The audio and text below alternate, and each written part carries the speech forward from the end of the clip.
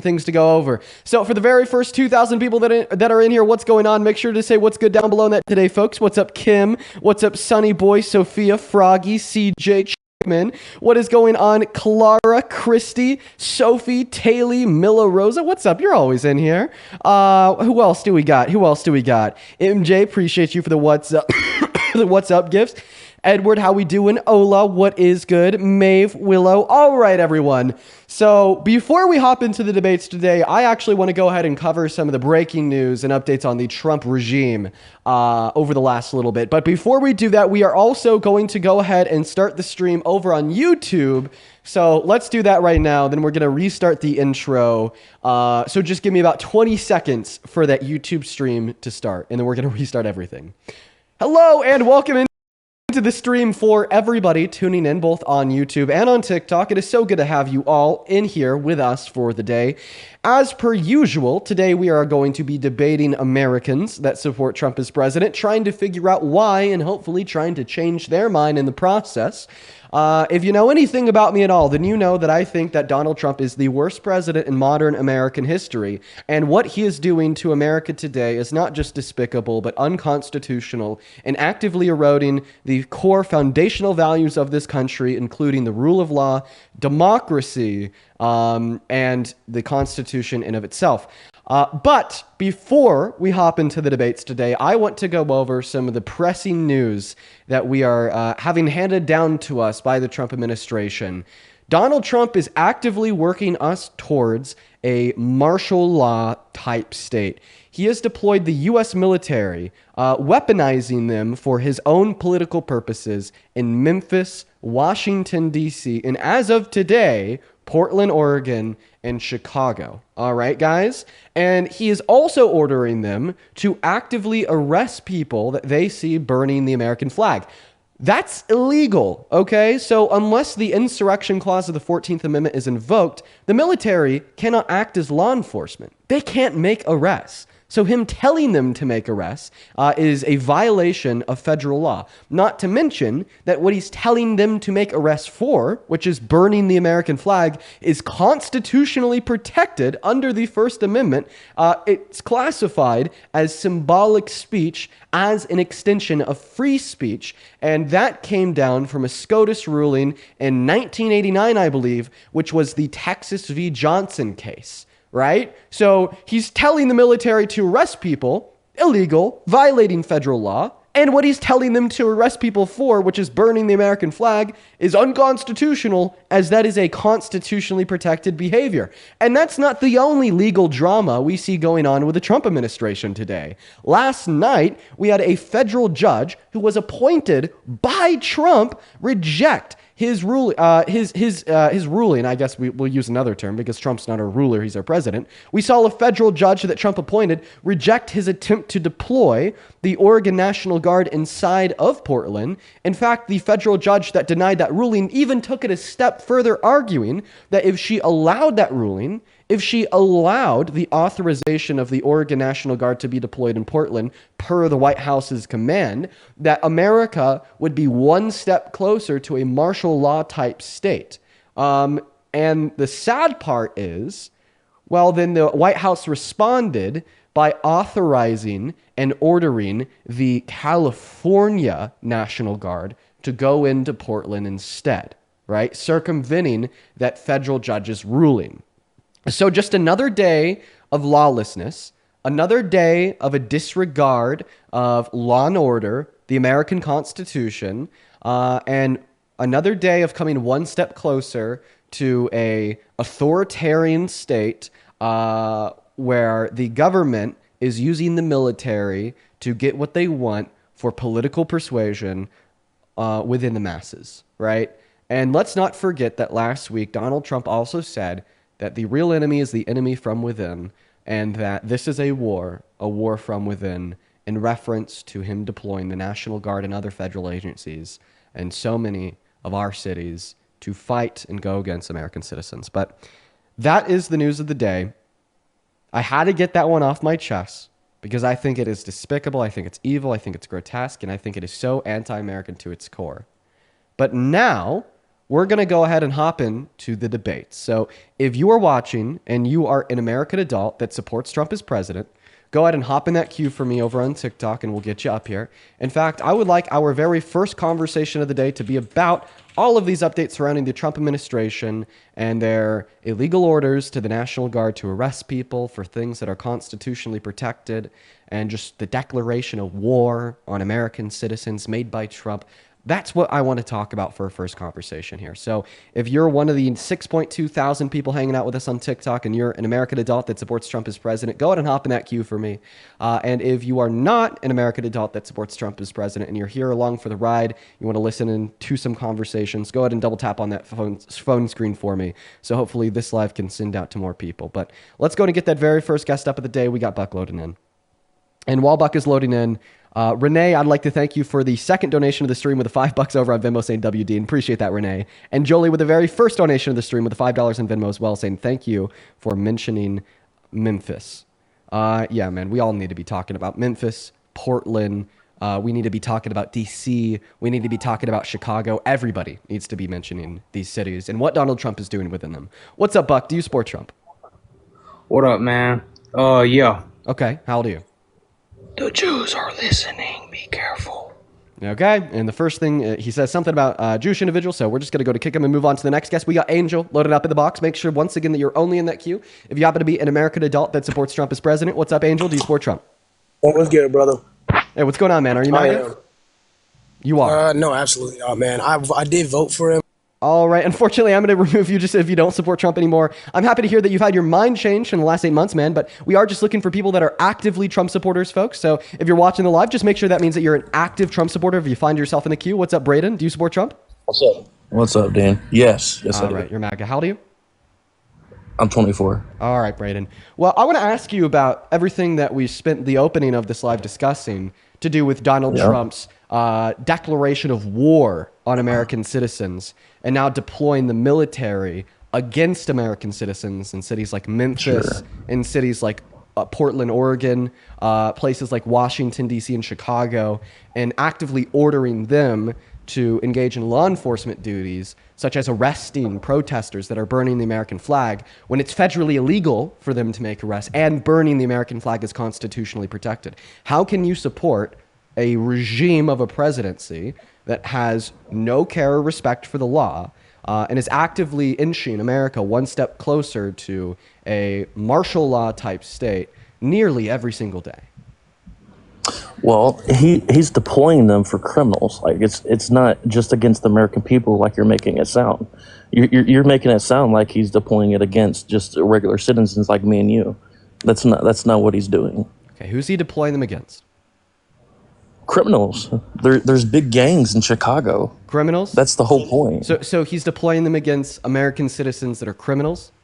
So he's declaring war on against American gangs. citizens. It's just the same as him blowing up these boats that are carrying drugs into the U.S. I mean, it's just so actually the enemy it's not. from within. So actually it's not. And the fact that you think it is astounding. So you think if Donald Trump wanted to, he would have the right to drop bombs on Chicago to kill that's people in not gangs. what I'm saying. Well, you just said it was the same that is- thing as blowing up the boats carrying the DRUGS in the Atlantic Ocean, and that's what he did to them. So are you arguing that you'd be in support and you'd say it's okay for him to drop bombs not dropping on people bombs that in a he calls city, of criminals course not. inside of American cities such as Chicago? No, don't gaslight me, man. Come on.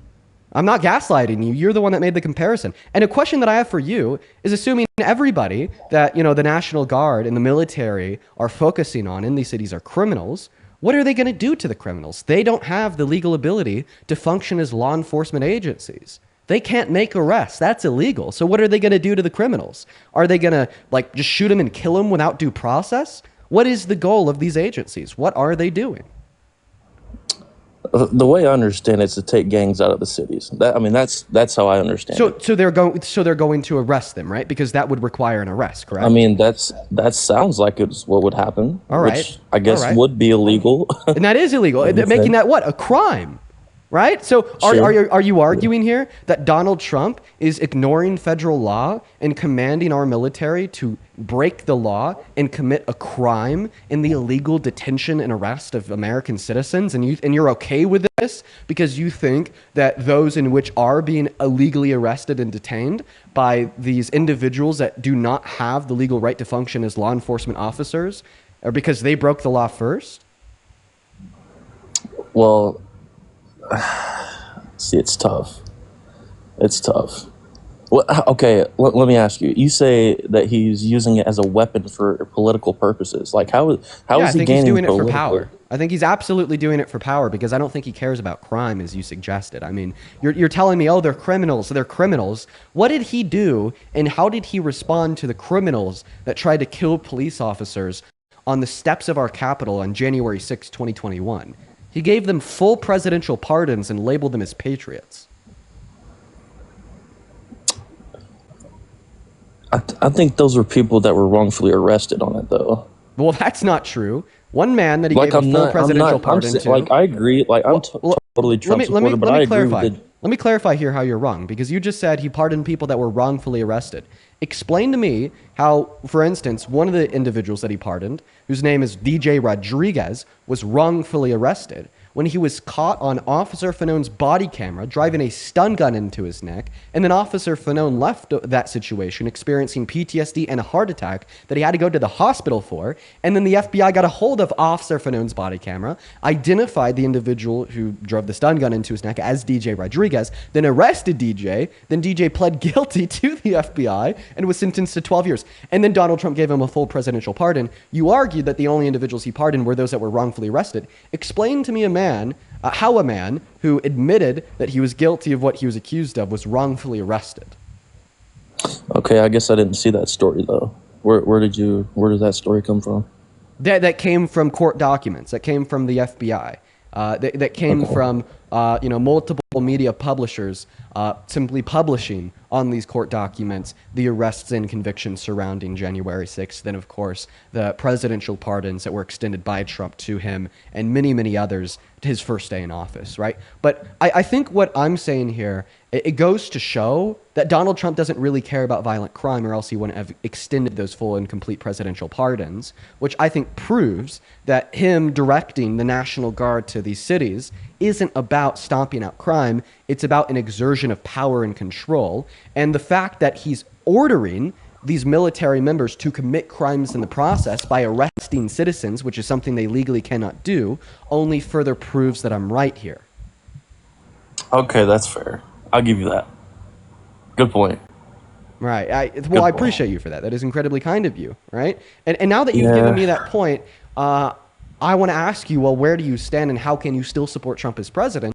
Because this isn't like a small point. This isn't like a minuscule concession that you're making about your views on American politics in support of Trump. This is a massive concession, which, at least in my mind, should completely shift your mindset insofar as how you view the president, because it demonstrates that he is antithetical to what I would consider to be presidential and is rather a wannabe authoritarian leader who has a disregard for the rule of law, doesn't care about federal law nor the Constitution, and is actively deploying our own military against our citizens as an exertion of power and control. I would say this is a president that should be kicked out of the White House immediately. If not for any other reason, this reason is sufficient.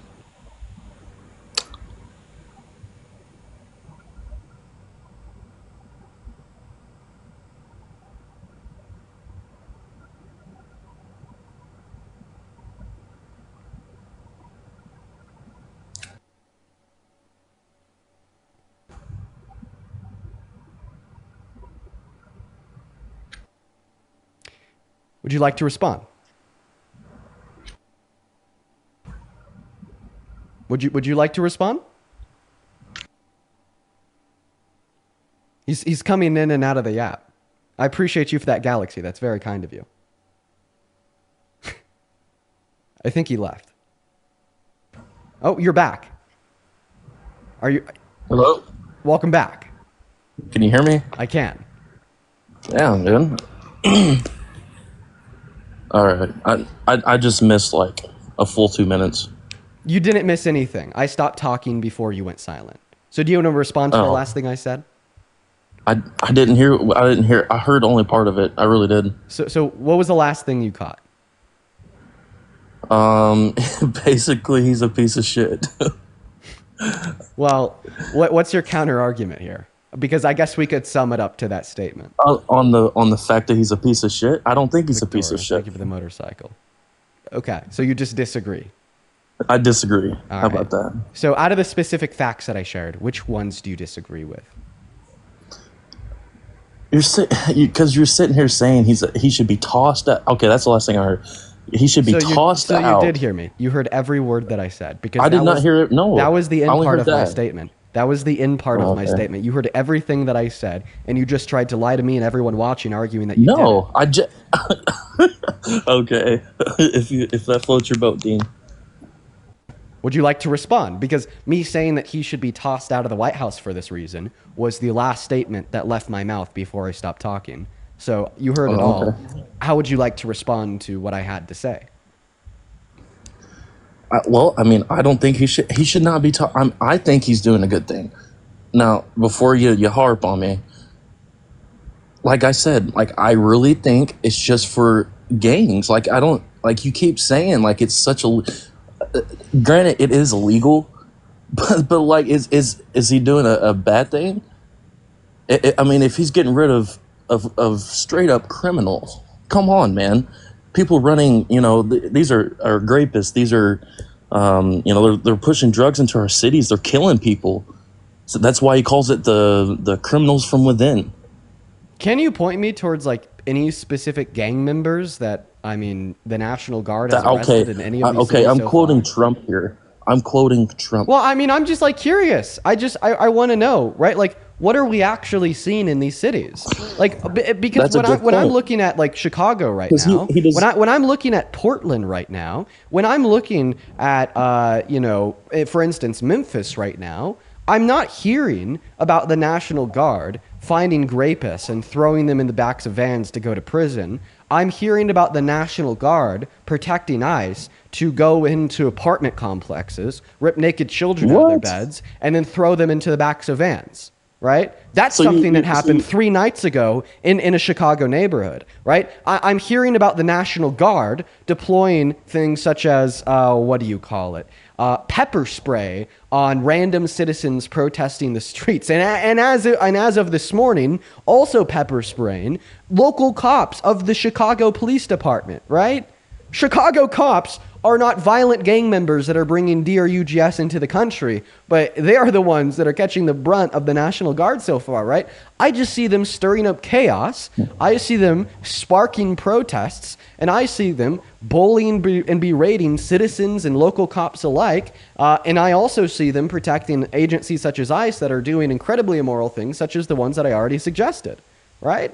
So I just fail to see your view here. And by the way, if you would support our military illegally arresting rapists off of the streets of America because of how bad you think rape is, then why the hell did you elect to put a rapist in the Oval Office in November of last year?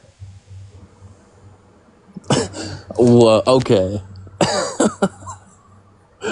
Holy shit, man. Can you answer my question? It's civil court determined that he raped E. Jean Carroll in the 90s. A unanimous jury of 9 determined that he raped a woman, right? So if you support militarizing our streets, tossing out law and order, and giving the president the let me keys ask to the you a question kingdom to again. be a wannabe dictator so they could like illegally get rapists off of the streets, it demonstrates that you really care about grape, right? So why do you support a rapist as president? I want you to answer my question before you ask me anything further. Well, okay. I mean, like, how does... I'm going to ask you just because, like, I genuinely don't know. Like, how... If he's, charged with that, how in the hell is he president? I mean, seriously. No, seriously. Because you voted for him? Millions of people Sure, like you but voted for him? how That's can he- why. That's how. But if a felon can't vote, how can he be president? Like that's what I don't understand. Because the constitutional provisions on who can and can't be president fall down to being American born, 35 years or older, and not insurrecting the government. Now, it sounds like in asking that question, if a felon can't vote, then how could a felon be president? That you would be seemingly flabbergasted by the true notion that a felon can be president. So do you disagree with that? Do you think that felons shouldn't be able to become president? Yes. Okay. Well, Trump's a felon, so you're telling us I that know, Trump that's what I'm shouldn't be able to saying. become president. That's my point. That's why I'm asking. Okay. It's like how did it happen? So you're unsure. So So I just want to clarify. You don't think that felons should be able to be president, and you're unsure No. if Trump is a felon or not. Well, I mean, like obviously it's on paper, but did he really do it? Is the thing. Yeah, he was found guilty for his felonies by a unanimous jury of 12 inside of a criminal court. He's a felon. Can we agree? Right. I agree. I agree Okay, with that. So you agree that Trump is a felon, and you agree that felons shouldn't be able to become president. What is the very Yes. obvious logical implication here? Seriously, I tell get me. it, What's man, the but- no? I want you to vocalize it. What's the conclusion of the argument? You agree Trump's a felon, and you agree felons shouldn't be able to become president. What does that imply? That there's a fucked up system. It implies that you don't think Trump should be able to become president. Yes, 100%. Yeah. If you agree 100% with the notion that Trump shouldn't even be able to become president, he should be disqualified because of his felonies, then there's no way that you could support him without being a hypocrite and contradicting this value. What I'm saying is that the system's broken, dude. Like I feel like it, like there's so much hate against him. Maybe the shit didn't happen. Okay, so now you're arguing that maybe it didn't even happen. Well, That's what I'm saying. Now you're not making any sense. Now you're not making any sense. You agreed he's a felon. You agreed felons shouldn't be able to become president. The only conclusion that could be yielded is therefore you don't think that Trump should be able to become president. But now you're kind of walking back saying, well, maybe he's not a felon. Maybe he didn't commit the crime. Okay, so let me ask you a question. What crime did that criminal court find him guilty of? Well, fuck. There's 34 counts. 34 counts of what? Well, obviously the rape charges, No, hush money. The grape was in another court. The grape was in another court. So what were the 34 felonies for? You're going on Google. I'll just tell you so you don't have to waste your time Googling it. Okay, Lala, I appreciate you for the galaxy. The 34 felonies were for falsification of business records in the first intent. So here's my question to you, right? With what reason can you deny the outcome of this criminal court if you didn't even know what the outcome was? That outcome being what he was found guilty of.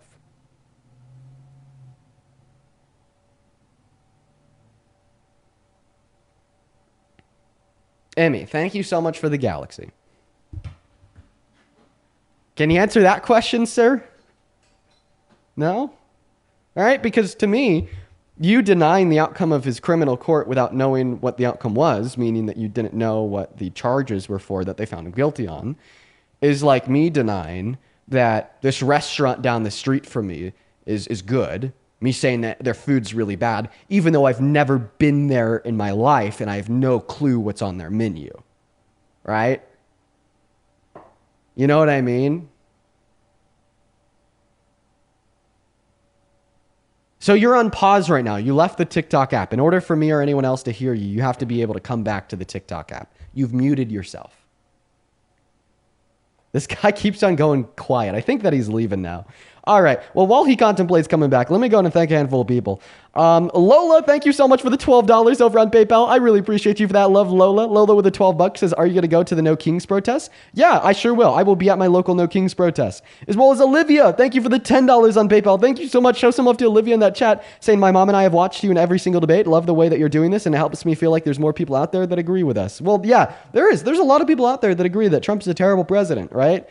Thank you for the $10, Olivia. As well as Darius, thank thank you so much for the $10 over on PayPal as well. And Darius, I'm going to check that one out. Thank you. And then Emma with the $5 on Venmo says it's like talking to a brick wall. Kinda. Mila with the $5. Thank you so much for the love, Mila. Shauna with the $10 on Venmo says, imagine how these guests would act if Biden or Obama had illegally deployed the military against citizens. They would be livid. Dude, they got mad at Obama for wearing a tan suit, you know? And then Olivia with the $5 as well. Thank you so much. All right. So do you want to respond to what my last comment was there? You're obviously back now. I haven't been able to hear you for the last minute or so because you've been gone. So do you want to respond to the last thing I said, sir? What's the last thing you said?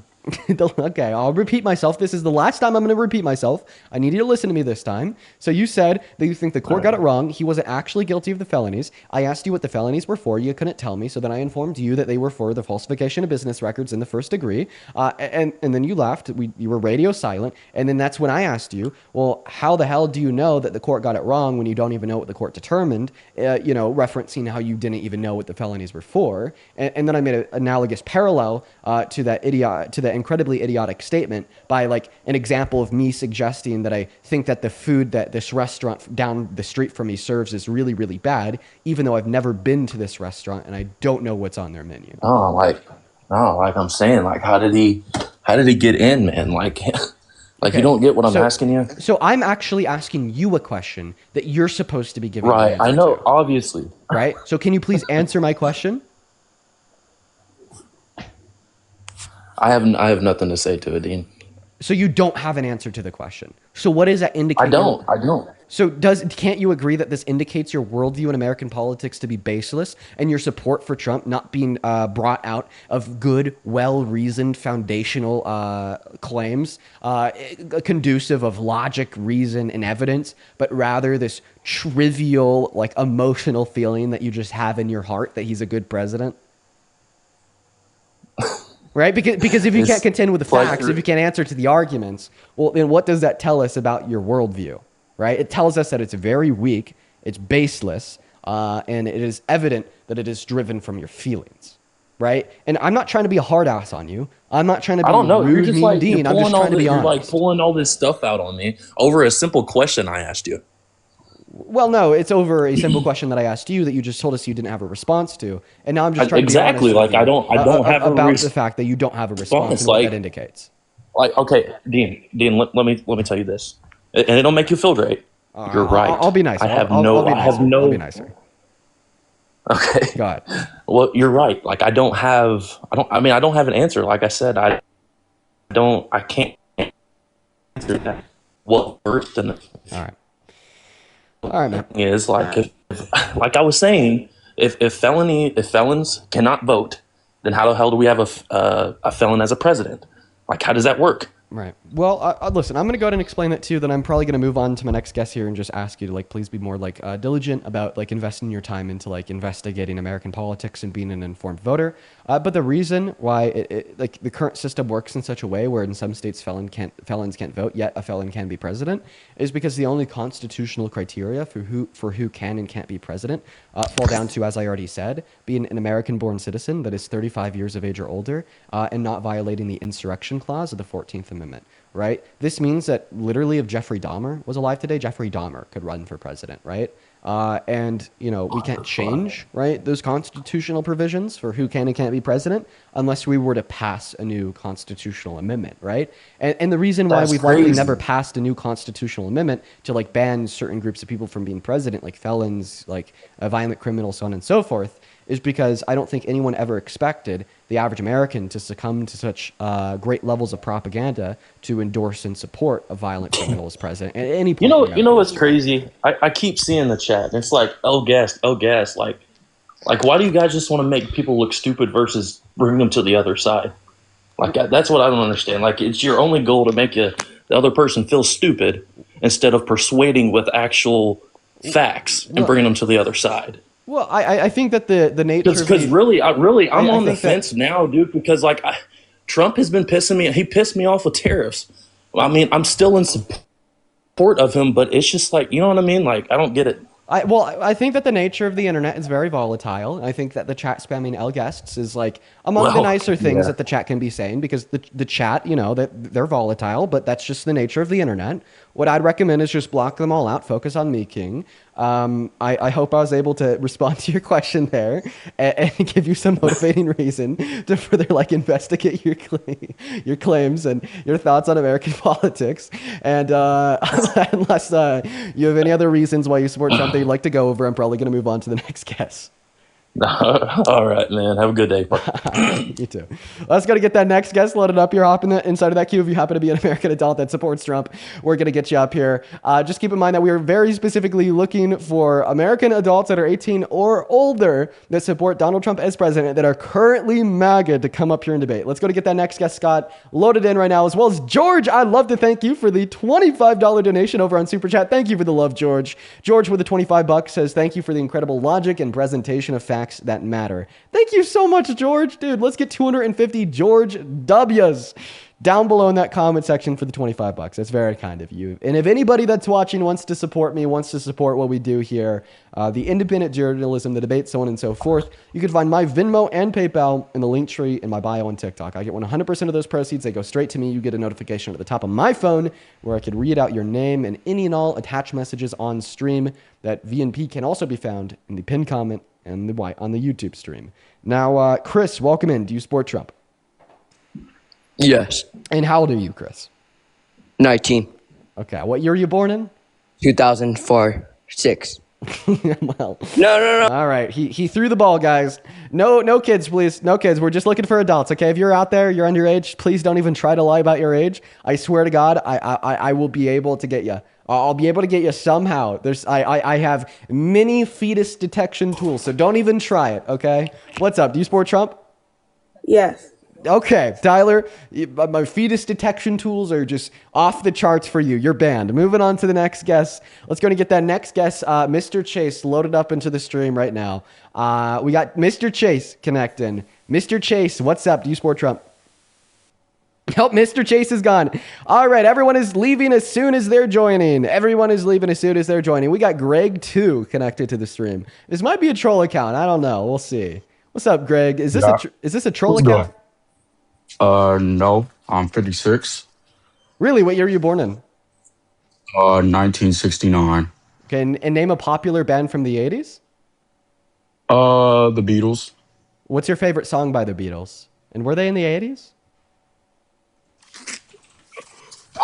And they're gone. Moving on to the next guest.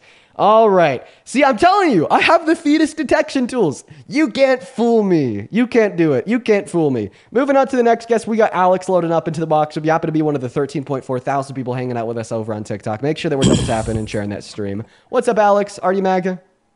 Hey, yeah, I'm Maga. All right, man. How old are you? 26. All right, Alex, take it away. Why the hell do you support Trump as president?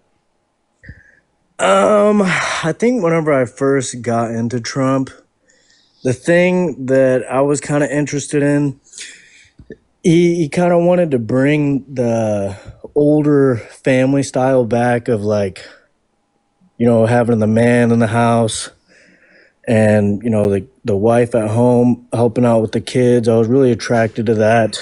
And he seemed to be, kind of defensive on some things. Like, helping out with middle class. Yeah. Got it. Well, let's talk about that first claim. I mean, so you just told us that the man should go out, work, protect, and provide. The woman should stay at home, cook, and clean. So that's just misogyny. But we'll have that conversation. So let's start the conversation off this way. Do you think that men are better at leading than women? No. So my thing is, do you think that men are better at providing than women? Whenever there's two people that are away from the home, it's just like I wish like more women could be home with the kids so they could be grown like better in that sense. You know what I mean? Like, because if both the adults are gone, then they can't be guided as well. Okay. I'm gonna go ahead and ask the question this way. So Charlie Kirk, Ben Shapiro, Trump, prior to the election, they all launched this super big attack on quote unquote DEI, right? And they said that DEI is a tool that's used by Democrats to give people opportunity for jobs, for going to school, for scholarships, so on and so forth, based upon traits such as the color of their skin, race, ethnicity, etc. right? And the takeaway from people like Charlie Kirk, Ben Shapiro, and Trump or that we don't want a society that's propped up by telling people what they should do because of the color of their skin. And instead, we should have a merit based economy where people work for their job instead of getting it handed to them because of their race. And my question for you is, do you agree with all that nonsense gibberish rhetoric?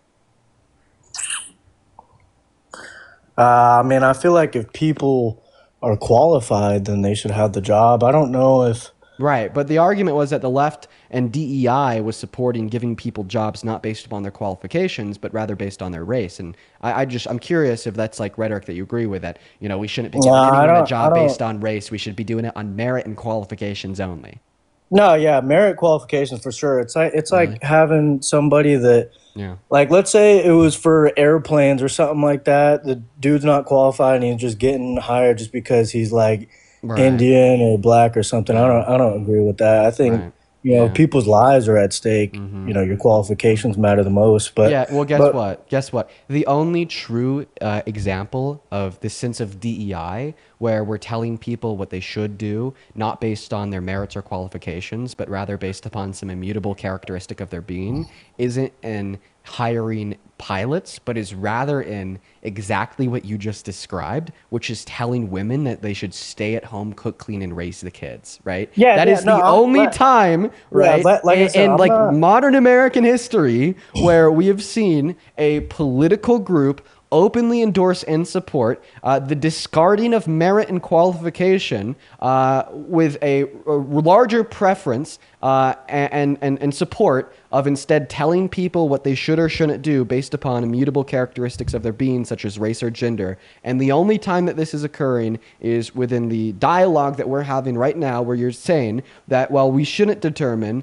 maybe which parent, if a parent at all, wants to stay at home and raise the kids based upon, their place in the workforce, their abilities, their aptitudes, et cetera, so on and so forth, but it rather has to be the woman because of her gender.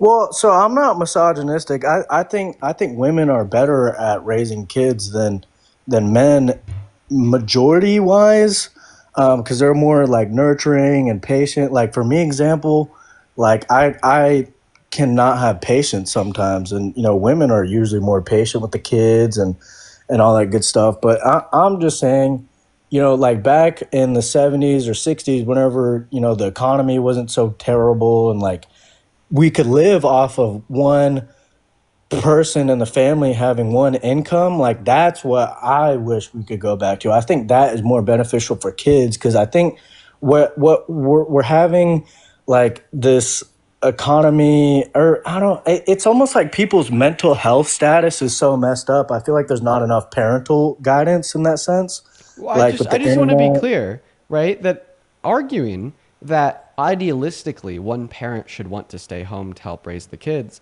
is separate from arguing that the woman should stay home to raise the kids, right? So you are now secretly equivocating even within your own argument, right? And we could have a conversation about what the best family dynamic is and what it should be.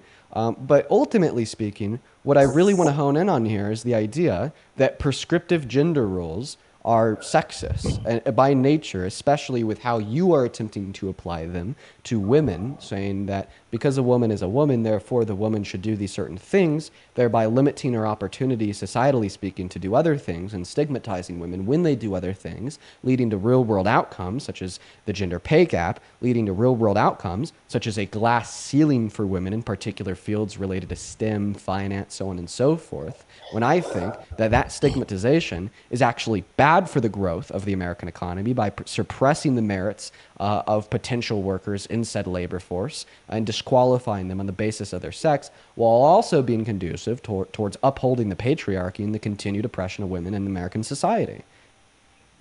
I mean, yeah, you got a point with suppression, I guess. I'm just saying, I guess I'm more so like, oh, we should have better wages to where, one person could stay and be with the kids. I mean, I feel like the society was better back then.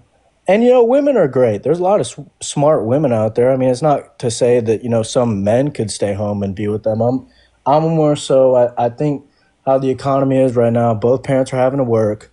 and I think it's messing it up. I mean, there's good dads out there too that could help raise kids, but So are you now shifting your claim to the idea that you want wages to be higher to open the door for the for availability one for one person to parent stay to stay home home, if they want yeah, to? yeah, I think, and Okay. plus, like, See, think about now it. you've refined your claim to a point where I could agree. All you're saying is that you want wages to be higher, right? To open the door to allow the option for one parent to stay home if they wanted to. And that Yeah, is what is best fit for their family dynamic and their circumstances. This yeah. is like totally a different claim than the one that you originally made. I'm happy that you whittled your way down here. Okay. Now that we've agreed on the fact that we want wages to be higher, we want people to be paid more, and we want families to be better supported, well, let's see. Is that something Trump is doing? According to the facts, absolutely not. As the economy has only gotten worse in every conceivable macroeconomic metric in the last 8 to 9 months. GDP growth is down. Yeah, Investment in American businesses is down. Inflation is up. Things cost more. The average American is losing their purchasing power. The big, beautiful bill yeah, that Trump passed, according to the Center on Budget and Policy Priorities, is taking money from the poor and giving it to the rich, reducing the purchasing power of half of Americans, taking health care away from 10 million low-income Americans, food stamps away from 3 million low-income Americans. Meanwhile, Donald Trump's tariffs are only aiding and abetting and further reducing the purchasing power, acting as a regressive tax that disproportionately affects you the less money you make, as the tariff is passed off to the consumer by increasing the price of goods and commodities, and the less money you make, the more of your income you disproportionately spend on goods and commodities. So even if we could agree that wages should be higher because of everything I just said and more, you still shouldn't support Trump because he's helping put pressure on doing the opposite, which is making wages lower and making your dollar be less valuable. yeah. I mean, I know there's some things that aren't, totally working out according to plan. I was saying that's why I supported him, but yeah, I think things aren't playing out as planned for sure. Another thing that I supported about him, Well, because keep in mind, the question being proposed is, what do you support about him today? How do you still support Trump? Not necessarily I why did you still, support him in the election, but why do you support him today? so I'm Hispanic and I still support him, like, securing the border. Yeah. I mean, I know a lot of people were coming in and, seeing the demographic. It looked like there were a lot of males, younger age, like military age, coming in that we don't really have, like, keep tabs on very well. And so from my standpoint as a man and, being in this country, I want the country to be secure. If there's too many people that are coming in that we don't know about, and they could be coming from another country and they're like militarized, and they could be terrorists and trying to harm kids and just our everyday way of life, and they have ill intentions for the country. I don't like that. I think a majority of like good countries, they have good secure borders. I mean, I like that he's really trying to push, like, yeah, if you want to come in, you got to be legal, that sort of thing. But all of the people that were, whenever the borders were just straight up open, I did not like that. Right. Well, I mean, what you believe here, this notion that undocumented immigrants could be violent, could be terrorists, could be murderers, could be rapists, that's all coming from Donald Trump's harmful stereotypes surrounding undocumented immigrants. I mean, he's literally posted TikTok saying that they're poisoning the blood of the country, they've escaped mental asylums, prisons, so on and so forth. But that's absolutely not true at all. Okay, undocumented immigrants are 2.5 times less likely to commit violent crimes on American soil than American citizens. Undocumented immigrants are 3 times less likely to commit property crimes on American soil than American citizens. Undocumented immigrants are 3.5 times less likely to commit petty crimes on American soils than American citizens. If you had to opt for being alone in a room with a citizen or an undocumented immigrant, a rational mind would reasonably conclude that you'd be magnitude safer with an undocumented immigrant in that All room. right, let me give you. Not to mention that undocumented immigrants account for 1% of all violent crime in this country. Meanwhile, American men account for 92. So if you care about violent crime, if you care about rape, if you care about murder, if you care about violence, well, then you should probably start with addressing that 92% statistic coming from men that were born in this country, that are citizens, that are actively committing 92% of it. Okay, let me give you a back argument, right? So let's say I was a man and I didn't like Italy, for example, and I wasn't a citizen there, I wanted to go and, cause a stir up. I mean, it would be easier for me to, sneak in undocumented, do my crime, and get out, right? And so, because they don't have me on record. And so that's why I'm saying, if people are coming in, I wish that they would be documented in that sense and tracked better, I guess, so it could be more secure. Okay, so Because you're just saying that you want more people that are coming into the country to be documented.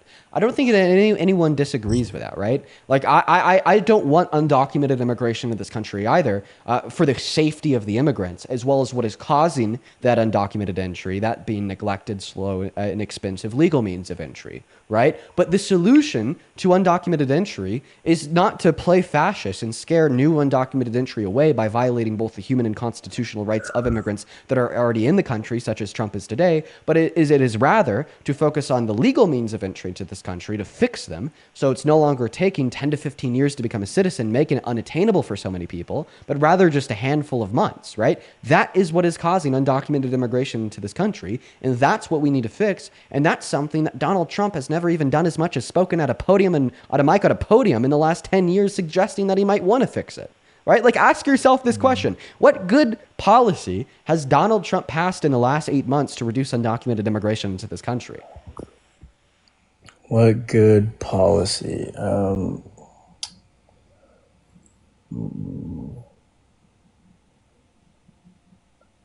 The whenever he first came in, he signed on a bunch of stuff, right? Like what? What good policy? Okay, I'm gonna be honest here. I didn't. Whenever he first got signed, I didn't read into it too much. Like I said, I'm working all day. I didn't do much research. So you got me stumped there. I don't really know too much about any specific sign policy. I know you're smart. I know you want specifics. I'm not sure about that one. I'm just telling you Right. why I supported But him. isn't that kind of That was crazy? one of the things. Isn't that kind of crazy? And it's not just you. Actually, I ask this question to nearly every Trump supporter that comes up here to talk to me about immigration, and no one ever has an answer, right? But why don't you have an answer? It's because Donald Trump hasn't given you one, as he hasn't passed any good policy to secure the southern border, right? Well, But it's like been the number one thing he was talking about for the last 40 years. It was the don't they number have one thing more that he like campaigned on one moment before the election, and it's the number one thing that he's been talking about for the last 8 months. But no one can name any good policy that he's passed to reduce immigration, undocumented entry in the last 8 months. Why? Because he hasn't. He hasn't reduced undocumented entry with good policy. As I already told you, and I'll repeat it now, I believe he has reduced undocumented entry by scaring away new entry, by suggesting the promise that if they do enter, they'll have a lower quality of life by violating their constitutional and human rights. Did he get the Coast Guard out there or any? I thought that he sent more agents down there, and with the DEI, like he's trying to you know send back the people that they think are criminals. I think that's good. That the DEI they're trying to DEI? figure out or DEI what is it called again? ICE? Uh, yeah, I guess. I think they're trying to find the criminals that did come through. I think that's kind of a policy that he's trying to do. Is they're trying to weed everybody out of all the people that came in. I like that. I think sometimes. They're deporting undocumented immigrants with prior violent offenses at lower levels than the Biden-Harris administration did. Yeah, I mean, like I said, that's something that I haven't looked into too much statistically, Okay. but I'm saying I think them How could you trying. support? So you're telling us that you want undocumented immigrants with prior violent offenses to be deported. Okay. The Biden-Harris administration was deporting them at higher levels, meaning that you should prefer Kamala Harris's policy over Donald Trump's, right? And the difference between the deportation policy of Harris and Trump is that Harris really only wanted to focus on undocumented immigrants with prior violent offenses and pretty insane nonviolent criminal offenses. Meanwhile, Donald Trump has instead shifted his scope of deportations to every undocumented immigrant. And obviously, because of the larger scope of Donald Trump's deportation operation, we will naturally expect lower levels of specific deportations for undocumented immigrants with prior criminal offenses.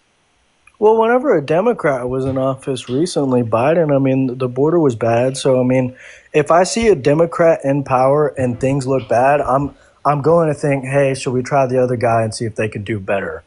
Okay, so point number one, you can't just blame anything that happens in the country on the president. If we want to play that game, well, then all of a sudden the pandemic was Trump's fault. The highest level of unemployment in the last 100 years that happened in April of 2020 was Trump's fault. And now today, all the chaos that we are seeing reaped in the streets of America and the downfall of every single macroeconomic variable is Trump's fault, right? But no, you have to be able to indicate what the president did to cause these things, isolating for external variables, as the president is not the one univocal ruler over everything that happens in the country. Yeah, wasn't that COVID that made employment so bad? Everybody was kind of like, It was. It was it COVID. It was was the health COVID. scare. Yeah, but now you're just like demonstrating to me how not everything that happens in the country is the president's fault. So why would you No, assume that yeah. everything that does happen in the country is the president's fault if the president is a Democrat? I don't know. Whenever Biden was in office for 4 years, I don't think that a lot of thing was being like I don't think things were being done very well or properly. Okay, what's one improper bad policy that he passed? I mean, just the immigration stuff was my big thing. So what immigration policy did he pass that you didn't like? I almost say lack of policy. That I don't. It seemed too unsecure. Okay, okay. So does this mean that the border had a lack of policy under Donald Trump's first administration, since his policy just continued into the Biden-Harris term? Unless Biden and Harris repealed any of his executive orders for immigration policy that you'd like to Didn't they inform me of. repeal like whenever he got in office? They like signed off and reversed a lot of stuff that he did prior. So what did they reverse that made the border non-secure? No, that's what I'm saying. I don't know specifics. I'm guessing that they might have done something there Well, guess because what? I know You, they you, reversed a lot. you shouldn't base your political opinions off of guesses. I mean, yeah. I mean, that's a valid point. I mean, like I said, I don't sit, throughout the day and research everything all the time. I'm not a politician. I'm giving you, more of like, general. I don't even have the best general knowledge. I'm just saying, my beliefs and standpoints. Basically, I don't have a whole lot of facts. Like if I'm not like I think whenever it comes to debating, yeah, it's good to have facts, statistics, whichever. I honestly, I just came on as a guest. I'm not prepared for specifics in that sense. If I was going to give you specifics and give you like a straight up debate, you know what I mean, I would be researching and all that good stuff. But I haven't had a chance to do that. Yeah, one last thing I'm going to say here before I move on to the next guest is don't internally justify like losing this debate because of like your like lack of research. Okay, you shouldn't continue to feel confident in your convictions here and just merely tell yourself that you can maintain that confidence because if you did the research, then the research would justify your beliefs, right? That's called an appeal to ignorance. Okay, right now you are appealing to your own ignorance and your own lack of research to kind of like brush off what I'm saying, right? Because I'm coming at you with research, I'm coming at you with my facts, my opinions, my arguments, and then you're saying, although Dean, right, you were like overwhelmingly like winning this debate, you were overwhelmingly like giving really good reason why I'm wrong. I'm just gonna kind of brush it off because maybe if I did the research, I could find facts to prove you wrong. So don't do that. But I'm going to go ahead and end the conversation here. I appreciate you for like the little bit of intellectual honesty, just kind of rehashing the fact that you don't know as much as you think you do, and that you could learn more. That's a good stepping stone to actually learning more. So now put the work in, become politically educated. It is so incredibly important for the future of this country. All right, yeah, no worries. Appreciate it, man. Yeah, have a good one, man. Have a good one. Let's go to move on to the next guest. Hop inside of that queue. If you happen to be an American adult that supports Trump as president, we're going to get you loaded up here. But guys, do just keep in mind, if you hop in that queue and you are not an American adult that supports Trump as president, you will be very and quickly banned. Donald, thank you so much for the $20 on Venmo. Donald with a 20 says, keep doing what you're doing. Thank you so much, man. Show some love to Donald down below in that chat, folks. 200 Donald W's. As well as Wendy, thank you so much for the $10 over on Venmo. Saying, I won't read that. Oh, I'm sorry, Wendy. I'm so sorry. I'm so sorry. Guys, show some love to Wendy down below in that chat for the 10. I'm sorry if I've missed like other donations. Thank you so much. As well as Amanda, thank you so much for the $25 on Venmo, saying thank you for everything that you do, Dean. One of my best friends is a Trump supporter, and he always refuses my reasons for disliking Trump. Get him on the stream, Amanda. Appreciate you for the $25. Please show some love to Amanda down below in that chat, folks. We have maybe like 5 or 6 more donations that I'd like to read off. But before we do that, Annie, what is going on? Welcome into the stream. Do you support Trump? Annie, you are muted. Hey! Hi, Dane. My name is Anne. Hi, Anne. And yes, I do. Okay. All right. Sounds good. Anne, before we hop into our conversation, I'm going to go ahead and just thank, like I said, a good like 4 or 5 more people here. Jason, thank you for the $1 in Venmo. Jesse, thank you for the $2 in Venmo. Kyle, thank you for the $5 in Venmo. And Krista, thank you so much for the $20 over on Venmo. Thank you so much for the love.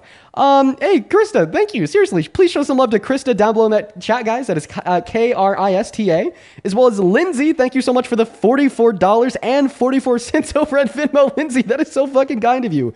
Holy shit. Lindsay with a $44 says, love the points you make. Thank you so much. All the love to you. Let's get 500 Lindsay W's, as well as 150 Daniela W's, saying, hey, Dean, I'm not Maga, but I have a question. Why is deporting undocumented immigrants bad if they're undocumented? I would say it's because of the negative humanitarian outcomes, such as like human rights abuse on behalf of ICE, as well as like the negative impacts that has on our country, economically speaking. And I'm sure that that'll come up like some point in like our next few conversations. As well as Chiara, thank you so much for the $7 on PayPal, and Rosie with a 7. And then one more here from Josh with the $10 on Super Chat. Thank you so much, you guys. Please show some love to all of our donors down below in that chat. And once again, if you want to support me, you can find my Venmo and my PayPal in the link tree in my bio on TikTok and in that pinned message on YouTube. Now go ahead and take it away. And why do you support Trump? I support Trump because I'm not so much concerned with his personality or the abrasiveness of him as an individual, as much of how he is in process introducing conservative values back to modern America. I appreciate the fact that he's taking a hard stance on certain cultural norms that I think is part of the moral decay of our country. One example, I could be wrong, but I think there was Medicare defunding of gender-affirming assignment surgeries to people under the age of 19. I do not think that children should be able to medically transition. I think they were also, and I could be wrong, right? But in general, it's not necessarily Trump, the figurehead. It is the return to conservative core principles in general that I appreciate. Okay. So could you give me like a list of like these conservative principles? Sure. First and foremost, there is a commitment to constitutionalism, limited government, living within your means. So one example of that would be making the real effort to develop oneself without having external influence. Conservatives also want to live in a world where freedom is absolutely protected, but so is the structure that ensures freedom doesn't move into chaos and anarchy. Conservatives also appreciate the modern, or the family unit. They think that the family is the number one unit for society's existence. And so conservatives would really want to make sure that families are protected, children are protected. There's a lot, right? There's a lot. I would also say conservatives encourage people to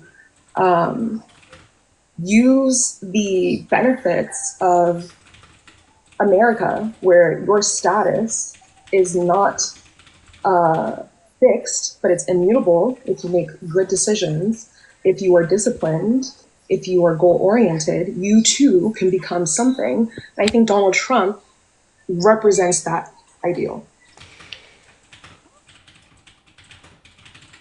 Okay, I just wrote all those points down. So I want to like be clear. There was like maybe like 2 points there that like I don't think made any sense. So I just kind of want to like scratch those off rip. You said something about like how conservatives like encourage people to like live by their means. I wasn't really sure on like what you meant there. So hopefully just kind of like ignore that because you made a bunch of like other points that I did know what you meant. Like for instance, the other points that you made were you support Donald Trump because of his commitments to constitutionalism, commitments to limited government, absolute freedom, as well as the protected structure, as well as the protection of the structure in which guarantees us freedom, the family unit, protecting families and children, and then encouraging people that they could be something, anyone. All right. So are those the points that I could respond to? Because I'm gonna have fun with this one. I'm glad that you're gonna have fun. I can clarify, right? I would argue that when I say the first point, it's essentially removing unnecessary regulation. The going to a very simple tax-based system, encouraging self-governance, right? Not having extreme federal overhead, because there is a belief that the individual can and should govern themselves. And that requires also having just limited government overreach. Okay, can I start responding to all these points now? Yeah, Okay. absolutely. So you gave me 1, 2, 3, 4, 5, 6, 7, 8, 9. You gave me 9 different reasons why you support Trump there. What's that? May I give you one more? For sure. And then also rule of law and order. Okay. All right. Let's see if we could group any of these together because having like going over 10 different points seems like a lot. I bet I could group the Constitution with rule of law and order. Fantastic. Okay. So, no, Donald Trump does not protect the Constitution. The GOP are currently spineless cowards, right, in response of nothing to Donald Trump's attack on the Constitution. I would argue that Donald Trump is the greatest threat to the American Constitution in modern American history. And if anybody wants to label themselves as a constitutionalist and as a Trump supporter, they have absolutely no clue what it means to be a constitutionalist, or they have been consumed into a cult with a complete lack of regard for fact and a supposition of emotion driving the reality around us. So I'll go ahead and justify that point.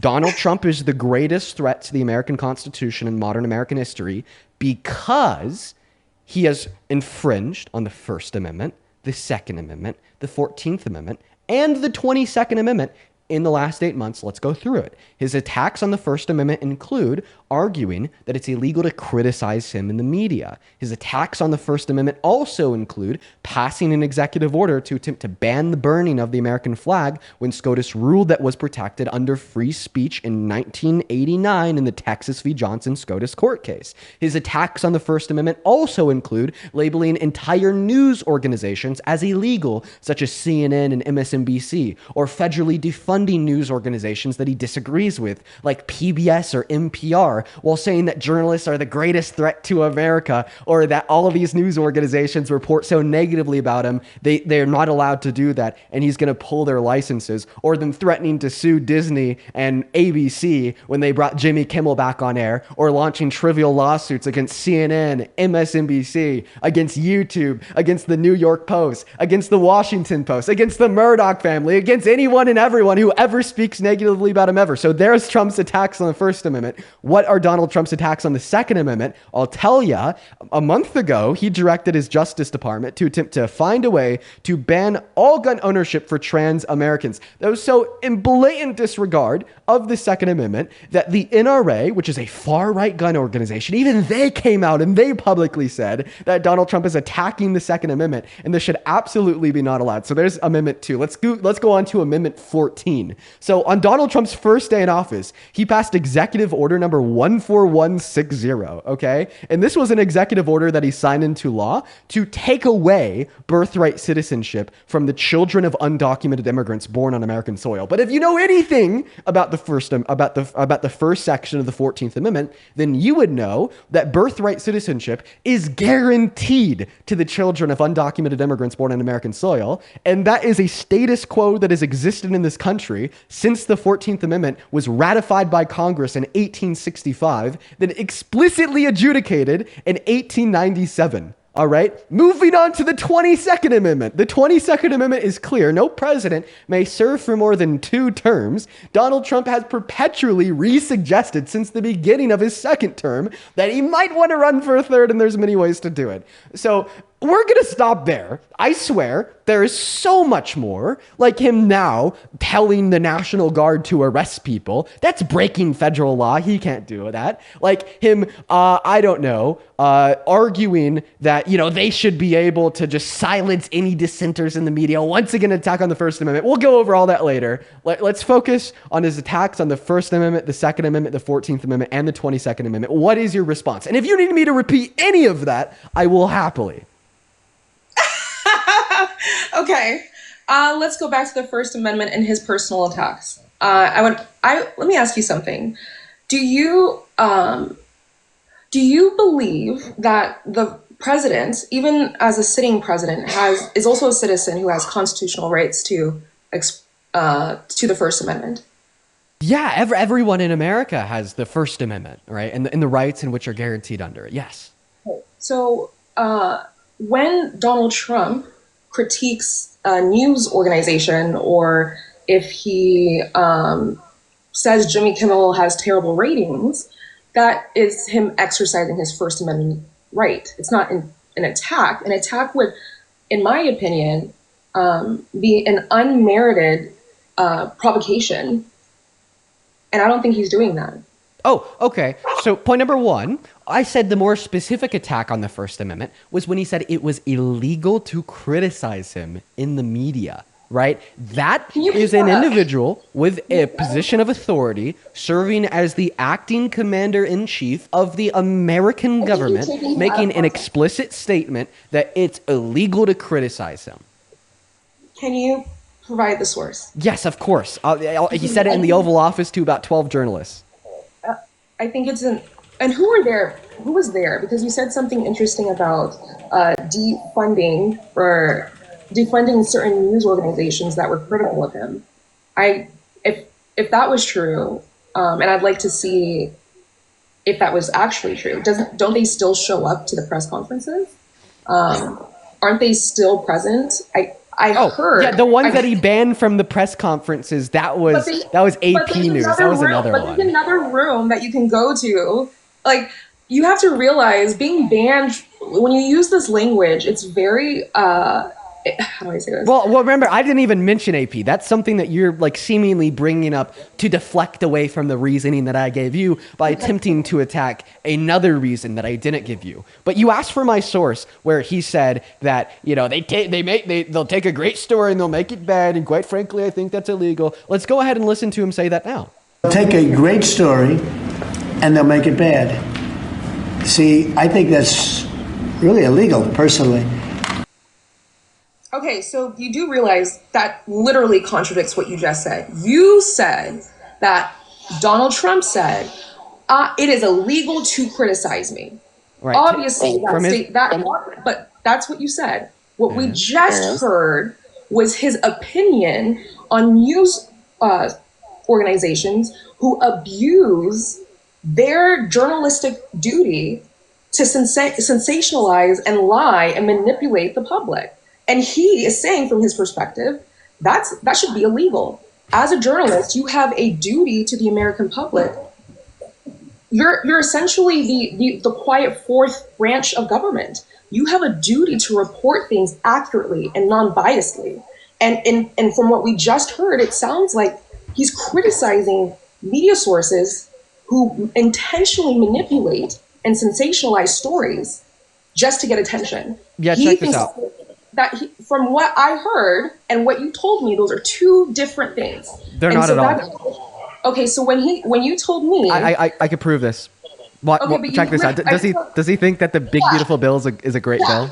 Yeah, we all heard Dean say, Donald Trump said it's illegal to criticize me. Mm-hmm. We just heard out of his mouth a completely different thing. And that's the issue. It's manipulative. So they're actually not two completely different things. So when he says to take it, can you let me speak? So when he says to take a great story and make it bad, that means to criticize one of the things that he's done because he thinks the things that he does are great. I'll give you an example. I'll make it clear how these things are identical, right? They mean the exact same thing. Does Donald Trump think that the big beautiful bill is a great story, a great piece of legislation?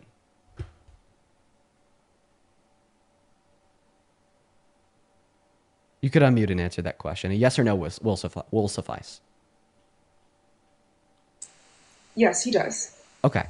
Donald Trump thinks that the big beautiful bill is a great story, a great piece of legislation. So I, as a journalist, disagree with him.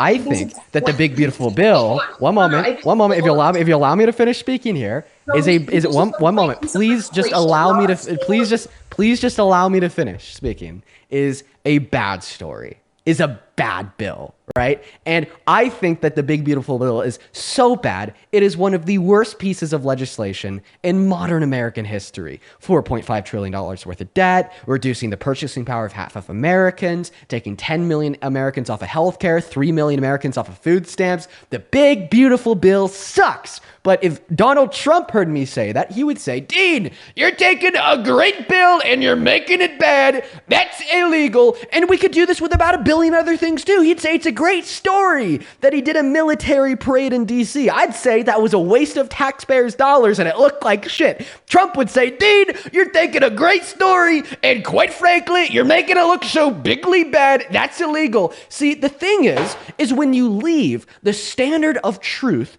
to what the preference of those in power is, then the media is no longer the domain of free discourse, where we get to offer competing ideas, criticize those we disagree with, and uphold those that we do agree with, and it becomes a mere reflection of the preference of the wannabe king, right? So in your defense, you suggested that he's simply targeting misinformation.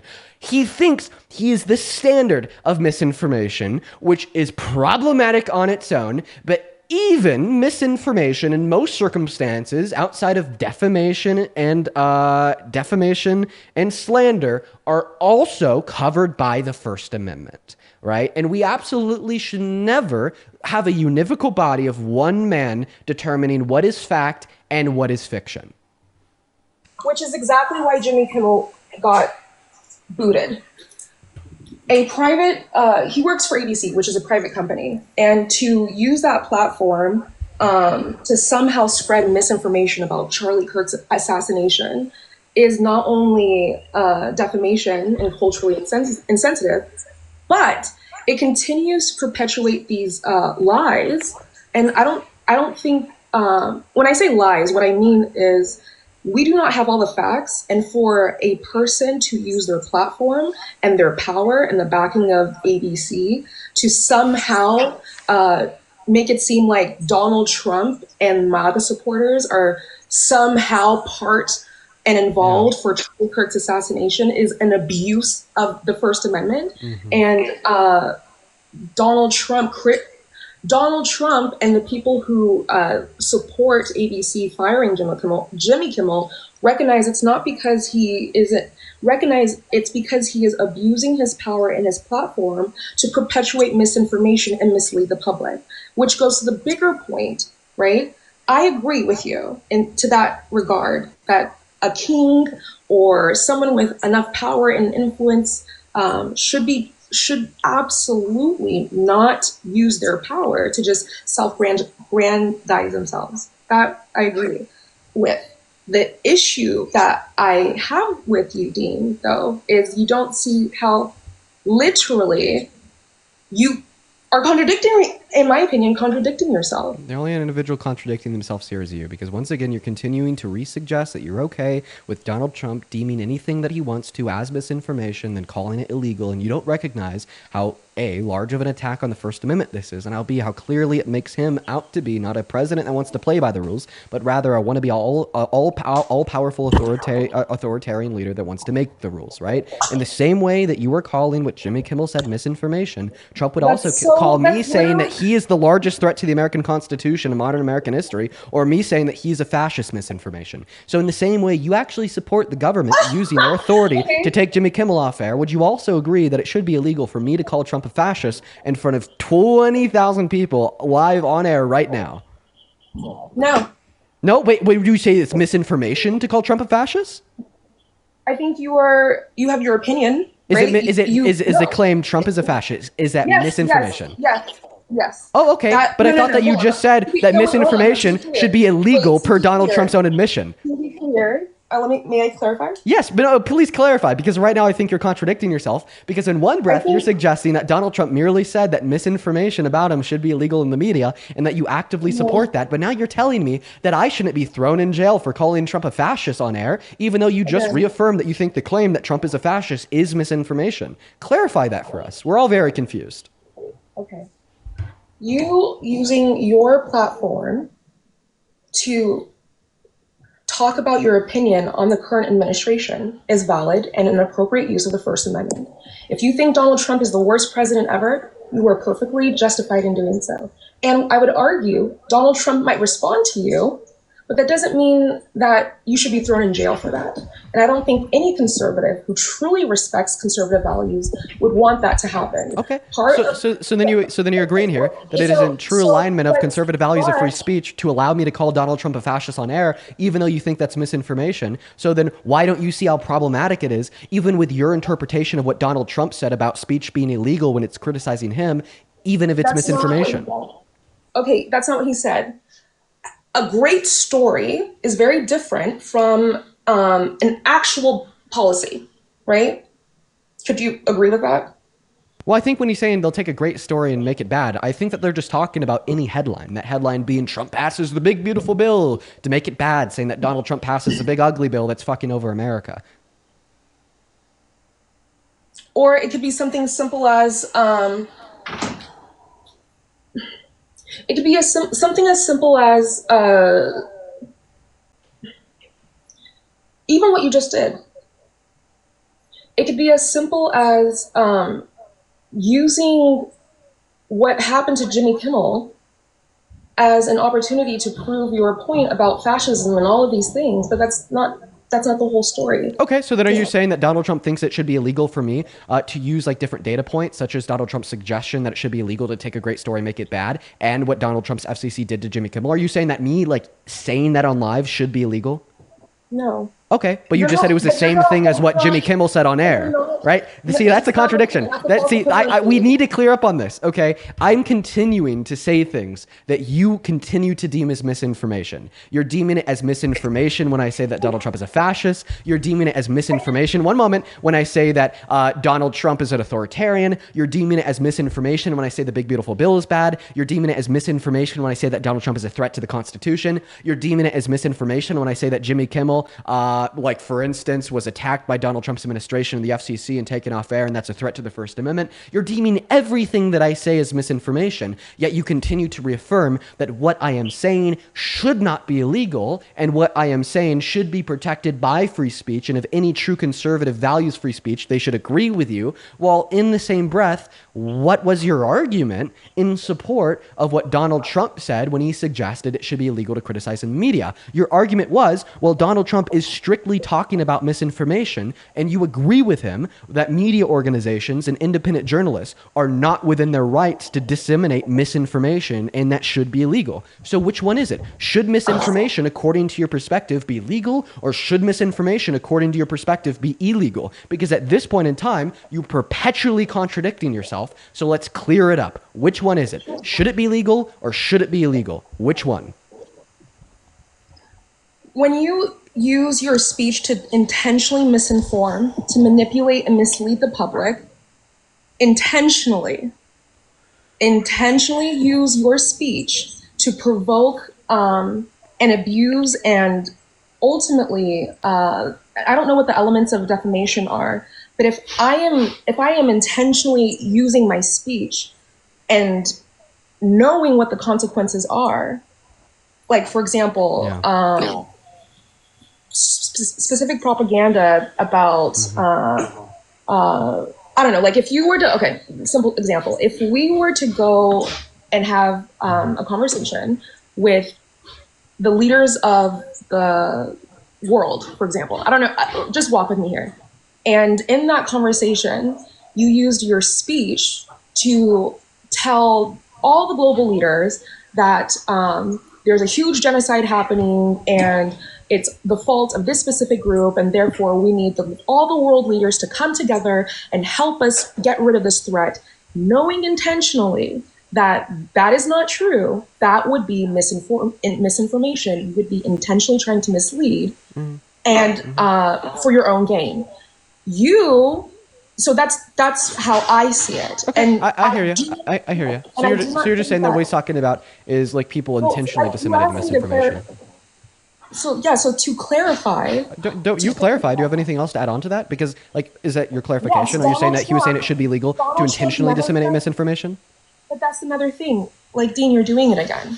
Well, I'm Like, what am I doing? I'm just trying to like, you're clarifying on your position. I want to be able to respond here. Do you have anything else to add on to your said clarification?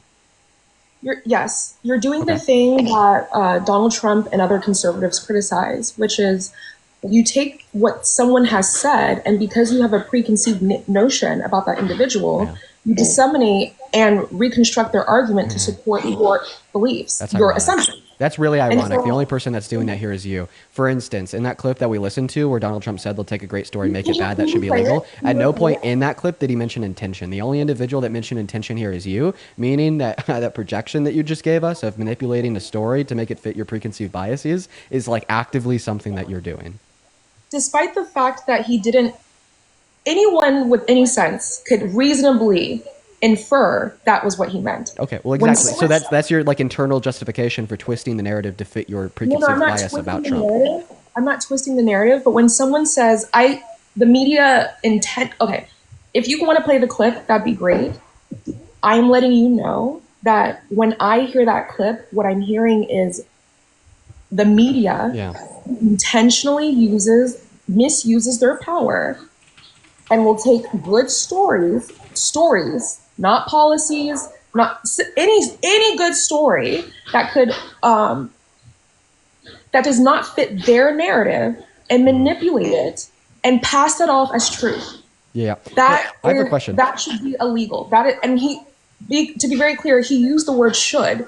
Right? That is an opinion. That is a subjective opinion. Okay. That's not something objectively he is willing to enforce with law and rule of order. He actually didn't say should. Okay, can you replay the clip? Yeah, of course. I'll just prove you wrong real quick. And then they're held up. They'll take a great story and they'll make it bad. See, I think that's really illegal, personally. So now that we've clarified he didn't use the word should, so hopefully, could you allow me to speak? I want to be.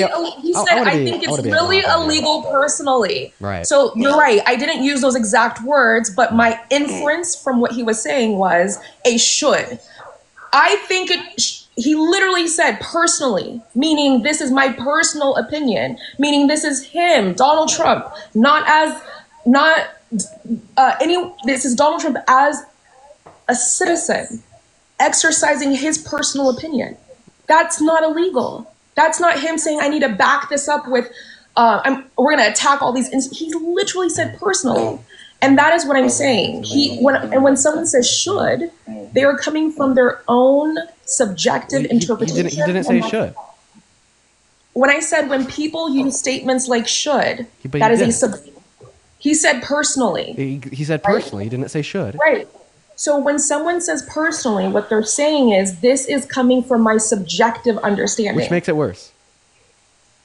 Okay, so I can explain to you how. You're actually doing. Listen, can I talk? Can I please hop in here, please? He has every right to express his subjective perspective. And I just want to say you're doing the twisting thing. Okay. I think that you're doing my job for me right now, because in this like perpetual resuggestion from yourself that he's just simply stating his opinion. Well, you're just kind of like you're silently affirming that his opinion isn't fact, and it's not actually illegal to like criticize him in the media. Right. And it's not. Will you allow me to finish?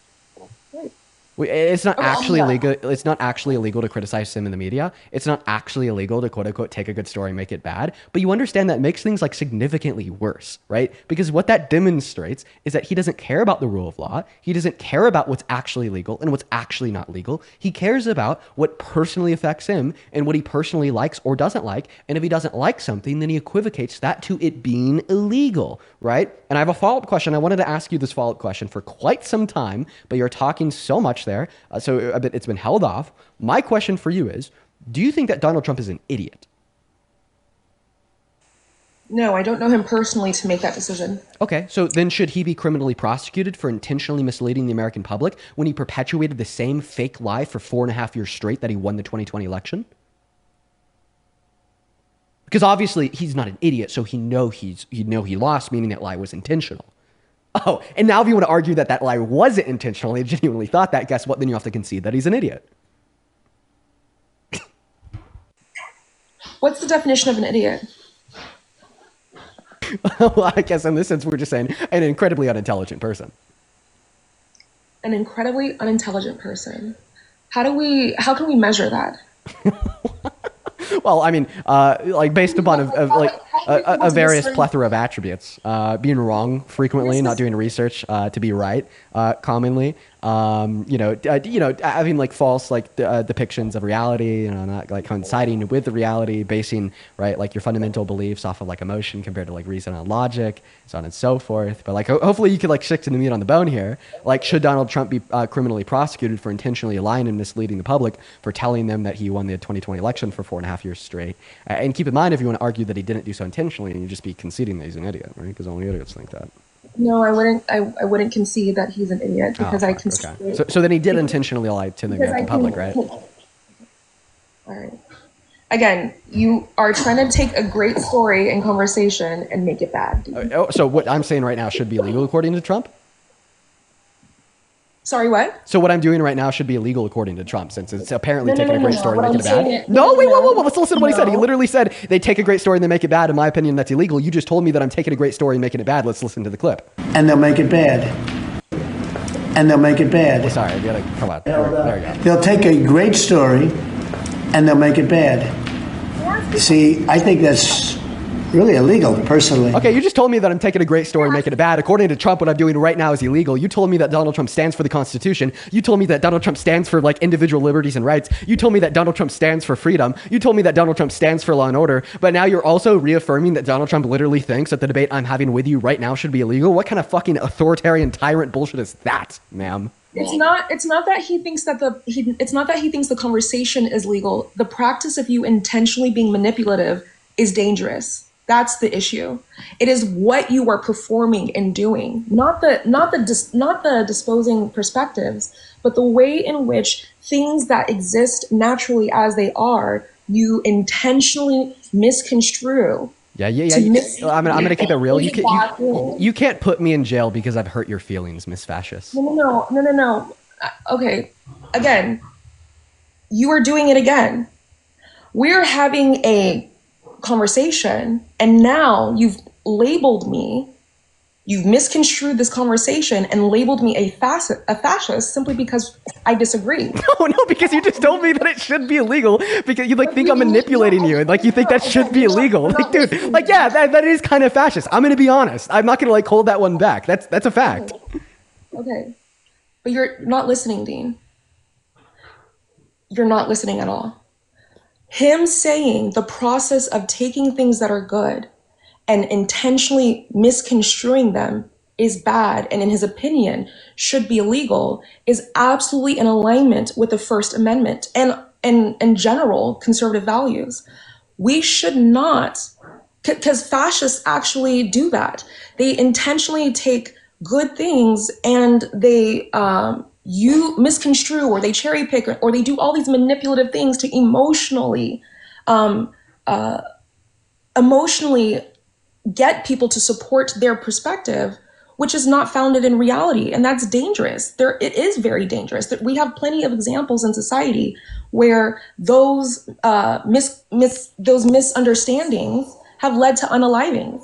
And my argument is his criticism of that process where people have said Black people don't deserve humanity, right? They've said all types of different things, and they've founded it in their own. They've taken good things and made them bad and made stories out of it, right? That to me is him understanding how people intentionally manipulate for their own purposes and benefit. And you're doing it now by calling me a fascist. I actually think I think that you just labeled Trump as a We're fascist. having a great conversation. We're having a conversation, but to simply say, I think that I'm a fascist because I think that you a labeled. person disagrees. Okay, go ahead. So point number one, calling you Miss Fascist was a snarky, offhanded remark due to the fact that you told me what. Like, one moment. One moment.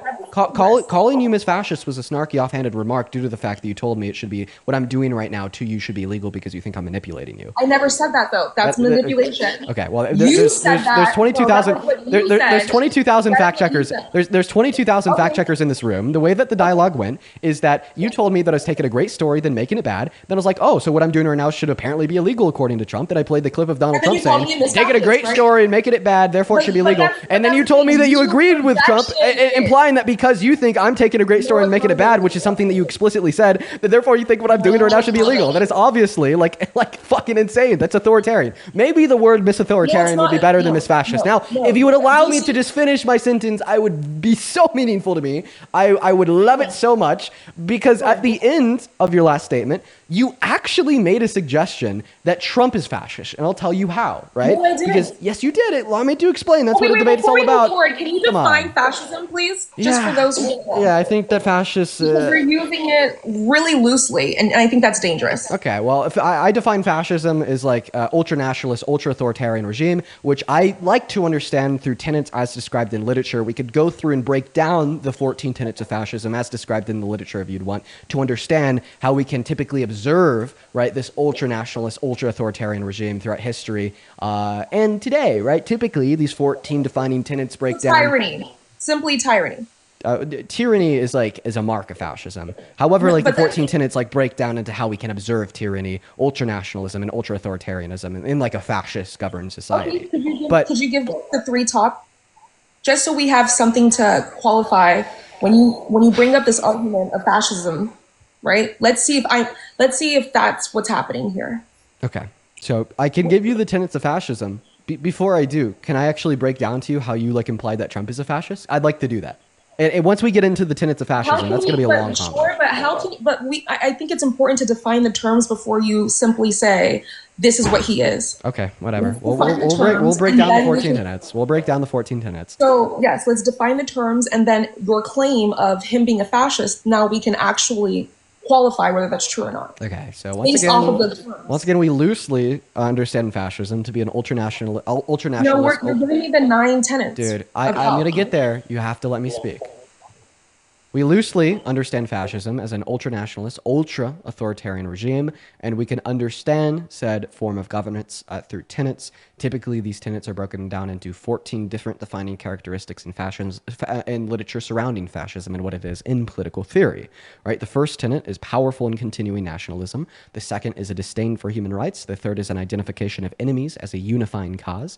Supremacy of the military, rampant sexism, controlled mass media, obsession with national security, religion and government intertwined, corporate power protected, labor power suppressed, disdain for intellectuals and the arts, obsession with crime and punishment, rampant cronyism and corruption, and fraudulent elections. Now, if you'd like, I could go through every single one of those 14 tenets of fascism and describe exactly how Donald Trump fulfills them all. Alternatively, we could also go back to our conversation about how Donald Trump isn't just merely a threat to the First Amendment, which is what we've been discussing for the last 40 minutes, but also a threat to the Second, the 14th, and the 22nd. Or alternatively, once again, we could go back to how I believe your prior remarks implied that Donald Trump himself is a fascist. What would you like to do? So now that we've defined the terms, you can go back and tell me why you think, based off of what we've been doing, I've agreed that he's a fascist. Because you told me that fascists like to take emotionally based reasoning to like propagate false beliefs, to convince people of said false beliefs that perpetuate harm. Right? That's something that you said, right? Yeah, and I also said you're doing. Okay, right. Well, I mean, obviously, I dispute that's what I'm doing, but I do affirm that's what Trump does. Like, for instance, is like fifth video on TikTok right now is saying that undocumented immigrants like escaped mental asylums and prisons, and they're coming into America to like hurt you, which has led to like the what's that? You need to, when you make these claims, please provide the evidence, because it's clear that you can. I think you're misconstruing a lot of things to, Is it possible for me to provide the evidence for the claim after I finish making the claim? Sure, but I mean, I would prefer if you provide the evidence first. Okay. I'm obviously going to have to make the claim first before I give evidence for it. You've made the claim that he did this, and I asked, can you play the video? I wasn't done with my claim because you interrupted me midway through. Okay, I apologize, Dean. Go ahead. Thank you. Okay? I appreciate that. So, once again, Donald Trump is incredibly guilty, right, of like reasoning not based in fact or logic, right, and instead baseless emotion to convince others of like these same lines of dialogue in order to garner support for himself while also perpetuating harm. One like very obvious example of this was his demonization of undocumented immigrants, saying that they escaped mental asylums, saying that they escaped prisons, right? Saying that they're violent criminals that are poisoning the blood of this country, right? And you asked for the evidence for this. So like I said, I'll go ahead and play his fifth most recent TikTok. Anyone could go watch this. It was published on November 1st of last year, 4 days before the election.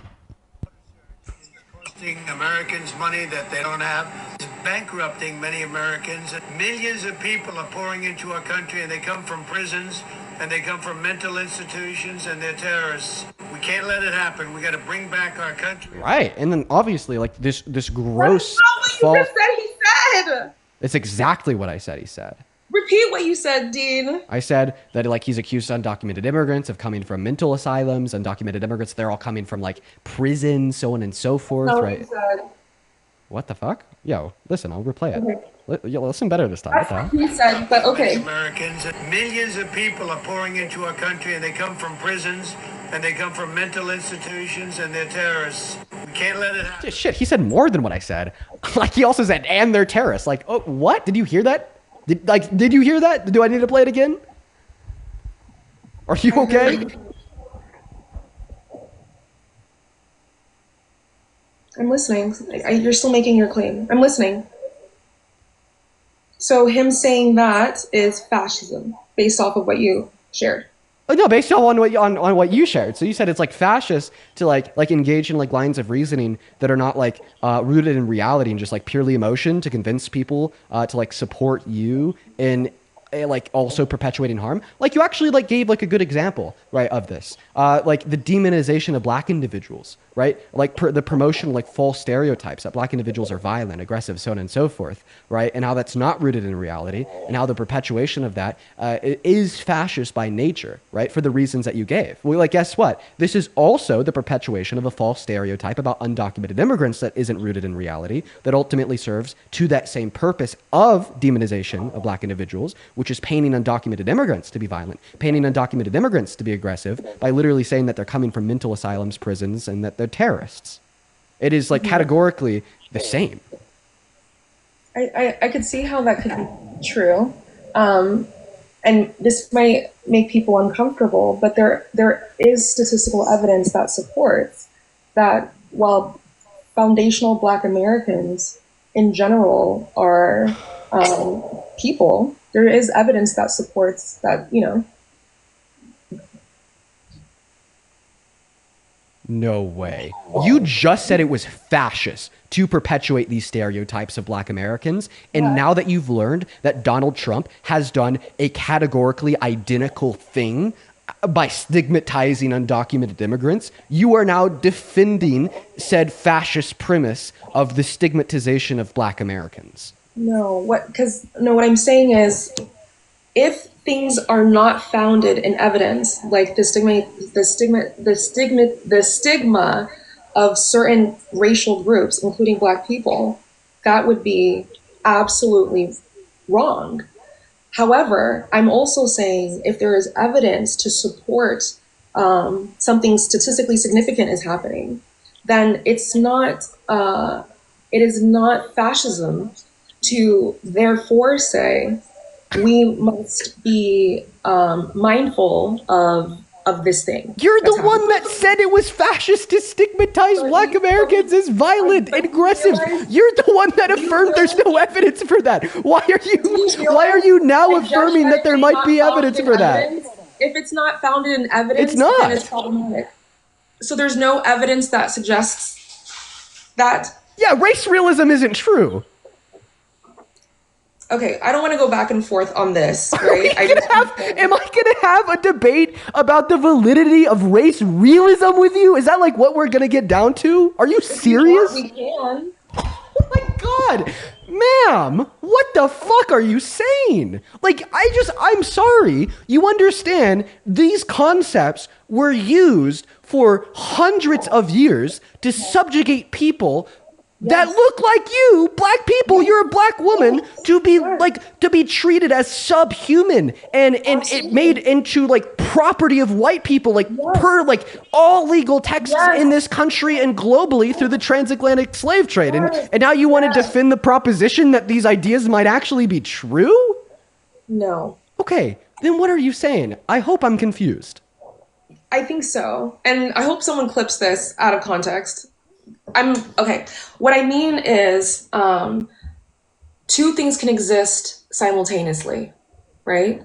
And I think it's dangerous for us to pretend that we can't be mindful of, like, we can't have these conversations if evidence supports something that might be uncomfortable. So the truth of the matter is, Black American people are people and human. And there has been historical evidence to perpetuate lies about that. And then I also would say there is evidence that supports that certain groups, whether they're Black or whether they're poor or whether they're uneducated or etc., have a higher correlation than others in different others who all things being equal, to be dangerous and violent, right? And so I wouldn't say all poor people or all Black people are criminals. I wouldn't say that.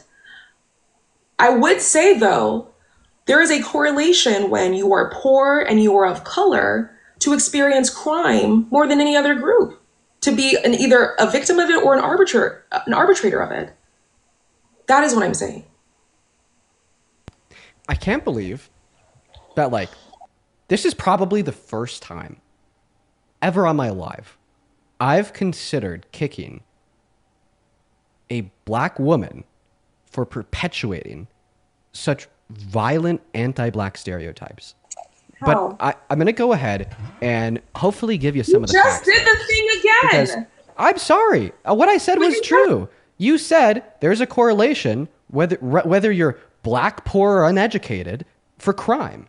That's like insane. I hope you know that, right? But I mean, I'll give you some of the reasons why that's insane. So hopefully you're not convincing anybody watching the stream, right? So one reason why that is absolutely insane is because, for the most part, it's rooted within the 14-55% statistic, saying that Black Americans account for 14% of the population. Meanwhile, they account for 55% of arrests in this country. And guess what? That is an anti-Black racist dog whistle, because although Black Americans account for 55% of the arrests in this country, they also account for damn near 85% of the exonerations in the American criminal justice system, meaning they are significantly disproportionately over-arrested when compared to white Americans. Next fact. We see an incredibly strong correlation between poverty and crime. The lower your socioeconomic standard is on average, the higher statistical likelihood that you have of engaging in crime, not just in America, but on the global stage. And guess what? Because of slavery and its aftermath, systemic racism stemming from slavery to Jim Crow era segregation to redlining to societal stigmatization, so on and so forth, the average Black American today has A, less generational wealth, and B, a lower socioeconomic standard on average when compared to white Americans. And this is only further emboldened and perpetually and perpetuated for America today and in the future due to the fact that the average white student in school is funded twice as much as the average black student in school in America today, right? These facts and more lead to the conclusion that, as I already stated, therefore the average black American has a lower socioeconomic standard on average compared to the average white American. So when we factor in for the fact that black Americans are significantly more likely to be exonerated after being arrested in the American criminal justice system, and they have a lower socioeconomic standard on average compared to white Americans, if we isolate for those two variables and factor them out, I find there to be absolutely no compelling reason to conclude that black Americans are more violent than white Americans. And by the way, this should make sense to everyone. Why would the color of your skin, why would phenotypical expressions of your person make you have a higher proclivity to violence? Okay? The only way, like, generations of millions of white Americans were ever able to attempt to justify that was via the endorsement of things such as race realism or phrenology suggesting that maybe black people have a different genetic code. Their brains are wired differently. There's different dimples in their skulls. But guess what? That is all misinformation. None of it is true. Right. So in rejection of race realism and in considerations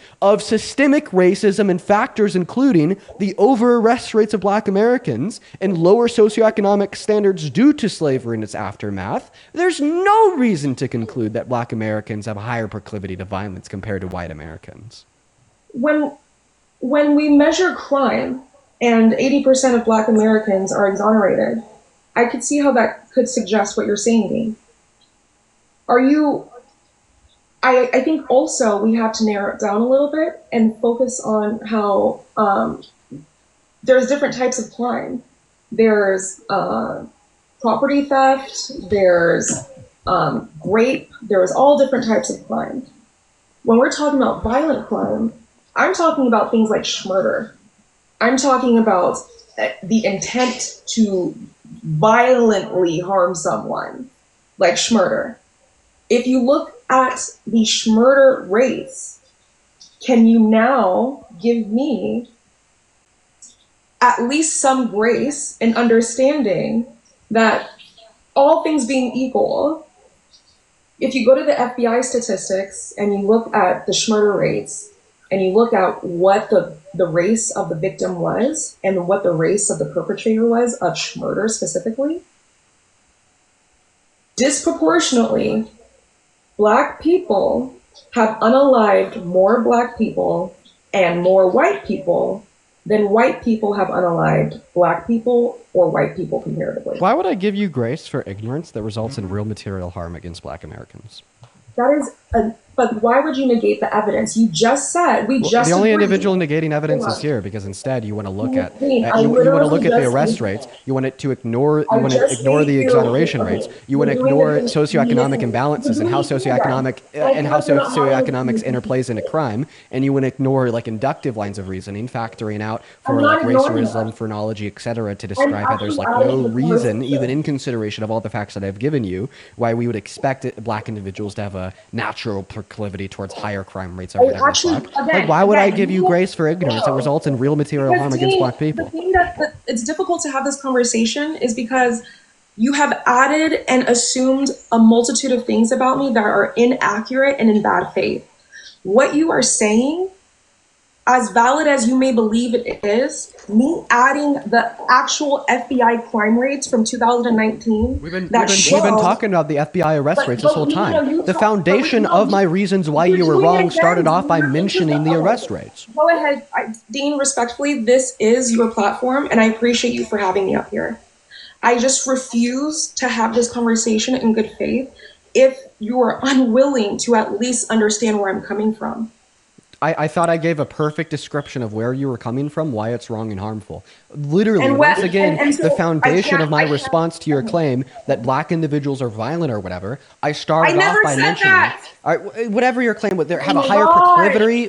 proclivity to Again, violence. this is the thing. This is the frustrating Oh, thing. okay, what was your I claim? That black literally, individuals are like more like have a higher proclivity to violence? You're like black people, poor people, and again, uneducated that's people. a racist assumption. Initially, I had told you that if it's not based in evidence, it's wrong. It's a racist assumption to then take what I said about what the FBI has actually been studying, the evidence, the reality, and then to take that and when I bring it to you, Dean, and say these are the numbers, and you now, remember, and you my now argument, my okay, argument hold was on, how like please, the arrest okay. rates don't prove that Interrupt black me again. individuals have a higher proclivity Okay. to violence. Okay, and then this is the thing. We agreed that the exoneration rates of crime are disproportionate by race. Sure. But we did not actually look at violent crime because there's many different crimes, and crime is general in the way in which you initially purported that. So if black people at 80% get exonerated, cool. I understand that, but what type of crime are we talking about? We're talking about violence, right? We're talking about harm. We're talking about murder, right? So if we look at the crime of murder, The disproportionate exoneration rates don't go away for violent crimes. Oh, yeah, it does. It does. It does. And so when I bring up the FBI, and they've done the numbers on this, and I bring up what they have studied, and I'm telling you what is on the FBI website. It's not me just making it up because I have an assumption. This is based off of data. You now have manipulated my point, which is not what I'm saying at all. Wow. But it's Actually, okay. according to the National Registry of Exonerations, the exoneration rate of like black Americans actually goes up for violent crime, right? So like for all crime, 84% of exonerations were people of color. For violent crimes, specifically homicide cases, 85% of exonerations were people of color. So they actually go up for violent crimes. Can you provide the link or the website? Is it exoneration national registry.org? Yeah, so it's deathpenaltyinfo.org. If you just go and you look up National Registry of Exonerations, annual report finds majority of exonerees are people of color and official misconduct is the main cause of wrongful convictions. But there's multiple websites. So which one specifically are you looking at? So this is once again National Registry of Exonerations annual report finds majority of exonerees are people of color and official misconduct is the main cause of wrongful convictions posted by Death Penalty Information Center. Okay, I'm literally going to that website. Mm-hmm. All right, I'll read it off for you. This week, the National Registry of Exonerations published its annual report on exonerations that took place in 2023. According to the report, nearly 84% were people of color. Nearly 61% of the exonerees were black, while most frequent factor in the wrongful conviction was official misconduct. 75 homicide cases, 85% of homicide exonerations in 2023 were marred by official misconduct. So someone just mishandled the case? It was just like when there was that could literally be someone didn't turn in a specific paper or sign it, and now it's been thrown out of court. So, I mean, like it could also be procedural. It's not necessarily that they're innocent, you know? Like, what does that mean? So typically courts don't tend to make procedural mistakes Yes. in the favor of black people disproportionately. It's usually the other way around. That is that's part. Are you serious? So now you're trying to argue that like exonerated black people are still guilty of their crimes. Where that? What the fuck? No, I'm talking about legal procedure. If you are unable, or if there's somehow God, dude, I'm talking about legal procedure. Is it possible to not be laughed at? I'm Or sorry. is I'm that sorry. I am laughing at this because of how ridiculous it is. Like, just give me 20 seconds and I'll give you the mic, right? So I give why you a is it source. I give you a source to ridiculous? demonstrate the vast disproportionate Honestly, exonerations of people of color in the American criminal justice system, even in like instances of violent crime and homicide. And then your response is to suggest, well, they're probably still guilty of the crime and it was a procedural mistake. you just said why. Why they were exonerated. Wasn't that you said what was the word? What was the word specifically? Official Why were misconduct, which makes sense. official misconduct? Yeah. What does official misconduct mean? It can Well, according to them, this would encompass falsifying no. evidence, coercing witnesses, and withholding Wait, exculpatory information. hold on, slow down one more time. What does that mean? According to them, they define official misconduct to encompass falsifying evidence, coercing witnesses, and withholding exculpatory information. Exactly. Yeah. Exactly. And when I just said, Dean, that Oh, could mean and then like the other like 15% were like Okay, wait, inadequate wait. legal defenses, mistaken witness identification, and perjury or false accusation were also causes of wrongful conviction. Right. And so when I tell you that can mean a lot of things, there could be some procedure that was like there could be some procedural failure, and they list the procedural failures, and that means that case gets thrown out, and that doesn't necessarily mean they're innocent. It's a procedural failure. Then you take what I say and misconstrue it. That's fucked up. Like that's messed up. We're having like But like per like their own definition and classification of official misconduct, it doesn't like include like procedural failure. Is that these what are okay. it encompasses? Like falsification of evidence, That is a coercion of witnesses. procedural failure. Oh, That is okay. a procedural failure. Yeah, but When like you're doing but like falsifying discovery- evidence in attempting to demonstrate the guilt of an innocent individual wouldn't like demonstrate their guilt, right? That demonstrate like their evidence. Sorry, It their is a innocence. procedural Like if failure. but if somebody were to like procedurally fail by falsifying That would be evidence an against example. them, right? Well, then Yeah, of that would course be an they're example. innocent because the evidence that they were guilty was falsified. It just means that there was a procedural failure. But the evidence to suggest their guilt was like literally like falsified. So of course they're innocent. Which is why the cases get thrown out, because there isn't enough or the Yeah, evidence- if a prosecutor tries to That doesn't- falsify evidence, right, against somebody okay, that they're but that's charging with not a what- crime, okay. I think it's damn There's many damn different obvious things to that assume could- that they're not guilty of the crime if the prosecutor is falsifying evidence against them. But that's not what falsification of evidence could be, right? There's multiple ways that's interpreted. You are making a narrative that is not true. You're free to do that, but it's manipulative.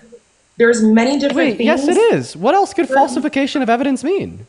We can literally Google it. Okay. There's many different. Because all I said was falsification of evidence is like falsifying the evidence. It could also be someone's name was misspelled. Like, it could literally be that simple. Someone's name was wrong. On evidence?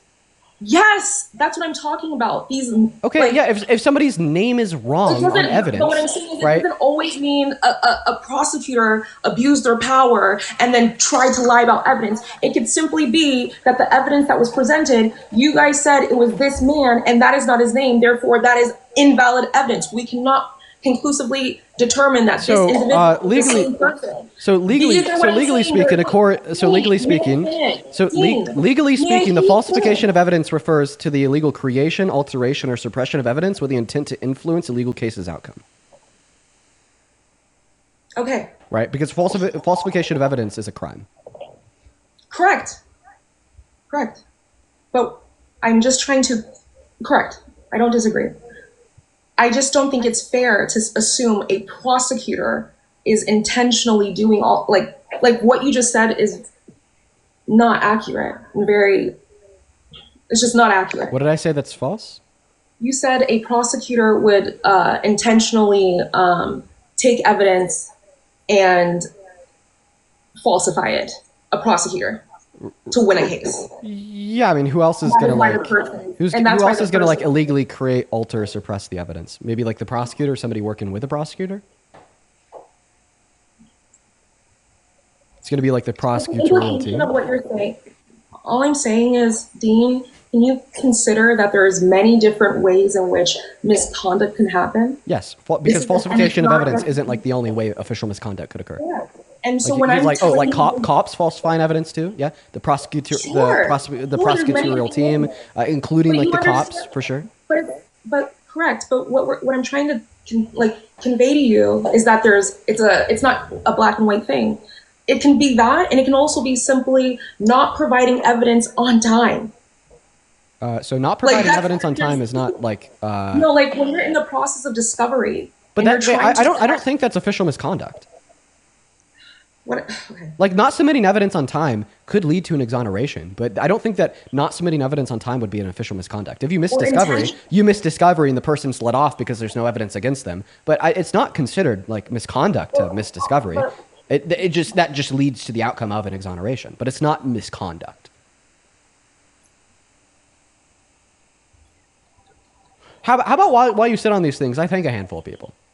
Okay. Thank you for your time. All right, I'm going to go to thank a handful of people here, folks. Real quick, let's see here. Attorney Eric, thank you so much for the $10 on Super Chat, saying caller is just out here perpetuating misinformation. Official misconduct has nothing to do with procedural error, according to an attorney. Well, I appreciate you, Mr. Attorney Eric. I would also like to thank RP Helps for the $10. Thank you so much. I appreciate you for the love. RP Helps, just some love to RP. As well as Spencer, thank you so much for the $20 on Venmo. Sorry, on Super Chat. Spencer says, hey, the numbers you are looking at only serve your narrative. Doesn't make it factual just because you're looking at just because you're looking at the FBI site. You got to look at who's running it and what the background they possess.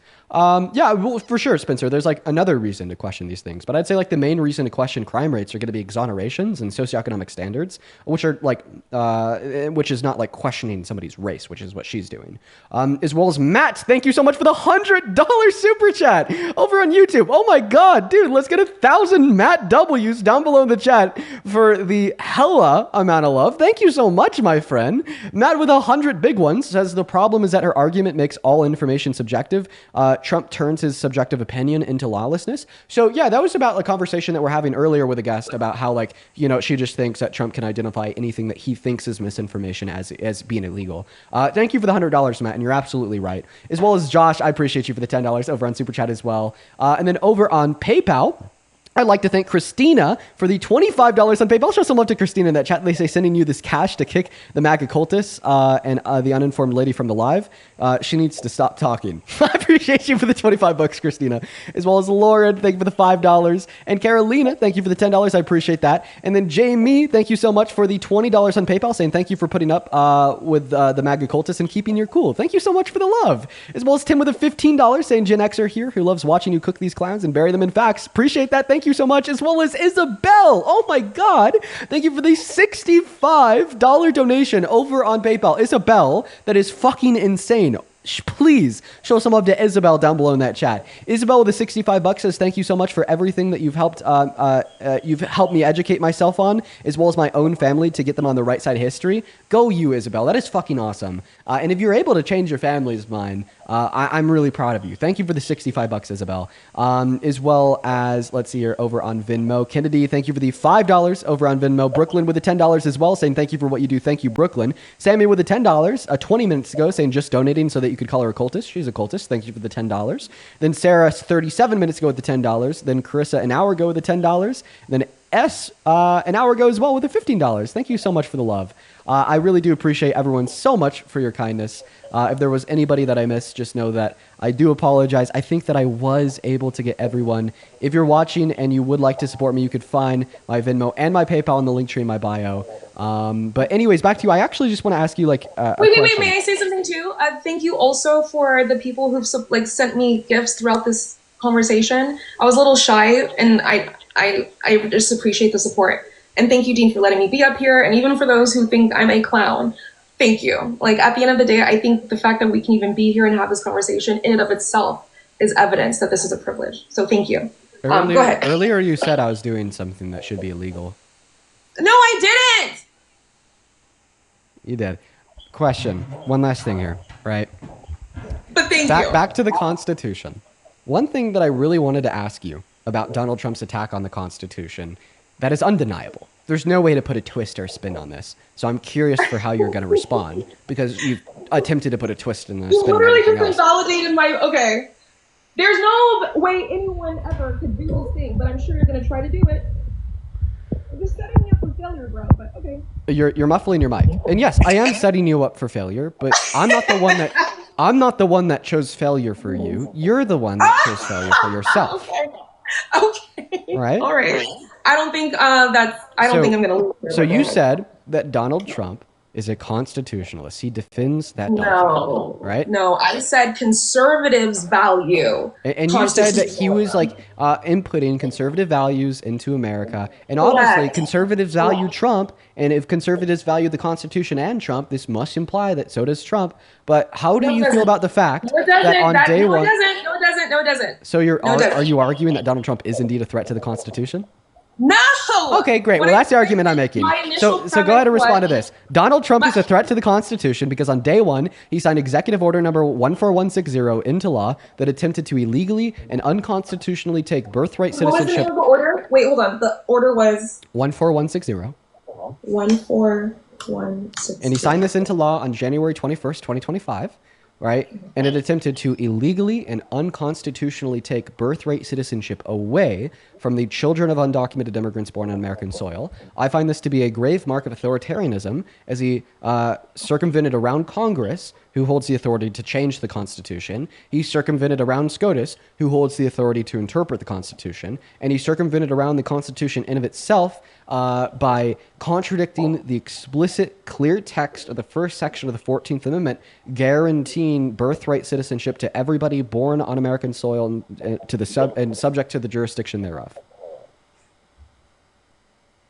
Right. So I do think it raises I think it's interesting because it sounds like he's trying to redefine certain terms, not essentially get rid of the Constitution. He doesn't have the ability to do that. The only individuals that have the ability to reinterpret what the Constitution already means would be SCOTUS, not him. So the text of the 14th Amendment says, the Citizenship Clause specifically, all persons born or naturalized in the United States and subject to the jurisdiction thereof are citizens. Yes. And historically, this, or at least this was to grant citizenship by birth because slaves and their children did not get legal status in this country. If your mother was a slave, you were going to be a slave.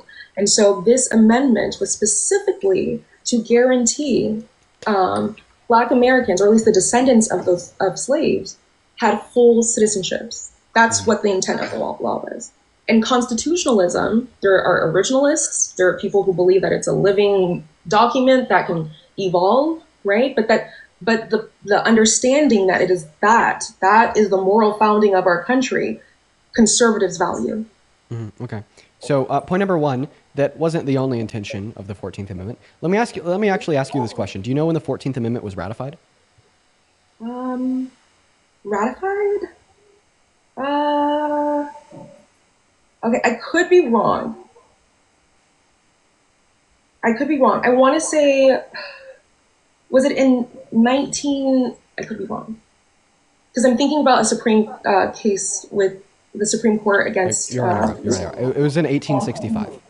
So okay. the 14th Amendment was added to the Constitution in 1865, right? Well, you said and it was... They ratified the 14th Amendment. That's the ratification. Yeah, they ratified the 14th Amendment into law to protect the citizenship of Black Americans. You're right about that, because this immediately followed the Dred Scott decision from SCOTUS that determined Black individuals do not have a birthright to citizenship. But that wasn't the only reason. If you read the congressional records, right, for the congressional debate on the floor of the Senate and the House in Congress in 1865, right, when they were ratifying the amendment, right, it is a case that they specifically debated if this amendment should apply to immigrants, and to which they agreed that it should, right? And then the notion that it should also apply to immigrants was then challenged in the U.S. Supreme Court in 1897 in the U.S. versus Wong Kim Ark case, right? And in the U.S.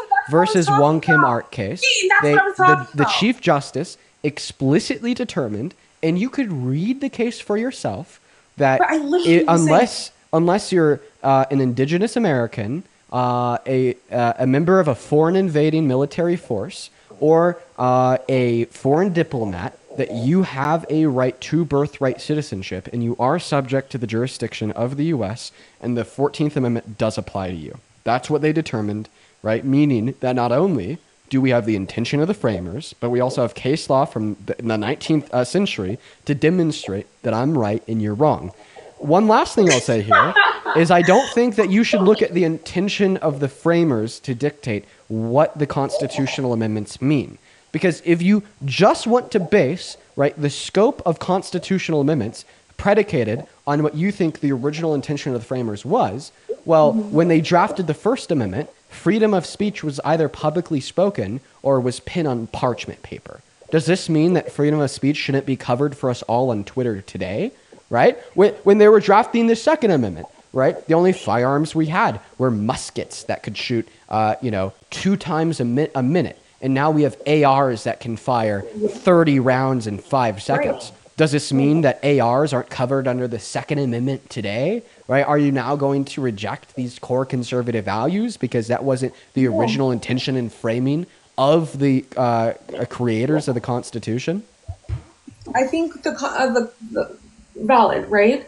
But I would argue that the framers understood that this was supposed to be a document that would be the foundation of our country. And if at any point we felt as citizens that it no longer served us, it was our duty to fix that. And they essentially made that possible. Right. They gave pathways through Congress and the Supreme Court, not by a president signing an executive order into law, reaffirming that this is a mark of authoritarianism on behalf of Trump, since he attempted to illegally change the Constitution through an improper consolidation of power to one branch and one man, compared to the ratification of a new amendment through Congress requiring 75% of a vote from close to 500 people. I think, if you may let me finish, the founders gave space for changes to be made intentionally. And they were mindful of the fact that if the populace did not believe that the current constitution fit the populace's needs, it was our duty to adapt it and made ways for that. Therefore, Trump doing what he's doing is in his power, arguably, because from his perspective,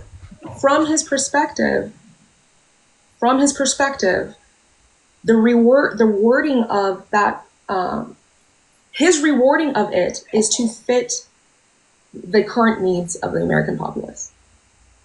Things have changed. Okay. I'm going to be honest when I say this.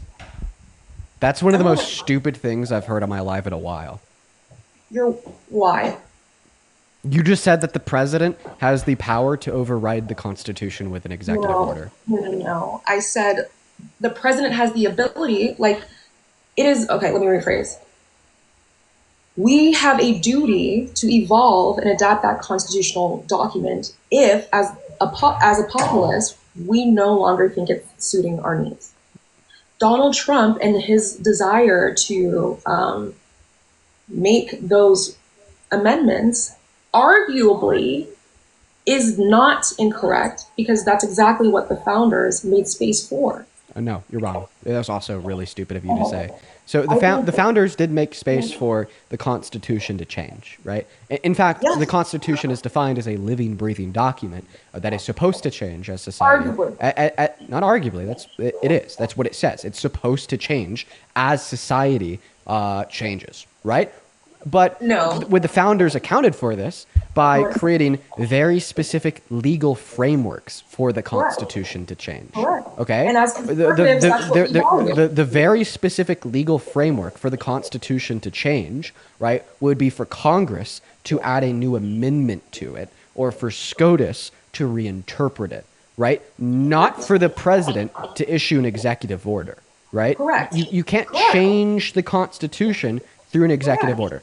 An executive order has just as much authority, legally speaking, to change the Constitution as me going on Twitter and saying we should get rid of the Second Amendment has legal authority to change the Second Amendment. No, you may not, because you said that arguably the president has the authority to override and change the Constitution through an executive order, and you are dead wrong when Donald Trump signed Executive Order number 14160 into law, that was an attack on the 14th Amendment and an illegal attempt to coup the protections in which it guarantees onto those in which have them, including the children of undocumented immigrants born on American soil. Is there any way you could tell me I'm wrong? Yes. Do it. Executive orders are they're directives. They cannot change the Constitution amendments. The fact that he did this was a political strategy to bring it into the court so the Supreme Court can make their decision. They already have. So that's my point. It's not him trying to be authoritarian and subvert the process. He's intentionally doing this so the courts make a decision. They already have made the decision. But what I'm saying is, okay, great, but it's that strategy is very different from what you're trying to suggest. Okay, let me ask you a question. If when Biden was president, he signed an executive order into law that said this Second Amendment is null and void, okay? No American citizen has the right to buy or own any gun whatsoever, and if you do, you will be imprisoned, right? Would it be fair to call Biden an authoritarian for his illegal circumvention of the American Constitution? I would say, yeah. What would you say? Yes, to some extent, yes. Unless, but that's why? Wait. And why would you call him an authoritarian? And you're calling him an authoritarian because he signed an executive order into law that explicitly contradicted the Constitution. So when Biden does it, he's an authoritarian. But when Donald Trump does it, it's a political strategy. I'm just going to say that it would be problematic, yes. However, a conservative would understand there are checks and balances that allow this to be challenged legally, which is part of the process and what conservatives want that to continue. That's it. So we can, because the framers understood that humans are flawed. They're ambitious, they're power hungry, they're dangerous. So we need to have these checks and balances to prevent people like Trump. And anyone, really. So you agree that the reason we have our checks and balances, in America is strictly to prevent people like Trump? No, because Trump is absolutely using the process and the institutions that exist to push forth to push forth change. Okay, here's a question. Would you rather have a leader who like maybe fucks up a lot, but is moving and changing and adapting accordingly, or a perfect leader who does nothing? What would you prefer? Okay. Well, I think that you contradicted yourself there. Definitionally speaking, a perfect leader wouldn't do anything. So that's like saying, would you rather have X or a square that's a circle? Like, I think that's just an unintelligible sentence. I don't think I'm saying that. I'm asking you. It's like, no, it is. It's an unintelligible sentence because I wouldn't think that a leader who does nothing is perfect. Let me rephrase. In your perspective, a president that has full understanding of the legal process, and I mean, someone who is performative but not actually doing anything, right? Like checks all your ballot boxes, ideologically and more. If they're not actually doing anything, then they're not checking my boxes. Oh. So what would be okay, fine, valid. Okay. I assume that you had an assumption of what a perfect leader would do. Right. Anyway, a perfect leader would implement good change. Anyway, the point is, would you rather have a flawed individual who's making mistakes had an individual, or someone who is cautious, takes their time, and oftentimes does not move because of not procedural, but because of it's just a way slower process to implement change. Like, would you rather have an individual who tries to go through the procedural routes, makes mistakes, corrects themselves, but keeps moving forward, or someone who's very cautious, measured, doing the same process but doesn't actually get anything done? What would you rather have? Right now, the person that doesn't actually get anything done. I can explain why. It'd just be less harmful for the country. It'd be better for the country. Like for instance, if we had like, I don't know, if we had like dug Jimmy Carter up from the grave and put his corpse in the Oval, I think America would be better off than it is today under Trump. Because if Jimmy Carter's corpse was president from the Oval, then the big beautiful bill wouldn't have passed and 10 million people wouldn't have lost health care. If Jimmy Carter's corpse was in the Oval, then we wouldn't have like a declaration of war on American cities with a directive for our military to illegally arrest citizens in the street. Okay, well, regardless, right? This is still creating a form of civil duty. I think there are people in general who may have not cared, who are being active. Courts are active. Ultimately, the system that we have works, and that's why, regardless if you agree with Donald Trump as a person, it's actually creating a society where civil engagement is higher than it's ever been. Mm-hmm. Younger people are being more active and concerned about their future and doing the work. You have this platform. So despite you not liking Trump personally, at the end of the day, we are doing exactly what our founders wanted us to do in order to be civil. I'm sorry. This is just a terrible line of thought. I got it. I'm gonna have to go, but yeah, I'm gonna end the conversation after this. This is such a terrible line of thought. Okay, the world would be better off if I didn't need to have the platform that I do. The world would be better off if there wasn't a president of lawlessness and disorder in the Oval Office to incentivize me to come on here and do these debates. All right, you know what I mean? Like think about like all of like the historical names. One moment. Think about all the historical names of really important advocates for rights, right? And ask yourself, would the world be better off if they never had the incentive to advocate to begin with, which was the tyranny? And the answer is yes, right? Right? If Rosa Parks didn't have to sit at the front of the bus and get arrested because it wasn't because in this hypothetical reality, right, black individuals were not legally and socially disparaged, would the world be better off? Absolutely.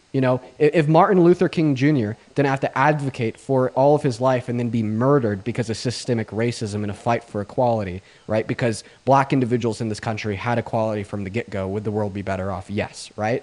So by you attempting to tell me, right, that Donald Trump is doing a good thing by politically activating so many young Americans and advocating against the bad things he's doing, right, it's just inconceivably terrible, right?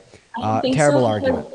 No, but unfortunately, I'm going to go ahead and end the debate there, and we're going to go ahead and move on to the next guest at this point. Go ahead and hop in that queue if you happen to be MAGA. Wow, what a conversation, folks. Geez, let's go to move on to the next guest, guys. Hop in that queue if you happen to be an American adult that supports Trump as president. What a conversation, you guys. That one lasted for like a little over an hour. My God. If, like I said, you're an American adult that supports Trump as president, go ahead and hop in that queue for me and we'll happily get you up here. We got IB loading up in right now. There's also a handful of people that I'd like to thank while our next guest is loading up. Emma, thank you so much for the $15 over on Venmo, saying, I've never put my head in my hands inside and almost cried because of exhausted frustration more than while listening to this conversation. Thank you for sticking it out despite how head bashing it is. You are incredibly talented and needed. Jesus, Emma. I'm sorry, Emma. Thank you for the $15. No, show some love to Emma. Jeez. As well as Ashley, thank you for the $5. Jessica with the $5. And Sammy with the $5. I really appreciate you guys so much for the love. As well as Zach, 20 minutes ago, I appreciate you for the $21 over on Venmo. Zach with the $21 says, can you talk more about how Trump is a fascist by definition? I think that point got lost in the argument so fast. Thank you for all that you do. Yeah, thinking back, I actually don't think we went through like the individual tenets and how Trump fulfills them. Yeah, we'll have to do that at some point in this stream. Thank you for the $21, Zach. Show some love to Zach down below. And what is going on, new guest? Do you support Trump? Hello? All right, they're not even here, so we're going to go to kick them. Go ahead and put a me with your age down below in that chat if you happen to be an American adult that supports Trump. We'll happily get you loaded up into the live for our debate. And like I said, let's go to get that next guest loaded up in here right now, folks. Just make sure that we're also double tapping on that phone screen. And then Veronica, thank you so much for the $20 on PayPal, saying, as a black woman, thank you for standing up for what is right in this ridiculous conversation. Well, Veronica, I appreciate you for being here. I appreciate you for the $20 donation. And thank you so much for your kindness. Let's get 200 big Veronica W's down below. What's up? Do you support Trump? Hello? R.I.P. Charlie Kirk. Okay, do you support Trump? No. Okay, and you're banned. Moving on to the next guest. Holy crap, you guys. Right now, we have over 17,000 people hanging out with us on TikTok. I wonder if one of the 17,000 people watching supports Trump as president. What's up, Ali? Do you support Trump?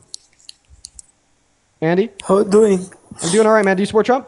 Yeah, I'm from Iraq, and I would like to talk to you about this Okay, like, conversation. yeah, just quickly. What time is it for you? Actually, I don't support Trump. I hate Trump. Oh, based, Andy. You have a good rest of your day. We're just looking for people that support him. Let's go to get that next guest up here. And like I've said a handful of times, I'll just go to repeat it again. If you want to support me, if you want to support what we do here, you can find my Venmo and my PayPal in the link tree in my bio on TikTok, as well as in that pin message over in that YouTube stream. I get 100% of those proceeds. They all go to me, and I can even give you a shout out and read off any and all attached messages to those donations. What's up? Do you support Trump? I just wanted to say thank you as a black man. I'm proud, of you, and I'm happy that you are saying all these good, positive things, and it's helpful to have somebody know. Thank you for your. I'm out of words. But thank you for everything you're doing. Listen, bro, I appreciate you for coming up here. I hope you have a good rest of your day, and thank you so much for your kind words. You take care. What a nice guy. I appreciate that, man. What a nice guy. W guess. However, I will request to please only keep the guest requests to Trump supporters. But the guy was a big W. What's up, Jackson? Do you support Trump? Yes, I do support Trump. And how old are you?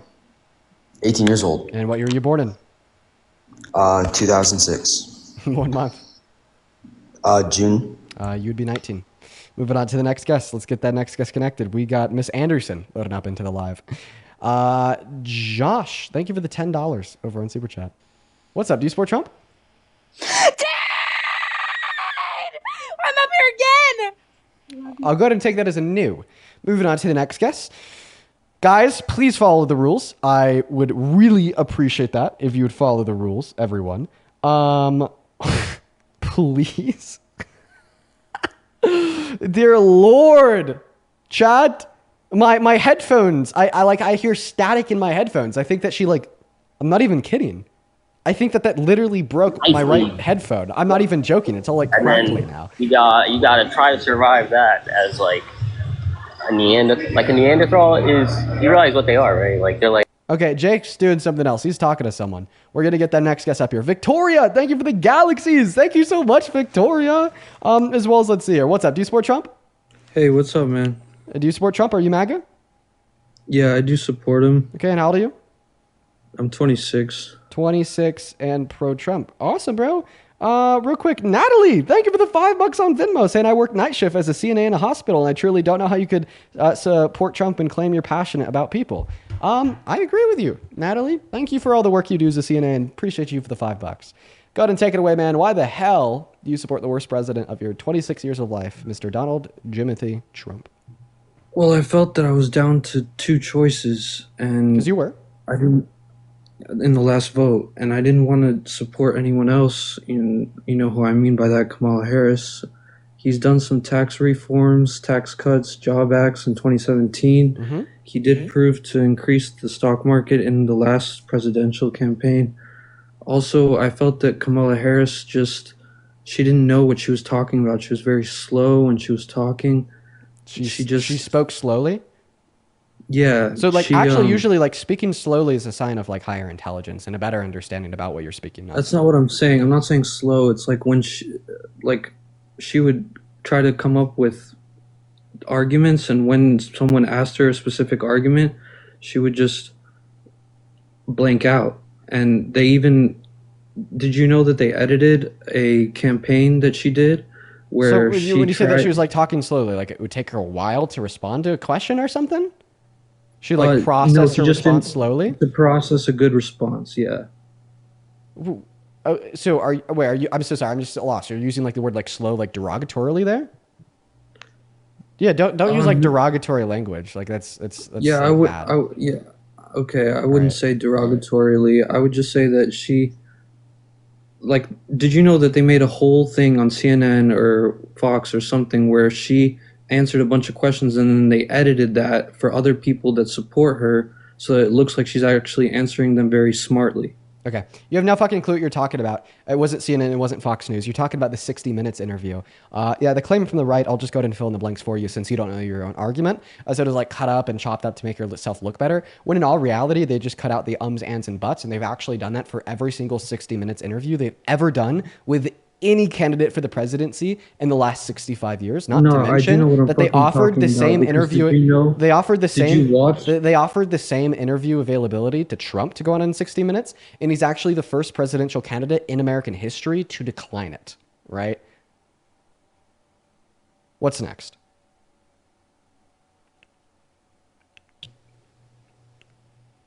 Why did he win the presidency? Why did Trump win the presidency? Like descriptively, I think he won the presidency because a lot of people were succumbed to his propaganda, especially surrounding the misinformation about how the Biden-Harris administration caused a lot of the negative economic outcomes of the pandemic. But keep in mind, the question isn't descriptively why did Trump win the presidency, but rather why do you support him as president? I support him because I had to choose between two different people, and he was the better option. If a better Democrat came, so why do you think he was a better option? Kamala Harris.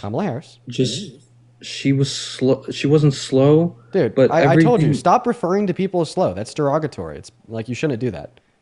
Like, dude, what the fuck? Okay, just think about it like this. You said, have you ever watched an entire debate that she went through, like a whole thing from end to end? Yeah, I watched the totality of the debate that she had with Donald Trump, where she stomped on him so unbelievably hard that he left with such a bruised ass. He started espousing various conspiracies, ranging from accusing her of having an earpiece where other individuals were feeding her answers, into colluding with the two ABC moderators and getting the questions beforehand. It was that's a conspiracy brutal for him. That's a conspiracy. He calls her Crooked Kamala, but just think about it with an open mind. He only puts names and labels to try to gain people's attention. When he actually does support good things. Like, think about all the things that he was the first president in the inauguration speech that had like a lot of different arguments a lot of different things that he would do as soon as he became president, and he did do them, did he not? Yeah, no, he actually fell through on like vast majority of his promises. How about this? You tell me a promise that he fulfilled, then I'll tell you a promise that he didn't fulfill, and we'll see who runs out first. Go ahead. Okay. He fulfilled a promise where he said that he would change the Gulf of America, to the Gulf of America. Did he even promise that before the election? I mean, chat, can you like weigh in on this? I don't know if he promised that before the election. If he did, like, sure, I'll give that one to you, and we'll just continue to go. No, it looks a little divided. Yeah, I don't remember him promising that before the election. Can you show me where he promised that before the election? I can pull it up, I guess, but that's all right. That's not. No, do it. Pull it up. That's just a small one, I guess. We can move on to a different one. Okay. So I'll take it. You actually can't pull it up. I'll look it up right now.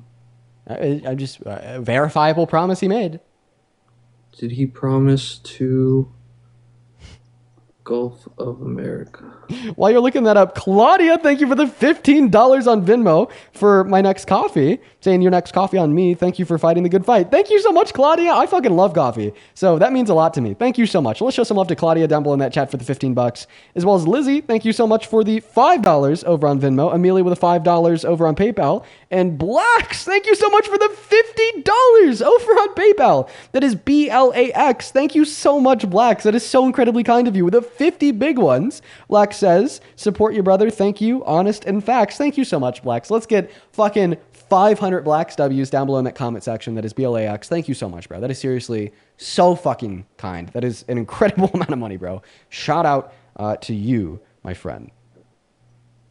Okay, so I can't find it. So do you want to keep going or not? Yeah, for sure. Okay, so you've actually failed to name one promise he's fulfilled. I'll go ahead and name one that he hasn't fulfilled. He promised to cut the price of groceries on day one so fast your head would spin.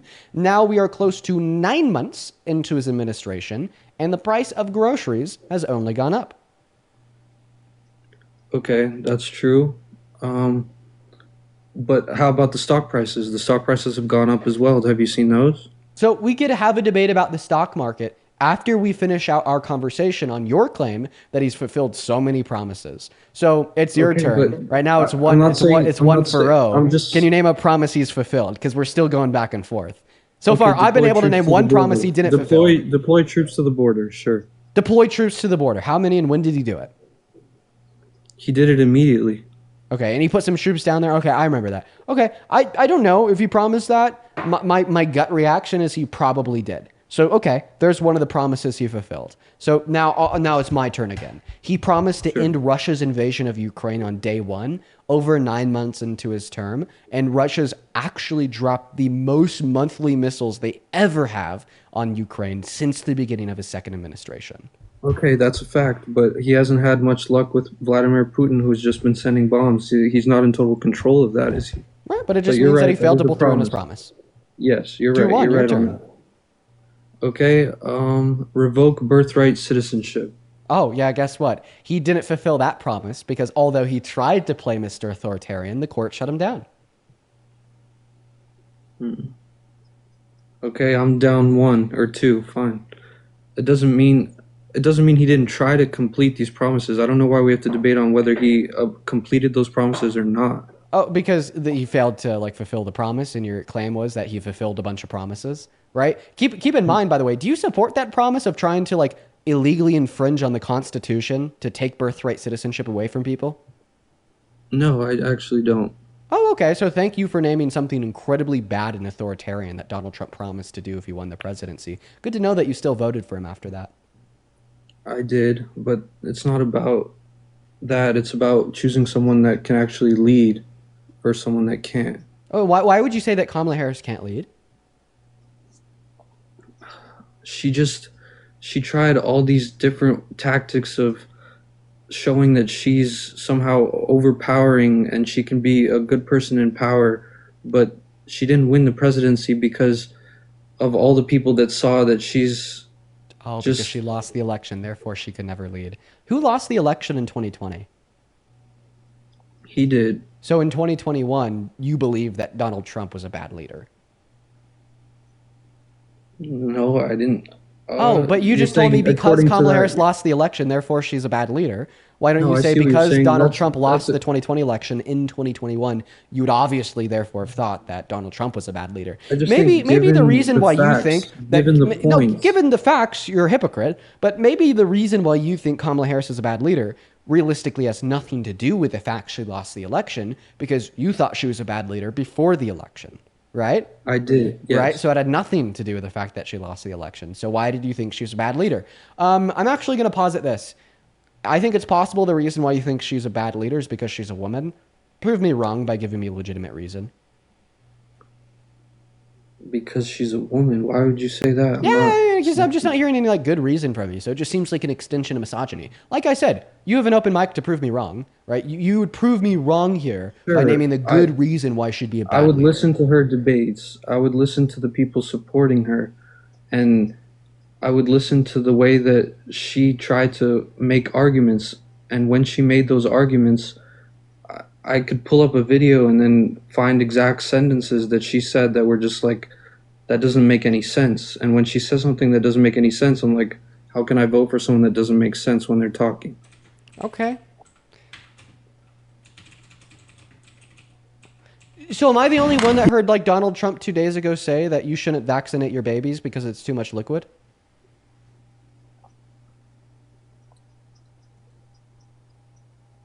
Are you asking me that? Yeah. Did you hear that one? Or the No, or I the didn't or hear or, that. or well, he did. So at this press conference, he talked about how you shouldn't vaccinate your babies because it's too much liquid. Does that make any sense? Or like when he said that coal was clean, did that make any sense? Or when he said that windmills cause cancer, did that make any sense? Or when he denied Okay, human so caused climate he change, has. did that I make any get what you're sense? saying. No, I get what you're Or saying. So he's or also chat, had. chat. You guys gotta help me out with this one. What about that one clip where he's like, "Do not take Tylenol, it bad," and he just like said like something that just made no sense at all, like grammatically speaking, it bad. Tylenol, don't take it. Some shit like that. Like what was it like specific wording there? That definitely didn't make any sense. Or have you heard the Sharks and Battery rant? I'm gonna play you the Sharks and Battery rant. So I said, let me ask you a question. And he said, nobody ever asked this question.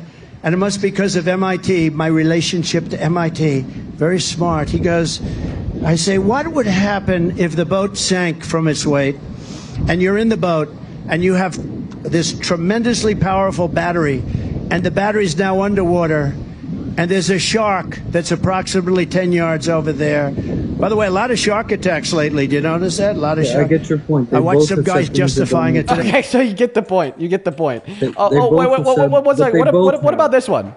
Nothing bad can happen. It can only good happen. But with Tylenol, don't take it. Don't take it. And if you can't live, if you... Okay, so do you think that Donald Trump is a bad leader because of like the various different clips and instances that I just either referred to or played for you on live of him just Good making point. no sense That's at all? that's a valid point, and I still think he's a good leader because they make mistakes when they're talking. They do both Okay, of them. okay. So then you arguing that Kamala Harris is a bad leader because you could find a clip about her talking about like coconuts and falling out of a tree or whatever the fuck, right? It's just completely Exactly, null and void and exactly. invalid, right? You're right. You're right. Right. All So then why is she a bad leader? I can give you more reasons. Let's say what she was trying to propose, right? What was she trying to propose? Is that Give a me some of the question to things- me? Yeah, like what are the main things she was trying to propose? What do you know about Kamala that would have made you vote for her? Oh, so you think that you're going to make an argument that she was a bad leader because of the policy that she ran on? Yeah.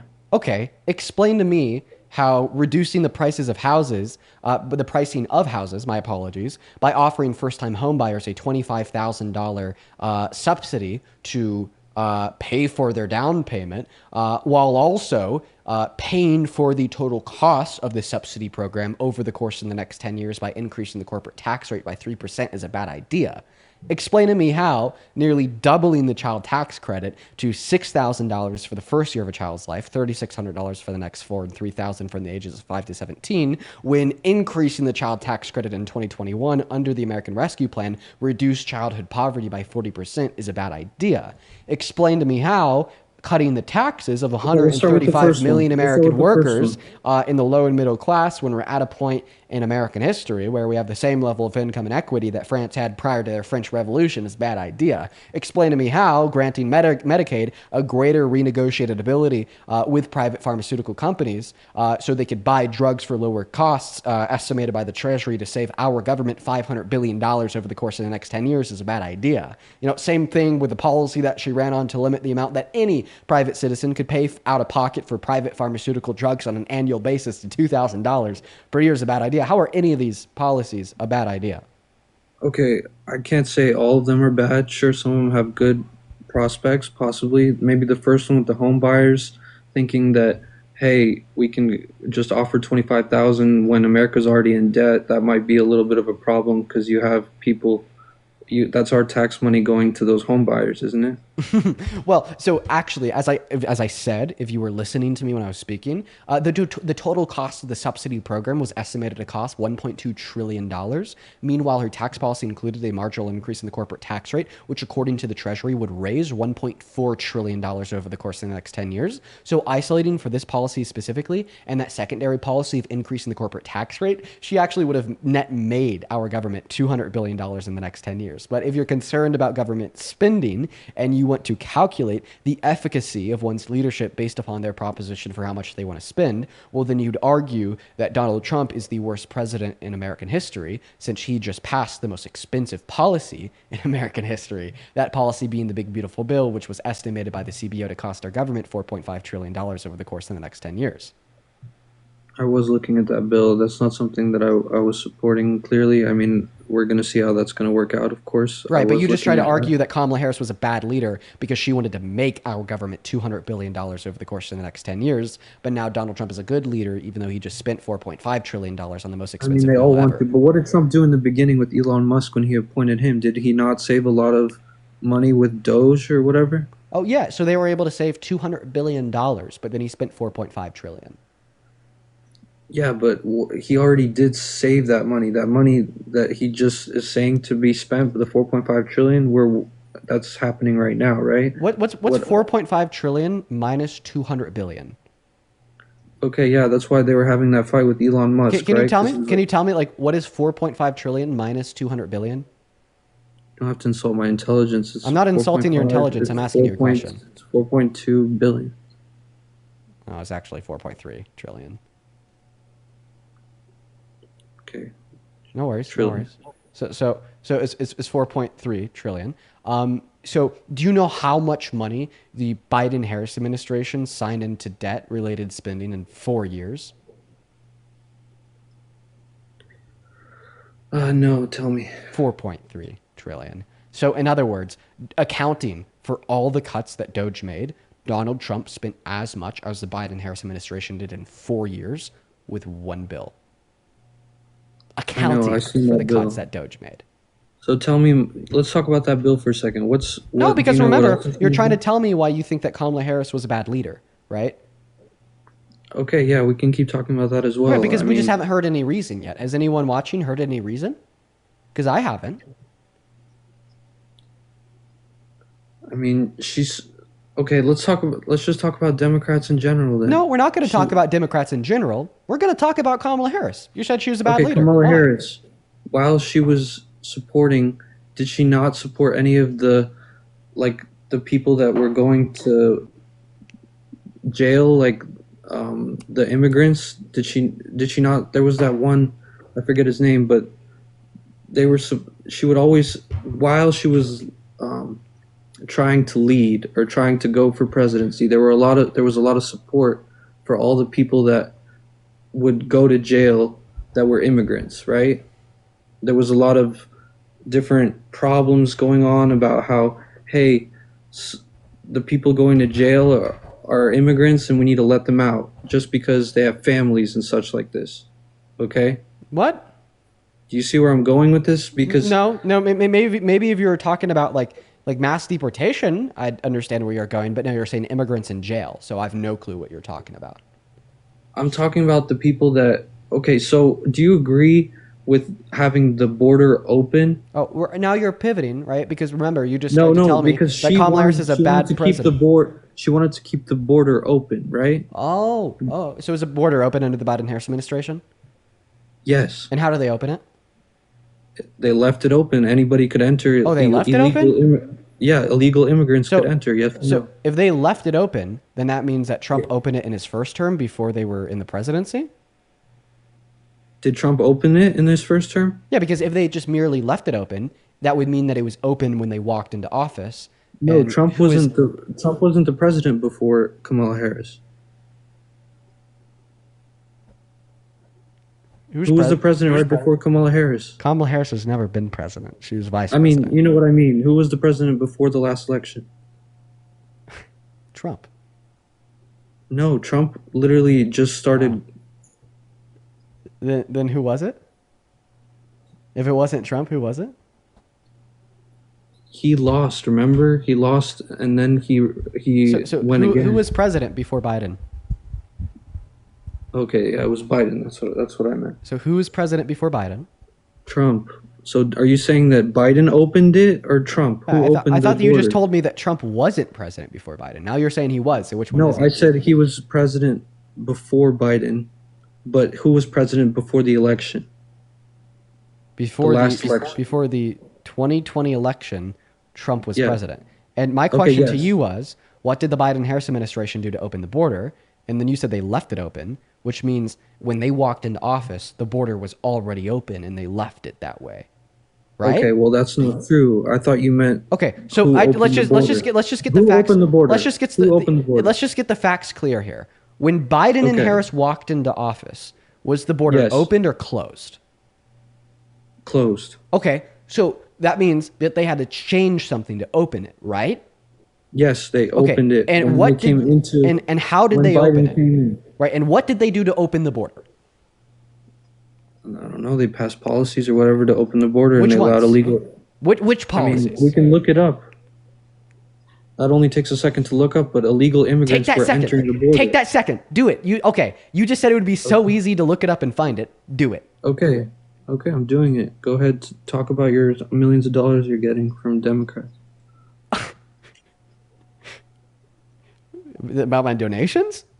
Yeah, do that while I'm doing this. With pleasure. Rachel, thank you for the $5 over on Venmo. Thank you so much for the love, Rachel. Rachel says, is Kamala Harris not making sense, or is what she's saying just beyond his ability to understand? I'd shoot for the latter. Thank you for the $5, Rachel. As well as Leah, thank you so much for the $20 over on Venmo. Show some love to Leah down below that chat, folks. Leah says, keep finding the good fight. I really appreciate you for that love, Leah. And then REI, thank you for the $20 on Venmo as well, saying, in a world where critical thought is dwindling towards extinction, you are such a breath of fresh air. Please keep doing the good work. Thank you so much, REI. That is so fucking kind of you. Let's get 200 Leah and 200 REIWs down below, as well as Brandy. Thank you for the $25 donation on Venmo, saying for fighting against the cult. Thank you so much, Brandy. Victoria with the $10 saying, thank you for making me feel sane. Well, thank you so much for being here. I appreciate you for supporting me. I appreciate you for supporting the stream. Thank you for the $10. Seriously. As well as Catherine. Thank you so much for the $25 on Venmo, saying this is for you to treat your beautiful girlfriend. Dude, you know I got a soft spot in my heart for the donations geared towards her. Thank you, Catherine. Seriously, let's get 300 Catherine W's. That is so fucking kind. As well as Jess, thank you for the $10 on Venmo, saying your patience never ceases to amaze me. Thank you, Jess. As well as Jacqueline, thank you so much for the $10 on Venmo, saying, and I quote, smart people don't like me. Donnie, they're just now coming in. Cassidy right now with a $5 on Venmo says, not sure what this guy's on about, but here's your DNC payment. Thank you, Cassidy. As well as Gabby, thank you so much for the $50 over on PayPal. 1 second, I'm still reading this off. Thank you so much. Just give me a moment. And Gabby, thank you for the $50 on PayPal. Gabby, that is so fucking kind of you. Holy shit. Show some love to Gabby down below in that chat, saying here's $50 towards a new pair of headphones. Last guess was an insane conversation. Thank you for what you do.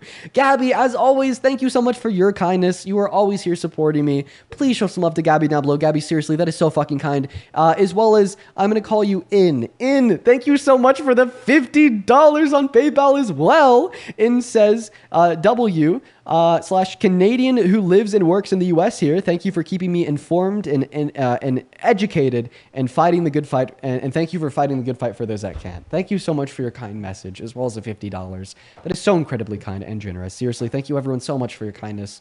You guys have been so incredibly generous today. If you do want to support me, you can find my Venmo and my PayPal in the link tree in my bio on TikTok. And, you know, as I'm reading out all these messages, you could attach a message and I'll read it out on live too. Two more here. Joe, thank you for the $5 on Venmo, and Grace with the $10 saying, and I quote, you think you just fell out of a coconut tree. Thank you guys. As well as Caitlin, thank you so much for the $20 super chat on YouTube, saying here to contribute to your millions of dollars. Dude, thank you for the $20. As well as Coral with the $20 as well on super chat, saying dude is so lost. Keep up the good work and happy Sunday. Happy Sunday to you as well. And then I think we just got one other new one in here real quick. Jojo, thank you for the $40 on Venmo. With this smiley face. Thank you, Jojo. As well as REI with a $20 as well, saying more for the girlfriend. Get her some flowers for me. Well, thank you, Ray. Show some love to REI, pronounced Ray, for the $20 in the chat. Jojo for the 40. Thank you so much. Sydney with the $5 from the DNC, and Sarah with a $10 as well. Thank you so much, you guys. So much for the love. You guys are so fucking kind. But anyways, man, go ahead and tell us all, what is that open border policy that Biden and Harris passed?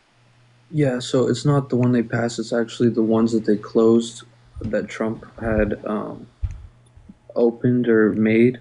They closed them, and then when they closed those policies, that's when all the illegal immigrants started flooding into America legally, basically. They were not Okay. What So what do you policies think did about they that? did they close or stop? Migrant protection protocols, Title 42, and those are the main two. Yeah. So A, what are the migrant protection protocols? And B, Title 42 expired, right? So Title 42 was only constitutional to be in effect when there was a declared public health emergency. That public health emergency obviously being COVID. But then the moment that declaration was officially ended by the government, Title 42 is thereby unconstitutional to remain in effect. Okay, that's fine. So the migrant protocols, MPP, remain in Mexico. This policy required asylum seekers to wait in Mexico while their U.S. immigration cases were processed. Okay. So you understand that, right? Yeah, I have a question. Are the asylum processes legal? Of course, when they are processed. Right. So them ending this bill that only affected legal immigrants had nothing to do with illegal or undocumented entry. No, but don't you think that the people entered the U.S. when this protocol was gotten rid of? Yeah, like legal immigrants, legal asylum seekers, right? But they're not undocumented. They're legal. That's a legal process. So why do we have so many more illegal immigrants when this protocol was closed? Well, I will happily explain what actually caused an increase in undocumented entry, but we need to first be able to agree that the Remain in Mexico policy had nothing to do with like the state of undocumented entry because it was something that only impacted legal immigrants. For instance, the Remain in Mexico policy was signed into law by Trump in 2019. Does this mean that before 2019 in his first term, he had an open border too? Okay. Did it? No. Oh, but I thought you just said because they stopped the Remain in Mexico policy that opened the border. So obviously, before Donald Trump started the Remain in Mexico policy, his border was open too.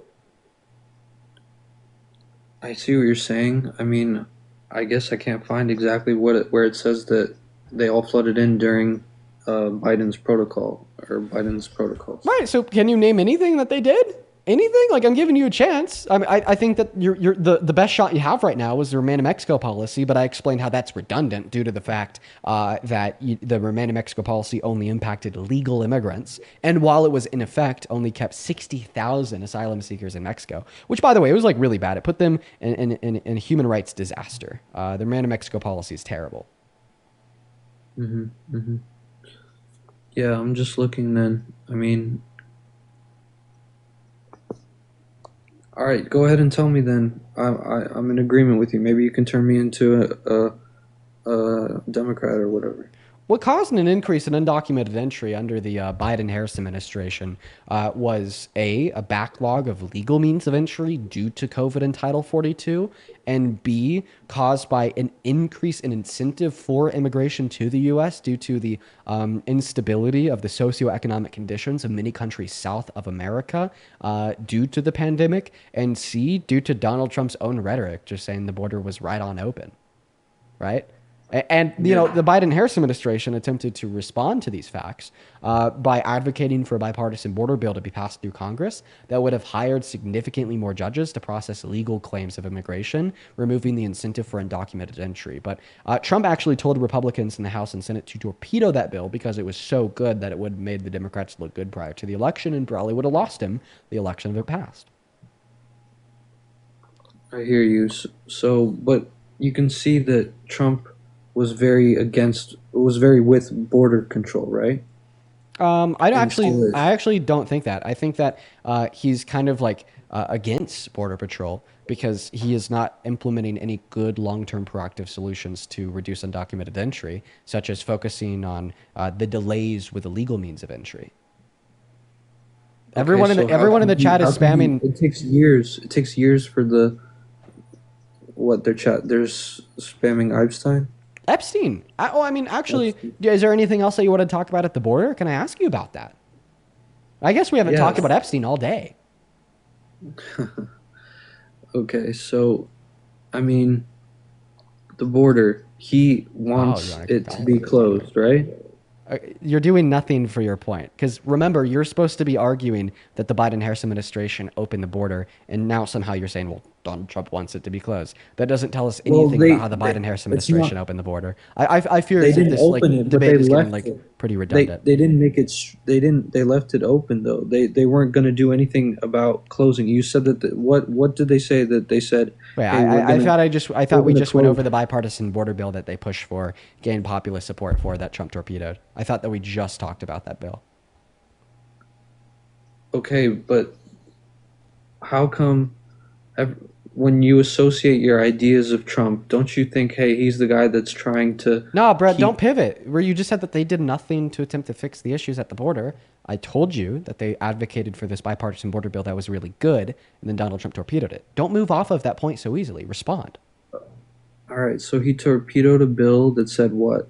Yeah, that said that they wanted to spend an additional few $1 billion on hiring more judges for immigration courts along the southern border to expedite the pace at which legal claims of immigration were processed, to reduce the time it would take to become a legal immigrant, making it more attainable for more people, when it is the fact that it is so unattainable that incentivizes so much undocumented entry.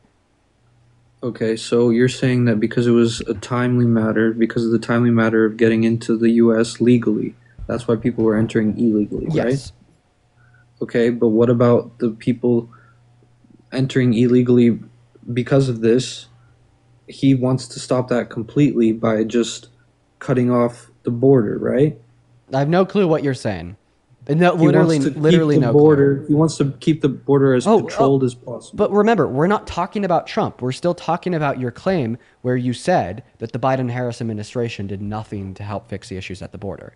I don't Okay, so understand they why you wanted keep to make it timely. I don't I'm getting I to don't my understand point. why I'm you getting keep to my bouncing back point. to Trump. You bounce back to Trump again, this conversation's over, right? Because right now what we're supposed to be debating has nothing to do with Trump, and it has all to do with your claim that they did nothing to help fix the issues at the southern border. I described a policy that they tried Okay, to I'll pass. agree with you. They did something. They did something to make it timely. Okay. Yes. All right. So then, once again, this all wraps right back around to your original point of the fact that you support Trump today because you thought Kamala Harris was a bad leader. So far in our conversation, you have given no reason for me to believe that.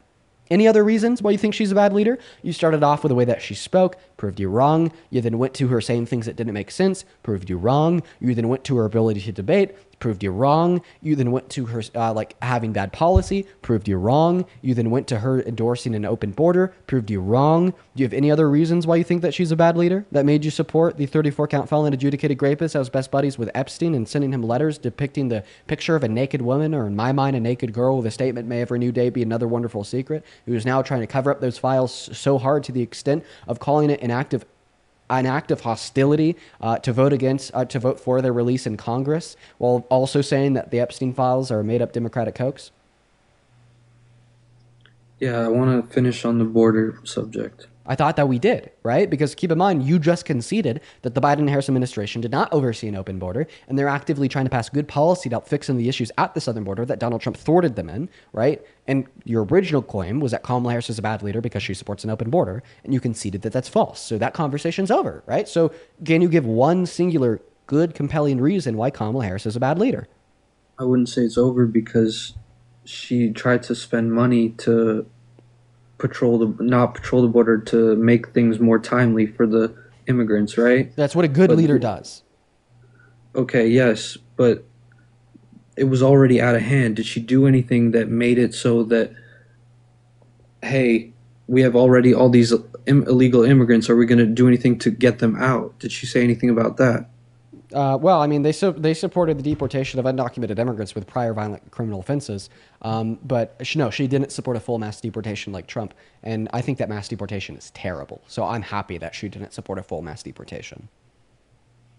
Bad leaders do mass deportations because of how bad they hurt the country and how inhumane and absolutely terrible they are. That's something bad leaders do, not good leaders.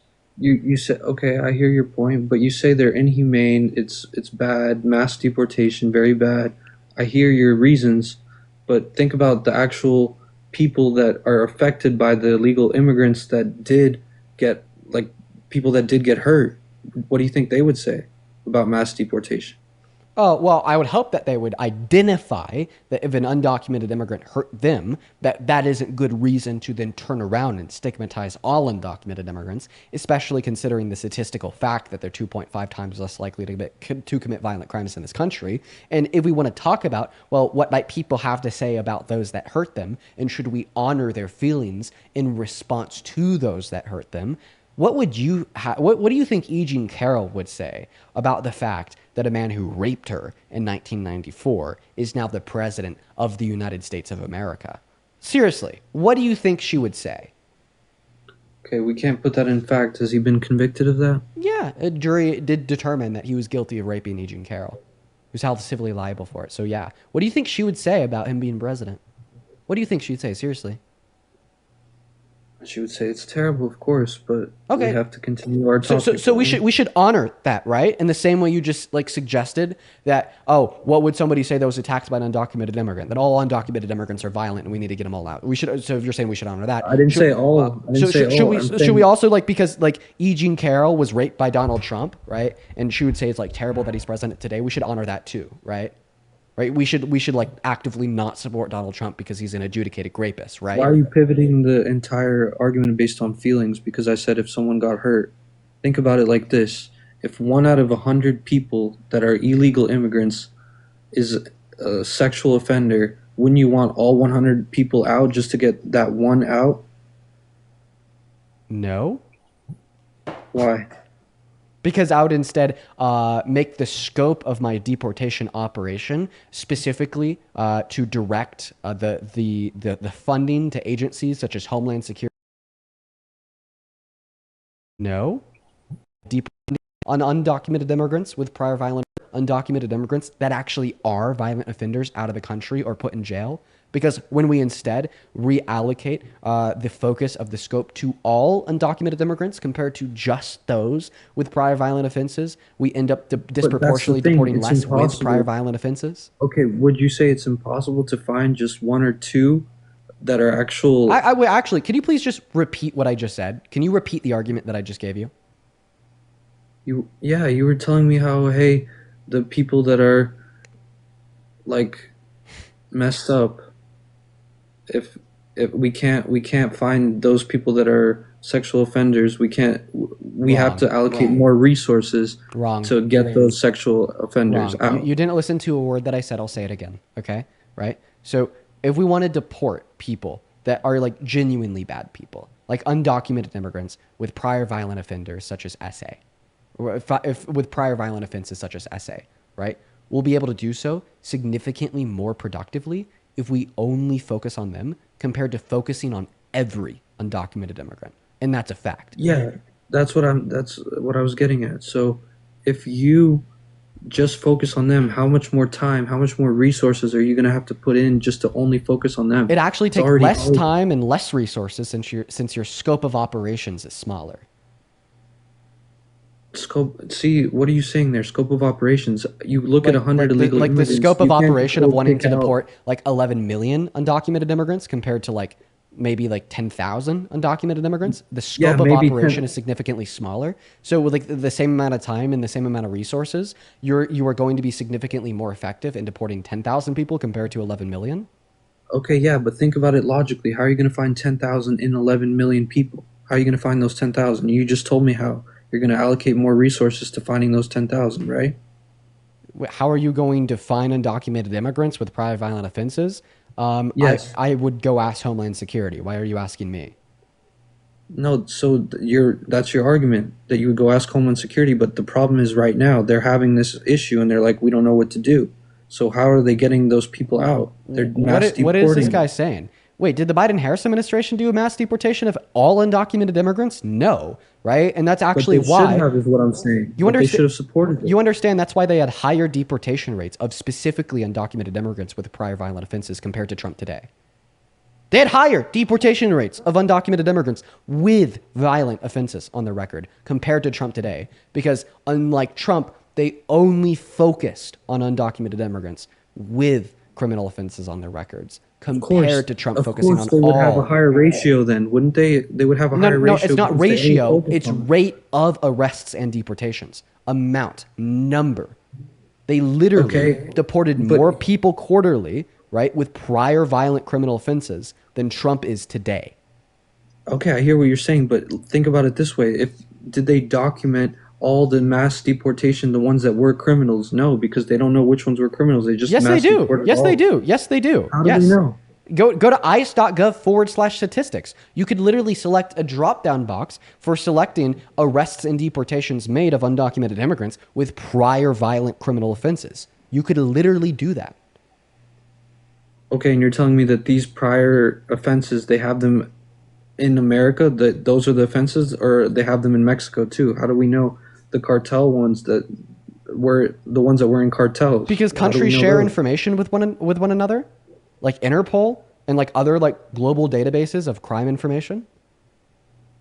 So you're telling me that they're able to pinpoint every single one of those undocumented or illegal immigrants, and they're able What to are find out like? So which what are you? ones I are just have a actually question. messed up. What are you trying to argue right now? Does anyone I'm like trying to clearly argue understand that what he's mass arguing? deportation is Wait. Are you saying that, oh, I think I get what you're saying. You're saying that we need to do a mass deportation because you're sure that there's some undocumented immigrants that are SAers that we don't know are SAers. Of course, that's what I'm saying. Okay, so therefore we should put every American man in jail because 92% of violent crimes are committed by men. And if we don't put every American man in jail, then we're going to have American men on the streets that are SAers that nobody knows are SAers.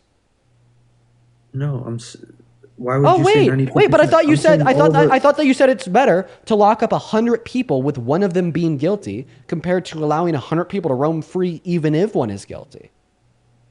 but only the illegal immigrants of that Oh, portion. it's only okay to like violate the human rights of 99 innocent people if the 99 innocent people are undocumented immigrants. But if they're citizens, then all of a sudden the law changes. Yes, because they violated because they Bruh. came in illegally. They came in illegally, so yes. Oh, but guess what? If we deport every undocumented immigrant in America, we'll actually have more crime in America since a lot of crime is consequential of poverty. And following a mass deportation, we'll have more poverty due to the economic Okay, you destabilizing just effects lost your of. argument. You just lost your argument because why would we have more poverty? That's just a hypothetical. I was actually explaining it, and then you interrupted me in the middle of my sentence.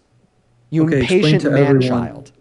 Explain to everyone why it's better to have no mass deportation and just go ahead. No, continue. What specifically do you want me to explain? I feel like you don't even have a grasp on like the general trend of dialogue in this discussion. So you are actually, I feel like you failed to actually specifically describe what I should be explaining right now for the conversation to track. What do you want me to explain? Okay, think about it like this. Mass deportation is correct. No, stop. What do you want me to explain? Remember, I was in the middle of explaining something. What was I in the middle of explaining that you want me to explain? Okay. I'm not going to call you names because that's just dumb. But the reason I interrupted you is because you said that poverty is going to happen if we mass deport, right? Yes. Rates of poverty will go up. That is true. And what is that based on? That is based on the fact that today in the American labor force, there are 8.3 million workers that are undocumented and 11 million consumers that are undocumented. And per the American Immigration Council, undocumented immigrants input a total of $1.1 trillion through $1.7 trillion into the American GDP per year, right? While also paying $100 billion in taxes per year on the federal, state, and local level, according to the IRS. Okay? So when you remove the 8.3 million workers, when you remove the 11 million consumers, when our GDP drastically drops by trillions and our government revenue goes down by billions, hundreds of billions, by the way, the outcome of that will be a destabilized economy that is functioning at a lower level of productivity. Right? And with a more destabilized economy that is functioning at a lower level of productivity, we would naturally expect higher levels of poverty, as the average American would be worse off. Okay, I hear your point, and you're telling me that you're basically saying that illegal immigrants is a good thing to have in America. That's what you're saying, yes? Yeah, actually I am. And that's why I support mass amnesty, offering undocumented immigrants a pathway to residency or citizenship, given that they don't have prior violent criminal offenses, pretty insane nonviolent criminal offenses, or pretty insane outstanding warrants from other countries. Okay, so you're telling me that all the people, they should go and fill out that paperwork. You know how it takes hours to get to become years sometimes to become a legal immigrant, right? Well, those that's why I parameters. think that mass amnesty isn't just a word, it's a policy-oriented solution to offer an expedited pathway to residency or citizenship, while also fixing said pathways to residency and citizenship in the process, moving it from taking 10 to 15 years to maybe 3 to 5 months max. Okay, so that's kind of a dream. Maybe it's possible. I don't know. Okay, but Well, it's impossible if we continue to have Americans thinking like you do, which is why I do these live streams. yeah, I see what you're saying. But hey, think about all those illegal immigrants that came after the ones that are trying to get in legally. Are they just supposed to forget about those that are trying to get in legally and start doing this mass amnesty thing? Well, that expedited pathway of residency or citizenship wouldn't just be offered to the undocumented immigrants in this country. It would also be offered to legal immigrants seeking the legal means of entry, right? And you continue to ask me these questions to kind of pivot away and deflect from the original proposition. That is, mass deportation would cause more crime by increasing poverty. You told me that that was stupid to think, and you asked for my explanation and posited that I lost the argument because I wouldn't have one. I did. Right? So do you want to respond to my argument that I gave to you to demonstrate how mass deportation would cause more crime and poverty in this country? Yeah, so I think that because there's so many illegal immigrants that you can't avoid mass deportation because of those illegal immigrants, there's just too many that are cartel based. Okay, so you just tried to say that mass deportation was inevitable. That actually didn't respond to my argument, demonstrating how mass deportation would increase poverty, thereby increasing crime. Do you want to respond to that? Okay, so you're saying that we can't do mass deportation because of all the poverty that will come, right? I'm saying that mass deportation would cause more poverty and thereby more crime. And I gave you an Yes. Okay, argument so for that. you That's what you called stupid, and that's what you said I couldn't have an argument for. I gave you one. Will you please respond to that argument? sure. So you're I mean, you said that it'll cause poverty and you gave me a clear reason why. Okay. You're right. That could be a possible reason of poverty. Should we pivot back to the main problem? No, I'm going to move on to my next guest now. One thing I do want to say before I move on is remember when you came up here saying that Kamala Harris would be a really bad leader that no one should support because she's bad at debating? Sure. Okay. I'm going to move on to my next guest now, but I guess the sentiment I'd like you to walk away with is maybe reflect on your own skills in leadership because you've proven yourself to be a very bad debater. Yeah. You're right. I'm not the best debater. I wanted to share my points though. Do you think that that means that you're a bad leader? I would say I wouldn't run for president right now unless I got my debating skills up, yeah. I said leader, not president, bad leader. No, I'm a good leader. I was always the leader in my groups at school and stuff. And I'm in finance right now, I'm manager. Yeah, so, okay. I guess we ended the debate on another contradiction because your original claim was if you're bad at debating, then you're a bad leader. Now you're saying you could be bad at debating and a good leader, but we'll leave it there. Have a good rest of your day, man. Let's go to get that next Trump supporter loaded up into the box. Hop in that queue if you happen to be an American adult that supports Donald J. Trump as president. All right. We got the next guest loading up into the stream right now. All right. We got Evan connecting to the stream. Here we go. As well as AJ. Thank you so much for the $10 over on Super Chat. Thank you so much, AJ, as well as Laura with the $10 as well. Laura didn't leave a message, only the love. That is very kind of you. As well as Bryn, thank you for the 10 cents on Venmo. And Jay, holy shit, thank you so much for the $125 donation on Venmo. Jay, dude, you've shown so much love to me and Parker. That is so incredibly generous of you. I do not deserve that much money. Jay with a $125 donation says, "With your heart, when your heart, Dean, fills with joy when somebody walks away with a changed mind and heart, your own heart as well as open to receive whatever love and gratitude people feel you deserve in kind for the work you do. Love always, dude." Arrest me, daddy. Listen, I'm just going to ignore that. Get a job. Back to you, Jay. I really appreciate you for your very kindly worded message and all of the kindness that you've demonstrated to me and Parker over the ages. Thank you, Jay. Seriously, if you guys could please show some love to Jay down below in that comment section, it would mean the world to me, dude. Dude, what are we doing? What are we doing? Okay. As well as Isaac, thank you so much for the $25 over on Venmo. I actually really want to be able to read Isaac's message out loud here. So Isaac with the $25 says, voted for Trump in 2020 and in 2024. Your podcast broke me out of the propaganda delusion. Keep up the good work, man. Isaac, you are why I do what I do, and I love you to death. Good job. Good job. I'm going to leave it there. Good job, Isaac. Thank you for the $25. What's up? Do you support Trump? You got 5 seconds. And they're gone. Banned. Moving on to the next guest. Who will it be? We got Ash loading up in the box. Fantastic. The 20. To the next guest. Who will it be? We got Ash loading up in the box. Fantastic. Intelligent people in this country. You're truly one of the good ones. Show some love to Kristen. Thank you so much. Let's get 200 Kristen W's, as well as Michael. Thank you for the $10 and Ash. Let's get the next guest up here. We got OG connecting in. Up here here we go. Quite frankly. All right. Support Trump as president. Hello. Do you support 2006. Yeah. Okay, how old are you? What month? December. Should I believe you? Why would? Hop into the debate. Let me thank a couple people before we do, though. Katrina, thank you for the $20 over on PayPal. I really appreciate you for that love. Thank you for the $20 over on PayPal. I really appreciate you because like the dialogues have been longer, but they have been like super insufferable. Thank you so much for the love, Katrina, as well as Estelle joined today more than as thank you so much.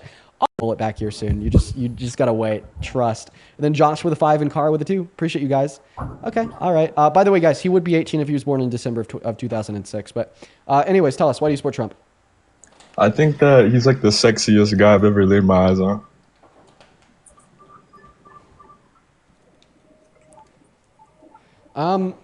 Let's just go ahead and 1 second. Hello? Yeah. Hey, don't worry. I'm here. That's why I support Trump, because he's sexy. Just give me a second. I'm just gonna pull up the thumbnail from my. You think he's sexy? Yeah. I think he looks great. He looks so great. No, so totally. Banned. Moving on to the next. Guys, hop in that queue if you support Trump. Okay. All right. We got frequent. What is this person's name, bro? What is this person's name, dude? What a crazy name. Frequent farters loaded into the live. Marin, thank you for the $50 donation on PayPal. I appreciate you for that love, Marin. Marin with a $50 says, you and Parker give me hope that there are still compassionate, intelligent, safe men out there. Thank you for all that you do. Marin, thank you for your kind words. Thank you for the $50 donation. That is so much money. Seriously, like I just want to say thank you to everyone so much for all the love and support. And to please show some love to Marin down below in that comment section, not just for the $50 donation, but also for the kind message. Thank you, Marin. That is Marin. What's up? Do you support Trump? No, I'm here to learn, actually. I'm just going to tell you, I'm not 18. I don't know if I can keep on doing. Unfortunately, if you're underage, you can't be on TikTok Live. Plus, we're only looking to talk to Trump supporters. So let's get that next guest up here. What's up? Do you support Trump? Hello? Age? 18. What year were you born in? 07. What month? September. You don't usually forget the month you were born in. Goodbye. Moving on to our next guest. Here we go, folks. We got Ethan connecting. Hey, Ethan. Do you support Trump? Yeah, how's it going? It's going all right, Ethan. Have we spoken before? You sound familiar. No. No? Okay. How old are you? 20. 20? Okay. Yeah, Donald Trump is the shittiest president of your 20 years of life. I'm sorry that you support him. Okay. So I have a question. So I'm in the military, and I just have a quick question for you. So I was wondering, hold on, let me think how to word this so I don't sound dumb, you know. So me and my wife, right? Do you think it's fair that we're gonna have to pay our rent and buy our groceries off of loans because the Democrats decided to shut down the government? How did the Dems shut down the government? Because they wanted to give millions of dollars to other countries and illegal aliens, and they couldn't decide to put the American people first. So we shut that down, and I just was wondering where you stand on that. Okay. Can you point more? Could you point me towards like a single like Republican representative in either the House or the Senate that has said that the Dems shut down the government because they wanted to give millions of dollars to other countries? Because that kind of just sounds like something you made up on the spot. No, I didn't make it up on the spot. So who have you seen say that? I heard JD Vance, our phenomenal vice president, say that. Okay, and like, what money did they want to give to what country that they like caused the shutdown? Bro, I don't know. You don't know? Can you like even show me where JD Vance said this? Like I've seen the undocumented immigrants part. Nothing about wanting to send money to other countries.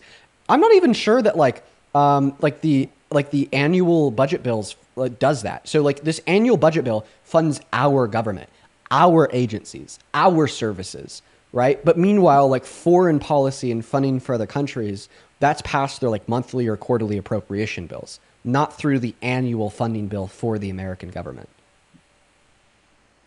Okay. So that's not the reason the Dems shut the government down. So what was? That's just what I was understanding. So I was just coming to ask about that. Okay, and then you said your other reason was they wanted to give money to undocumented immigrants.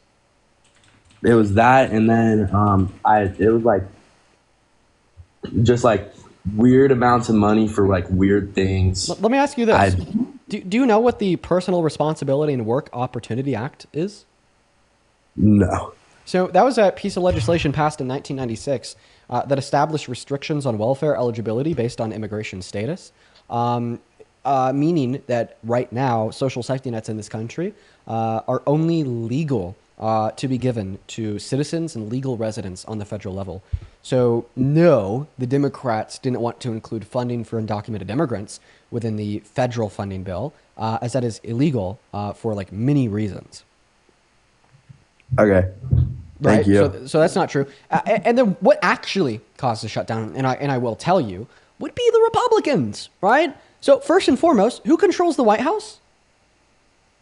The Republicans. Who controls the Senate?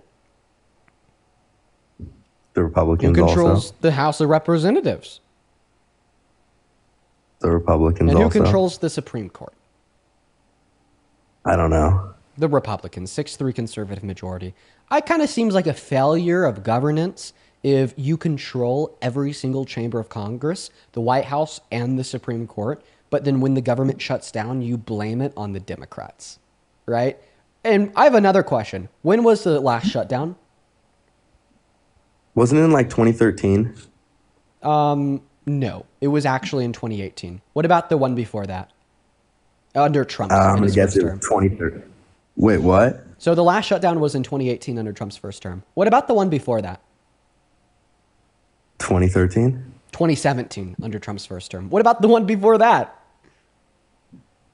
Bro, I don't know. You obviously see like I don't know. Early 2017 under Donald Trump's first term. So the last 3 government shutdowns have been under Donald Trump in his first term. The most recent one is under Donald Trump in his second term. Meanwhile, Donald Trump and MAGA controls every single branch of government, and somehow they're still trying to find a way to blame it on the Dems.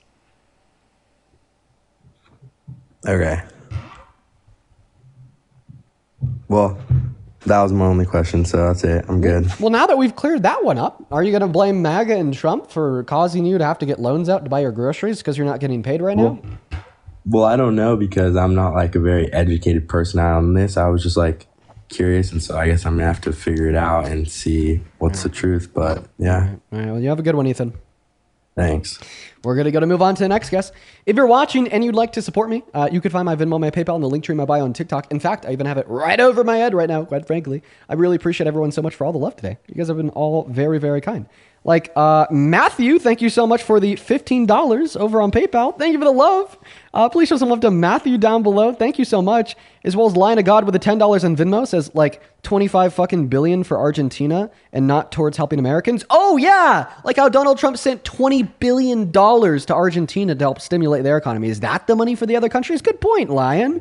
As well as Beth, thank you for the $20 on Venmo. Beth with the $20 says just a Gen X mom who admires the awesome work you do. Thank you, Beth. That is very kind of you. Shout out to Beth. What's going on? Do you support Trump? Shella? Yes, I do. Okay, how do I pronounce your name? Sheila. Sheila. Okay, my apologies, Sheila. So why do you support Trump? Because I feel like he's the best president so far for America and the work he has been doing. And he's also a full Christian. No, he's actually not a Christian at all. I could prove it. He is. He is. I mean, that's why most Christians support him. No, he's not a Christian. Do you know what James 2:24 says? No. Faith without works is dead, right? So in order to be a Christian, you don't just need to have faith that Jesus is God. You also need to do the works. What works, may you ask? Typically, Christian denominations will agree on one fundamental work that you must do in order to maintain a relationship with God and be Christian. That work would be repentance for your sins. Do you agree or do you disagree? I do agree, but also he has been preaching about Christianity since We'll get around to day that. one he got into the office, and he has also. We'll get around to that. You just agreed, though, that you need to repent to God for your sins in order to be a Christian. He said he's never asked God for forgiveness for any of his sins in his life, meaning he's not a Christian. Slam dunk. When did he say that? 2018 at a concert, at an expo that he was sitting down on the panel at. The moderator of the panel had asked him if he ever asked God for forgiveness for any of his sins ever in his life, and he said no. But that doesn't make him a bad person. It's his own belief. But I still believe that he is pushing out for Christian, for more people to know God, and that's good. Well, let me clarify. Let me clarify. It makes him not Christian. Who are you to judge? I mean, you cannot tell if he's a Christian or not. I feel like we can. We can. Because of James as a president 2:24, pushing because of the people scripture. towards Christ is also a good thing. Wait. You just asked me, who am I to judge that he's not Christian? I'm not anyone to judge that he's not Christian. But James is. More specifically, James 2:24, when he says that faith without works is dead.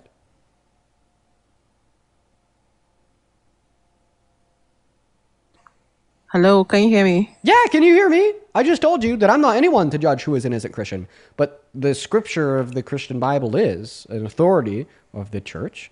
And the scripture says that faith without works is dead, and that necessary work is repentance for your sins. So he's not I want a Christian. to ask you, so far, No, don't ask me he's anything. the only president. Don't ask. No, stop it. Don't ask me anything. I agree or disagree. Because he says that he's never asked God for forgiveness for any of his sins in his life, and a necessary work in order to be a Christian would be repentance for one's sins. Therefore, Donald Trump is not a Christian, right? Between him and God. It is between him and God to ask for forgiveness for sins, but he's the one that consented to sharing that personal information publicly when he said that he's never asked for God for forgiveness for anything in his life. I believe everyone makes mistakes. Stop. You're moving off topic. What are you doing? Okay? A simple argument.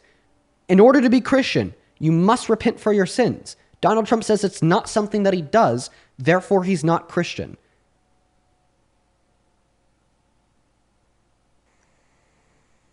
he said he've not asked for forgiveness of sin. Right. That doesn't make him a bad person. Oh my God! Right? You keep on bringing in new terms. We're not saying bad person. We're not saying mistake. We're saying not a Christian. It makes him not a Christian, right? No, it doesn't. So you're telling me that you could be Christian without repenting for your sins. So then what did James mean when he said faith without works is dead? I feel as though that's personal to everyone, right? What I'm trying to say is that as the president, No. It's not personal to everyone. Okay, there's you have to be able to give an interpretation of Scripture. Okay, interpretation of Scripture can't just be personal to everyone, and in that circumstance, then the Scripture doesn't matter because I could personally interpret Jesus to not be God and Satan to be God the Father's right hand man. Right, I could interpret, drinking 50 bottles of rum to be the greatest service that you could do to our Lord and Savior. I like it's not everything is just personal and subjective about the interpretation of Scripture. So answer me this: what did James mean when he said faith without works is dead? honestly, I can't really argue this, but for me, I know that he's the best president because he's the only person that has been preaching Christianity to people since he got into the office, and there's not been any other president that have done this publicly. Yeah, I have a question. What time is it?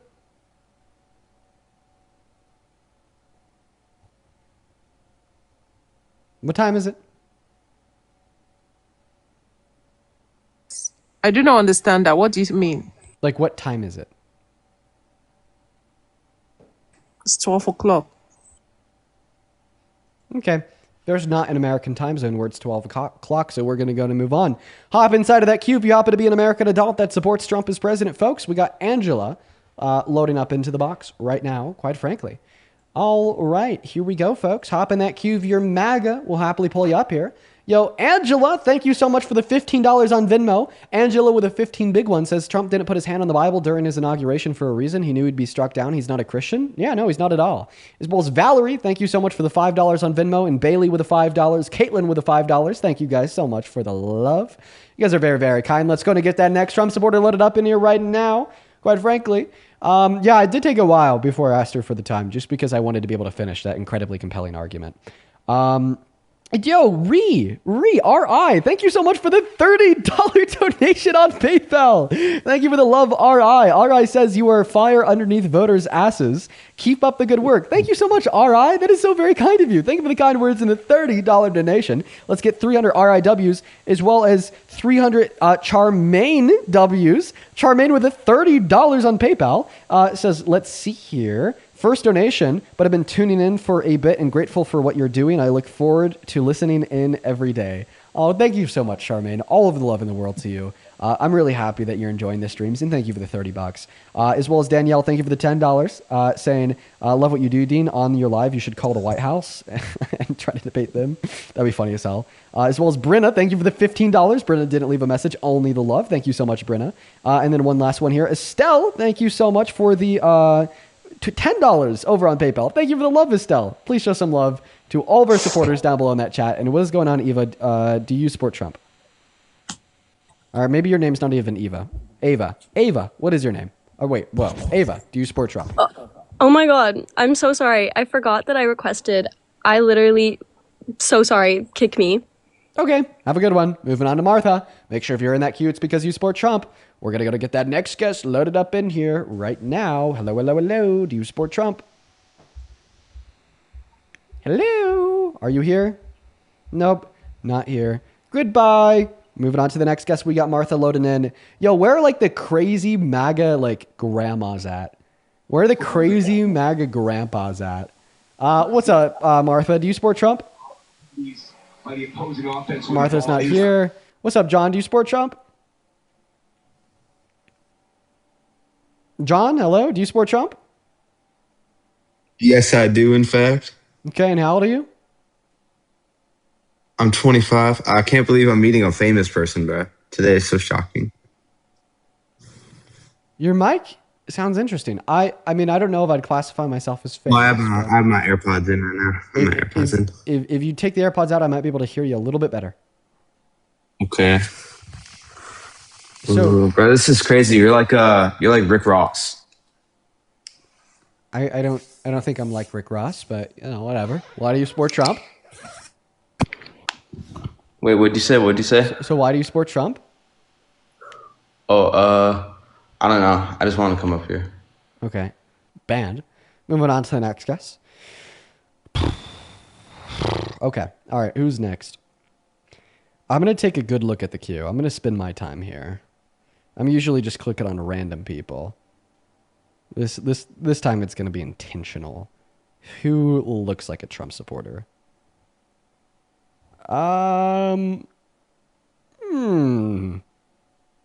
Cameron. Is Cameron? I feel like that's a right coded name.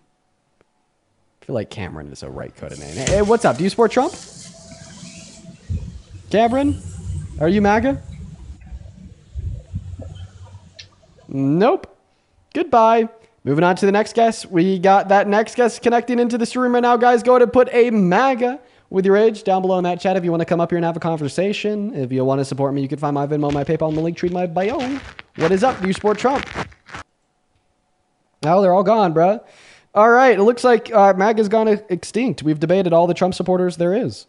None are left. Isaac, thank you so much for the $10 on Venmo, saying would love to hear your opinion on the quote-unquote Faith of Donald Trump by Scott Lamb. It, along with other books, propagate the opinions of Trump being a Christian. I mean, I'll check it out. I've never read it. I mean, this is my first time becoming familiar with it, but I'll check it out. As well as Olivia, thank you so much for the $15 donation over at Venmo. I appreciate that, Olivia. Olivia with the 15 big ones says, "Hey, Dean, I'm currently enrolled in a poli-sci course, and it's filled with many people who have the same views as your guest, so I appreciate you so much for educating so many people, including myself." Listen, Olivia, if conversations ever start in that class, maybe take some of the things that we talk about here on live to them, see what they have to respond. But I appreciate you so much for your kind words. Thank you, Olivia. Show some love to Olivia in that chat while we are still looking to get that next Trump supporter up here. Like, there's just literally like none left, okay? Oh my God. What about Ellie? Ellie has crosses in her name. Maybe that means that she's a Trump supporter. I don't know. What's up, Ellie? Do you support Trump?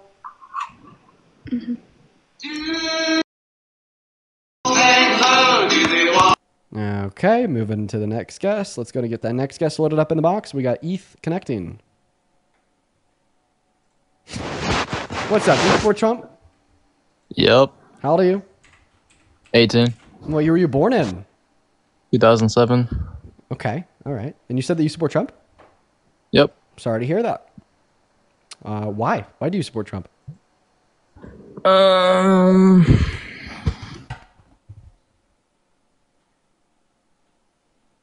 So I actually can't hear you when you leave the app.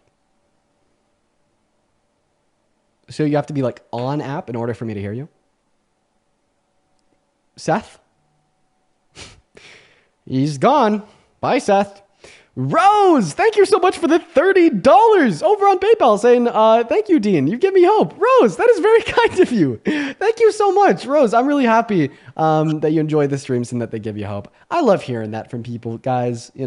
Just knowing that the streams have a positive impact is so meaningful to me. That is like truly what keeps me going, Mac, what's up? Do you support Trump? Yep. How old are you? 18. 18, what year are you born in? 2007. And what time is it? And he's gone. Oh, he's back. What time is it? 7:21. 7:21? And what state are you in? New York. And what's the capital of New York? New York. Nope, it's Albany. You tried. Goodbye, Mac. Moving on to the next guest. Okay, we got Liam Times loading up in the box. Here we go, folks.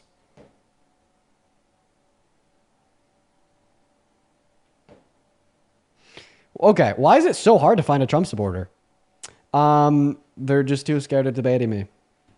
I'm actually surprised we haven't run into this issue much today. What's up? Do you support Trump? Yep. Age, please? 45. Okay, all right. Is there any way that you could mute that TV in the background? Okay. Awesome. So, sir, why the hell do you support Trump? Well, he's a businessman. A failed businessman. He ran he ran businesses real good. He ran businesses real good. Okay. Any other reasons, or is that where you want to start? Well, basically, that's where I want to start. Okay. So I actually dispute the prolific nature of his business experience. So, I mean, he filed bankruptcies on 6 different occasions and even somehow bankrupt a casino. Like, who the hell can bankrupt a casino? But even if we accept that he's a really good businessman, I would make the claim that he hasn't, like, demonstrated his business acumen in, like, any of his economic policy ever. Like in his first term, the big economic bill was the Tax Cuts and Jobs Act that only marginally grew our GDP by 0.04% per year while costing our government $2 trillion over the next 10 years. Objectively, that's a bad business decision. And then the economic policies implemented so far in his second term, such as the Big Beautiful Bill, cost trillions of dollars, most expensive bill in American history, while increasing income inequities, taking 10 million people off health care, and 3 million people off of food stamps. Another terrible business decision. Yeah, that's where I stand. Good points. Thank you, man. Yeah, my friend, she's down in Mexico. She wanted me to hear you out, so. Oh. And another reason why I voted for him was he wasn't a regular politician. The best president we had before Trump was Ronald Reagan. He was a real good president. I think that Reagan really fucked over many generations of Americans with the introduction of trickle-down economics, but that's neither here nor there. I would say you're right. He's not a normal politician. He's worse than the normal politician. Normal politicians are kind of shitty. They try to appeal to the masses while kind of covertly working behind the scenes, intermixed with the people that they speak so bad about on live TV. That's kind of shitty. Donald Trump, on the other hand, doesn't care about the optics of what if he does, and he'll just do bad things even if the optics are terrible, right? Which is usually something that holds regular politicians back from bombing the moon, some egregiously bad actions. He said it's illegal to criticize him in the media. He's been doing things that are blatantly unconstitutional. He made a promise to release the Epstein file and is now just belligerently lying about them being a Democratic hoax, so on and so forth. Right? Those are all things that people that are worse than typical politicians do. Yeah, I agree on some of that stuff. Yeah, well, is there anything else that you want to go over? Is that it? That's basically all. Okay. Listen, man, appreciate you for coming up, and I hope they have a good rest of your day. All right, well, thank you. Yeah, take care. All right, everyone in the chat is asking for Levi. Who the hell is Levi? Who the hell is Levi, you guys? I'm looking in my queue. I don't see anyone by the name of Levi. No Levi. No Levi. I do apologize, you guys. If you pointed them out to me, I'll happily bring them up, though. If you point them out, I'll happily bring them up. Moving on to the next guest. Let's get Michaela up here. In the meantime, let's see here. Young C, thank you so much for the $10 on Venmo. Super chat. Saying Matthew 7:16-20, you will know them by their fruits. Trump doesn't bear any fruit. That's how we're supposed to judge. That last lady seems to know nothing about the Christian doctrine. A lot of Christians don't know anything about the Christian doctrine. What's up, Michaela? Do you support Trump? I do. Okay, awesome, Michaela. Before we hop into our debate, let me thank a couple people. Morgan, thank you so much for the $20 over on Venmo. Thank you so much for the love. I appreciate that. Morgan with a 20 big ones says, literally listen to your videos while I get ready to remind yourself that there's still smart men left. I appreciate you so much for the kind sentiment, Morgan. And thank you for the $20 as well. Show some love to Morgan down below in the chat. One thing that I do want to say here is that I actually hear a lot of people apparently listening to the debates while they get ready. I've heard that from a lot of people. Thank you for the $20, Morgan. As well as Vanessa, thank you for the $15 over on Venmo. Thank you so much. As well as Sergio with a 5. Show some love to Vanessa, Sergio, and Morgan. And then one big one here, Yrin. Yrin. That is literally Yrin. Thank you so much for the $75 donation on PayPal. Holy fuck, Wyron. So Wyron didn't leave a message with love, only the $75, no message attached. Wyron, if you're watching, you're out there right now, all the love to you. That is so fucking kind. Huge shout out to Wyron down below in that chat while we're hopping into this next debate. Thank you. Attached. Wyron, huge shout out to Wyron down below. To Wyron down below in that chat while we're hopping into this next debate. Thank you so much, Wyron. Michaela. Yeah, so I support him on his DEI stand. Divided attention. Yeah, so I support him on the deportation of illegal immigrants and. We all try to hone in on first. Okay, this next question will determine which one I go with first. Do you endorse traditionalism, like the man going? I don't know. We've been talking about the. Do you endorse the kids? Yeah, we can go that route. Is that something you support? I mean, I can see how it can be difficult for a lower income household to achieve that, but yes, in an ideal world, I think that is the more, I guess, way you would want to live. Boom. Okay, then we're gonna hinge on your first statement saying that you agree with Trump's DEI stance, and you'll see why. Tell me, what is Trump's DEI stance that you agree with? Okay, so my understanding is DEI should be based on merit and not the color of somebody's skin. So we shouldn't try to adjust standards just to get a minority group to be in a certain career field. Okay, well, I mean, if you think that functions of society should be based on merit instead of somebody else's skin, how come you think functions of the family unit should be based on gender compared to merit?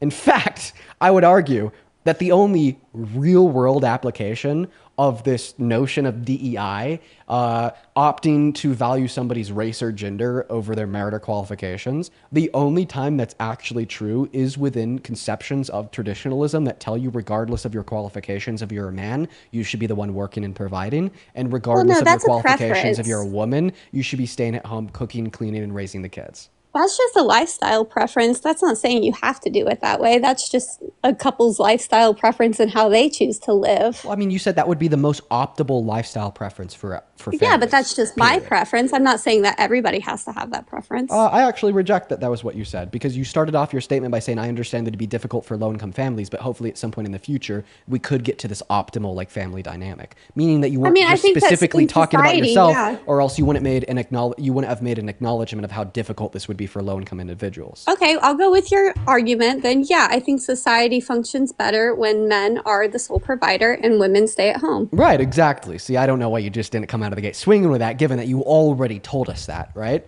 And once again, this is the one and only true application of this contortion of DEI, where you want to value somebody's immutable characteristics of their being, such as gender and the circumstance, over their qualifications of merit, and you say the men should go out and have this job because they're a man. I think you're trying to connect two things that aren't the same, though. Yeah, you're literally telling individuals what they should do and what they'd be good at doing based upon their gender compared to how their is saying qualifications somebody should be hired on their merit and if they're best fit for the job and not their skin color? Like, I just don't understand how you're not connecting those dots there and disagreeing I'll make with it that. clear, because you just told us that the men should be the ones that are going out and working, meanwhile the women should stay at home, meaning the only individuals that you think should be considered for being hired in your idealistic worldview are men.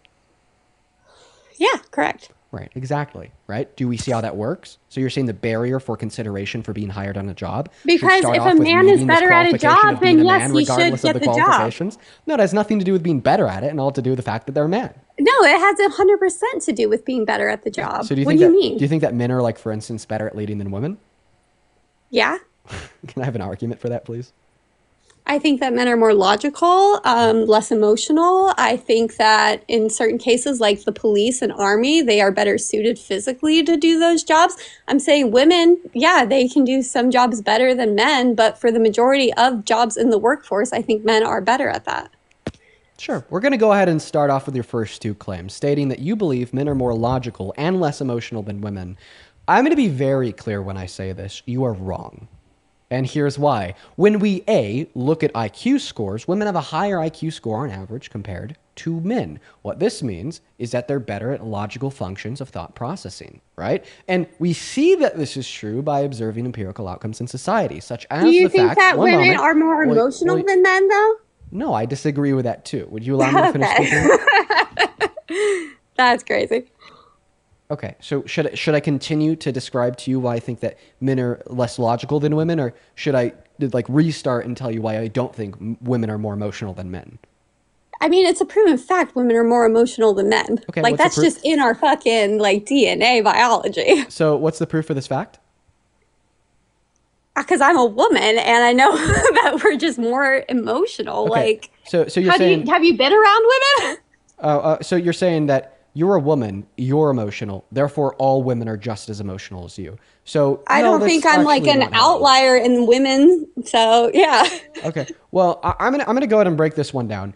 If women are so much more emotional than men, then why do men dominate empirical fields that are obviously indicative of a high level of emotion? Like, for instance, if women are more emotional than men, then how come 92% of violent crimes are committed by men when violent crimes are necessarily an emotional response to external stimuli? And if you want to say it's because they're physically stronger, this would also include violent crimes that don't necessitate physical strength, such as cyberbullying with threats of violence, arson, or fire gun related violent crimes. If women are more emotional than men, then how come men are more prone to other emotionally dictated actions, such as drunk driving, such as gambling, such as reckless driving? If women are more emotional than men, then how come women outperform men in fields in which are indicative of lower levels of emotion, such as performance in school at all levels, or even in some STEM-related fields, such as surgery?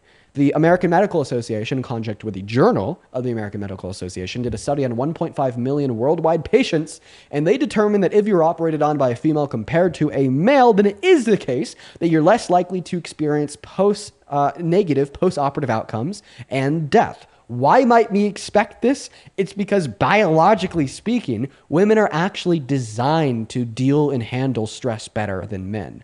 They have thicker spines on their dendrites in their neuroanatomy, right? And neuro studies and doctors have perpetually reconcluded that they have these thicker spines on their dendrites because of evolution designing them to possess the capability to give birth, and they need to be able to deal with higher levels of pain and higher levels of stress during childbirth. So evolution gave them that edge, right? And the empirical outcome of this is better performance under stress and dealing and coping with one's emotion. So just to kind of recap everything that we've just said, if women were more emotional than men, we wouldn't expect men to commit 92% of violent crimes. We wouldn't expect men to be more likely to abuse hard drugs as an unhealthy coping mechanism, but they are. We wouldn't expect men to be more prone to drunk driving or reckless driving, but they are. We wouldn't expect men to be more prone to self-unaliving, but 75% of suicides are committed by men, so on and so forth. Yeah, so I think that, men do a better job in jobs that have like a physical aspect to them, like the oil fields, again, army, military, anything like that. As far as like being able to handle stress better, I have heard this study. I have heard this argument before. And, I get it with the childbirthing stuff. I would like to read more into that, but I'm going to stand firm with my belief that I just think men belong to be in the workforce. And as a woman, like, I'd rather be at home. I think that modern day feminism has really killed our society. Okay, so you just said, as a woman, I'd rather be at home. As a man, I'd rather be at home too, right? I don't think that an instinctive yearning from yourself to be at home is indicative of women having some like prescriptive purpose of being at home. I think it's indicative of maybe you being a little lazy, right? Like myself, I'm also lazy. That's why I want to be at home. But Well, anyways, I'm not lazy. now I I'm going to go. work, Now I'm going but to go ahead. ideally, I And, would be at now I'm home. going to go ahead and respond to the other thing. So I gave you like a full breakdown and like reduction on how it's unequivocally false that women are more emotional than men by giving you studies, biologically speaking, about how they have Well, thicker, and I think that some of the argument spine that you made about densities, men, right, like which evolution designed in them to be less emotional, did deal and manage stress better. And then we also went over all of those other empirical outcomes. You absolutely just ignored them all and then then told me, well, men are physically stronger on average compared to Well, women, and I which think could a lot serve of as a that has to helping do with hand men within killing certain more like people is the workforces. testosterone However, that it they is the case, right, that physical strength doesn't make you less emotional. In fact, some of the physically strongest people I know are the most emotional. So here's where we're at. We're at a point where you are just re-suggesting that women are more emotional than men. You have no evidence, no reason, no argument whatsoever. But then when I give you all the evidence, all the arguments, and all the reason in the world to believe that you're wrong, you brush it off. What that tells me is that this runs deeper than fact. This runs deeper than logic. This runs deeper than reason, and runs straight into biases that you likely picked up at some point in your youth that you treat as fact. And I'm going to be honest, it's embarrassing. I invited you to unmute. Okay, so I was trying to respond to your argument that men commit all the murder. Well, I think that has a lot to do with testosterone. I do think women are more of thinkers. Like, I do think we think about a lot more and we get more into an emotional level. So that could be a reason why men kill more. To be honest, I haven't done a lot of research on why men kill more. So I don't have a good argument for you on that. Well, you're actually not giving an argument that men are less emotional. You're just describing potential reasons why they're actually more emotional. I'm saying men are more less emotional just because of the studies that I have, or I guess, you've debated with Actually, Charlie before. He gave you that same argument. Let me just ask you this question. Is violent crime emotional? It can be, but it can also not be. Okay. So in what circumstances is violent crime logical? Well, I don't think violent crime is right at all, first of all. But, if it's not like logical, a then it's premeditated murder, I think would be different than like I'm super mad at this person, now I'm going to kill him. You know what I mean? Like something that's planned versus that. But premeditated murder, is that going to be based off of like some like line of like logical thinking, or is that going to be like deeper rooted within some subliminal like emotional response? I mean, it's probably deeper rooted. But I think it's different than like a spontaneous murder. I don't know. I've never murdered. I couldn't How about tell this? you. Can we agree for the most part that violent crime is emotional? I would say for the majority, yes, but I think sometimes no, if it's like for the a most part- business thing, you know what I mean? If for the most part violent crime is emotional, then why do men commit 92% of violent crime given they're less emotional? Again, I think it's a testosterone driven thing. That's not a counter I argument. just think women are like less capable of killing, maybe? I don't like that's a tough one because I never really put myself in like the brain of a murderer. You're asking me to do something that I just can't. Are you saying that maybe like women are less capable of violent crime than men because they're more I just think we're more gentle in nature. Because they're more likely to engage in reasonable, non-emotional thought processes? I think women have a lot more empathy and we wouldn't kill because we're just not like, you know what I mean? Like we are more emotional like that. So I think to kill is just. Oh, wait. So you just said that women are more empathetic than men. So they're better at like placing themselves in the shoes of others and seeing the world from their perspective. Isn't that what a leader is supposed to do? That. I'm sorry? Isn't that a good quality of leadership? Yeah, I would agree with you on that. Okay. So you just like, we just summed up this argument about you attempting to convince me that men are better at leading than women by concluding. I still think men are a stronger leader though, just because of the way they're perceived though. I think women are taken less seriously. Oh, okay. So would you say that because there's anti-black racism in America and on the global stage, that white individuals are better at leading than black individuals because of perceptions through said racism? I never said that. I think that black individuals can be just as good at leading. Okay. Even though there does exist societal stigmas and negative perceptions surrounding black individuals in positions of power and leadership, right? And I didn't say that. Well, that's a fact, right? We had a black president, Obama. What do you mean? Okay. Yeah, we did have a black president. Obama was our president. This doesn't change the fact that these stigmas exist. I mean, I personally don't see the stigmas. Like what? So what then, are the why stigmas? are 95% of Fortune 500 CEOs white?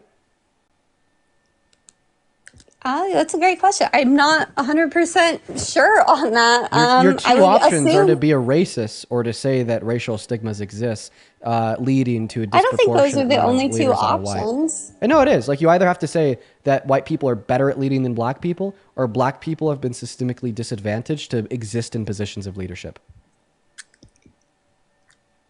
I don't think they What's have what's every what's the the third same option? opportunities as everybody else, So though. so then How what's are they? so then how do you explain like a disproportionate amount of white individuals in like all leadership positions in this country, right? I find there to be two possible explanations. White people are better at leading than black people, and black people have been systemically limited from having those positions. Obviously, the idea that white people are better at leading than black people is fucking false. Meaning that's that we could, crazy. meaning that the only thing that we're left with is the notion that there are systemic limiters on black individuals, preventing them Well, from what having are the as much systemic? access to positions of power as white individuals. And if you reject that too, what is your explanation for the notion that there's significantly more white individuals in positions of power disproportionate when compared to black individuals? I mean, I think there are less black people in our country, correct? Yeah, but I said Like, what is disproportionate the accounting for population. so? What is the ratio if you compare how many black people are in the country compared to white people? Then how does that compare to how many are in positions of leadership? Like, for instance, Fortune 500 companies, 5% of Fortune 500 CEOs are black. Meanwhile, 14% of Americans are black, meaning that they're disproportionately underrepresented within CEO positions of Fortune 500 companies. I'm so sorry. Say that one more time. I'm just trying to like wrap my head. 5% of Fortune 500 CEOs are black. 14% of the American population is black, meaning they're underrepresented proportionately speaking to their By like population 9. in Okay. those CEO I see what you're positions, saying. right? So what Okay. causes that? Well, I couldn't tell you what causes that. Right. It's that they have less opportunity to be in those positions to begin with. But how do they have less opportunity when there's nothing holding them back from like Well, they there have all is. the same rights. So I would say what would cause there to be less opportunity for black individuals to be in positions of power, including CEO positions of Fortune 500 companies, would be lower socioeconomic standards caused by slavery and its aftermath and systemic racism today, and B, like social pressures and social stigmas surrounding black individuals in those positions.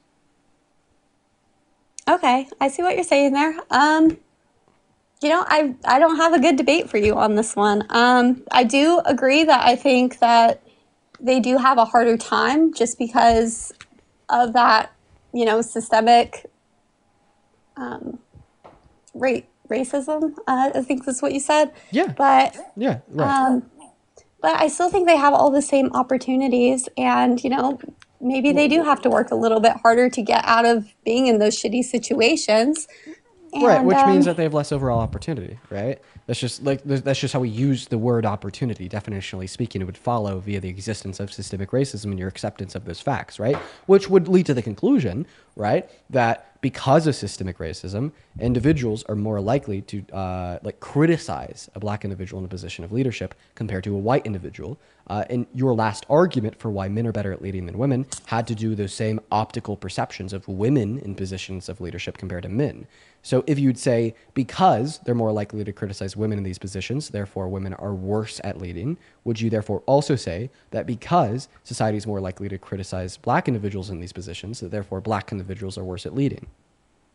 I mean, I was a Democrat 3 years ago. I thought Obama did great, so I don't. So you want it, right? Right, and I agree. You shouldn't yield that conclusion from the fact that they're more likely to be criticized. So why should you yield that conclusion? Because of the fact that women are more likely to be criticized. I guess I'm just like a realist on like I'm a realist on how society thinks. You know what I mean? Like I'm not trying to change the game. I'm just trying to understand it. Well, I mean, I just pointed out a contradiction because you're using this basis of like this disposition of society to be misogynistic to yield that conclusion that therefore women are worse at leading, but you're not using a similar disposition of society to be racist to yield the conclusion that therefore black people are worse at leading.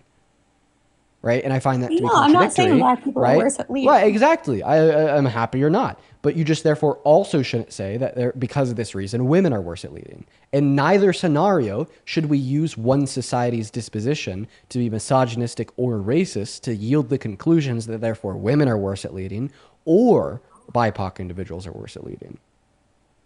I mean, I think that women can lead. Like, I'm not saying that they're like it's a be all end all to that argument. I think there are some women who are super strong and could absolutely lead. I just think that, overall, I think women would be a lot happier and society would function a lot better if more women would just stay at home and more men to go to work and be like that provider role. You know what I'm saying? Why? Why do you think society would be happier?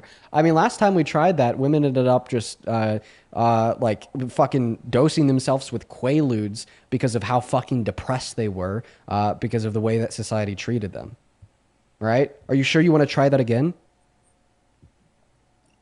I don't exactly think that that's exactly how it went down, but there was a lot of crazy stuff happening in that time. They were also giving women lobotomies, so. Right. So why would we possibly want to go back to that? But I would argue that more people are on depressants now than they were back then. Right. And those antidepressants actually save lives. Maybe that's why 75% of suicides are committed by men. Meanwhile, a minority are committed by women, considering the fact that women are more likely to go to therapy. Seek professional help, including in some circumstances, antidepressants. Yeah, I mean, I was on antidepressants for a long time, and I don't like any of that. I think that it's horrible for you. I think that there should be an alternative to antidepressants. I think they really mess up people. You know what I mean? So psychologists and doctors have seemingly come to an understanding consensus that it is best to try to do like first lifestyle changes, so on and so forth, before getting on antidepressants. However, right, inevitably, right, if your options are limited, then it is a good idea to get on antidepressants, as antidepressants save lives in those scenarios. I mean, I think that they can. I think a and lot I'm of pretty people sure that's are like just being overdiagnosed with it, though. Okay, well, are you a medical health professional? No, I'm not. This So then is how do just you my possibly know personal that? opinion. Because I can have a personal opinion about it. Yeah, but just because you have an opinion doesn't mean it's a right opinion. No, I'm not saying it is. It's just my opinion, though. Okay, so wait, are you okay with like believing in things that are false? I mean, I think that a lot of people have opinions that maybe other people think are false, but Okay, and a lot of people also drunk drive, right? Does that mean you should drunk drive too? oh no. Right, so just because other people But have opinions people that are false do. doesn't mean that you should strive to also have false opinions. No, I don't strive to have false opinions, but just in my own personal experience, I think that people can get misdiagnosed, and I don't think that that's like a crazy thing to say. I just like fail to see, right, like any like reasonable facts that you like know that you could share with me. Yeah, to okay. yield a Well, because conclusion I was of, like, diagnosed at a very young age. A vast rate of overdiagnosis. Well, I mean, I was diagnosed pretty quickly, like within 2 therapy appointments, and they put me on an antidepressant. You know what happened to me? I turned into a zombie. It was horrible. And, it just makes you not be yourself. So if it happens to me, I'm assuming that it would happen to a lot of other people just on how quickly it happened to me. So, and I don't think that that's like a crazy conclusion to draw. I think that we're getting off topic because we were supposed to be debating why I you think agree. women should stay at home and Yeah, men should go I to agree. work. So why do you think we should endorse a traditional structure such as this? So, like society, like I mean, you sort don't of have to society-wide? endorse it. Like I said, it's all on your personal preference. And I think if enough people also back that personal preference, then that's the majority. So, Yeah, but people, but I'm all for people doing equivocating. what they want to do. Well, you're bouncing between saying that this is just merely your personal preference and saying this is the way that society as a whole should operate. So which one is it? Is this the way that society as a whole should operate, or is this just merely your personal preference? I mean, you asked me what my personal preference is, but I'm all for people deciding how they want to live, however they want to live. Okay, all right. So I think that's a concession because earlier you were arguing the opposite, but I'm glad to hear It's that not you're a now... concession. You asked me what my opinion was, and I gave it. Well, to start, you gave the opinion that this is the way that society should operate, and now you're giving the opinion that this is just the way that you personally want to operate. Yeah, but those are one and the same. I'm just one person with my own opinion. I can't speak for all of things or saying The way that you know, society as a whole should operate is obviously not identical Hey, to I the don't way get that to you should decide. I'm operate. just one What? person, so take that for what it's worth. Wait, whoa, I'm so sorry. Those are not the same thing whatsoever, right? Like for instance, I think the way that I should operate is to eat maybe 2 meals a day, and get 8 hours of sleep every night. This doesn't mean that I think the way that everyone in society should operate would be identical to that. So just because I think that something is like preferable for myself doesn't mean that I would think that same thing is preferable for everyone. Yeah, I agree with you. Right. So so once again, that just goes to show that no, what you think is preferable for society is distinct and different from what you think would be preferable for you. Okay, yeah, but that's what I would think would be preferable to society. But like what I was saying, I'm just one person, Now you're and going it's back to like preferable for society. So why do you think this would be preferable for society? I just think that women make that. Are we still debating? I'm so sorry. Are we still debating the women staying at home and the men working? Yeah. Okay. I mean, that's just what I believe. I think that it's a typical Christian kind of point of view. And it's not like a crazy like concept. So Okay, so you endorse quote unquote Christian things for society? Christianity, yeah. Okay, so then why do you support a non-Christian president that is actively eroding and infringing upon Christian values every damn day? Okay, give me one example. Just one? Really? I mean, you could give me a couple if you want. Okay, yeah. He boasted about sexually exploiting little girls. Is that Christian? I never heard that. Oh, well, yeah. And in fact, this actually kind of plays back into something that you were saying when we started our conversation. You said that you didn't like men and women's sports. And you're going to be talking about trans women. I don't think that trans women are men. But we can't have that discussion, unfortunately, because TikTok will ban us. I don't know why they do that to me, but they do. Oh, yeah, but a way that crazy. we can talk about it is on a conceptual level. From your perspective, you don't think people who you think are men should be able to go into women's spaces. And I actually want to ask you the question: how would you feel if there was like an older man that like sexually exploited little girls while they were undressed in women-only spaces? What should happen to a man that does that? Yeah, no, that's crazy. Like, what is the context of what you're saying, though? Yeah, for Because sure. I know how you debate. We'll just come up with a hypothetical. We'll come up with a hypothetical. Sounds good. 65-year-old man walks into a woman's dressing room where there's naked women and naked teen girls unconsensually, so he can look at them while they're undressed to take away like sexual pleasure, gratification, so on and so forth. What should happen to that man? Are you referring to the beauty pageant? Is that what you're referring to? No, I'm not referring to Trump. Trump's never done this. I apologize if I made it sound like Trump has, right? He's never done this. So can you answer my question? Yeah, I don't think that's right. Or what should happen to a man that does that? Should he like go to jail for a really long time? That's what I would say. I mean, it's not up to me. Well, I'm saying if it was, what should happen? Yeah, there should be some sort of punishment. Can we agree that they should go to jail for like a really long time, right? Given that we both really care about the safety of children. Yeah, I think that some sort of punishment should be given. Can we agree that whatever that punishment is, it might include going to jail for a really long time? Like, yeah, I mean, it really depends on like what the motive was and like what the intent was. Was it a mistake? Like, I don't. No, it was intentional. It wasn't a mistake. They intended Well, to then, go into that I space, would look at the think that naked jail teens time and would women. be. Yeah, I would agree on. Okay, and like obviously, if we think that a man should go to jail for like a really long time for this, we would like never say that that man should be president, right? Okay, yeah. So if Trump did this, you wouldn't support him as president anymore? Yeah, probably not. No. We're going to go ahead and roll the clip.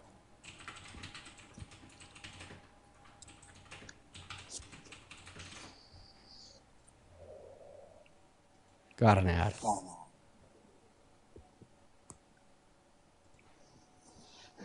You're a guy who likes to have everything, right? Well, couldn't that be construed, however, as Conflict? yes? I don't see it as a conflict. It could be a conflict of interest, but it's the kind of thing you worry about later. Oh, I see. You tend to think about the conflict a little bit later The on. question is, how can it not be construed? No, I mean, some of these foreign girls, Mr. Trump, in my country, we say hello with vagina. And Well, you could also say, as the owner of the pageant, it's your obligation to do that. So you have done that. Now, tell me I'll what tell you the funniest is that I'll go backstage before a show. Yes. And everyone's getting dressed and ready and everything else. And, no men are anywhere.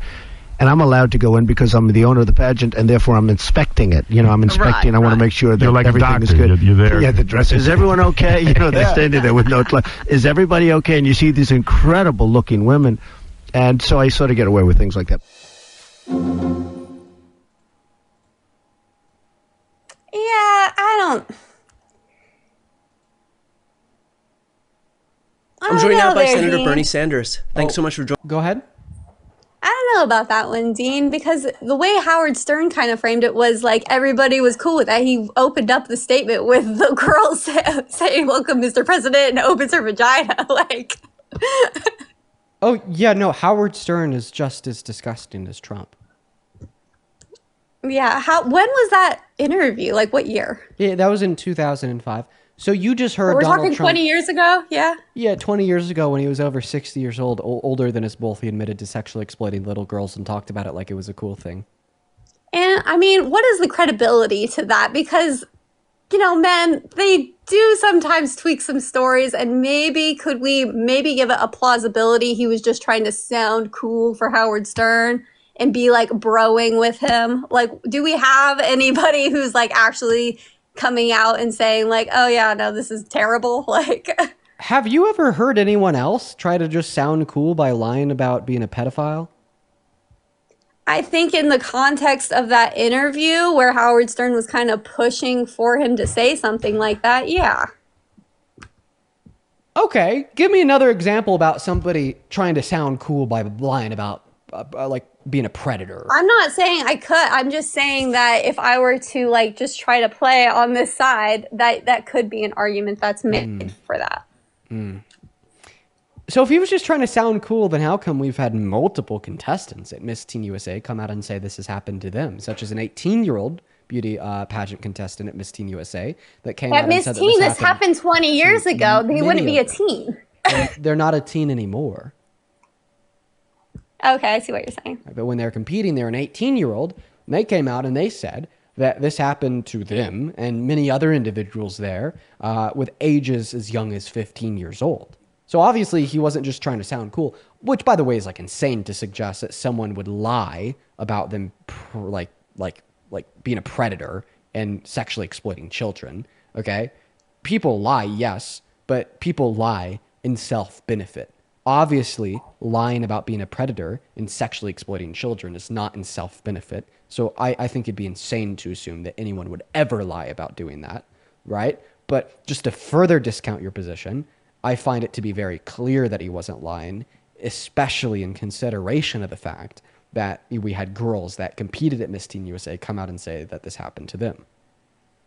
Yeah, no, I mean, this is like, I will say that the one part about any part of Donald Trump's character is the sexual allegations that do make me this isn't an allegation. This is what he admitted to. An allegation would be something that someone else is saying about him. This is what he said about himself.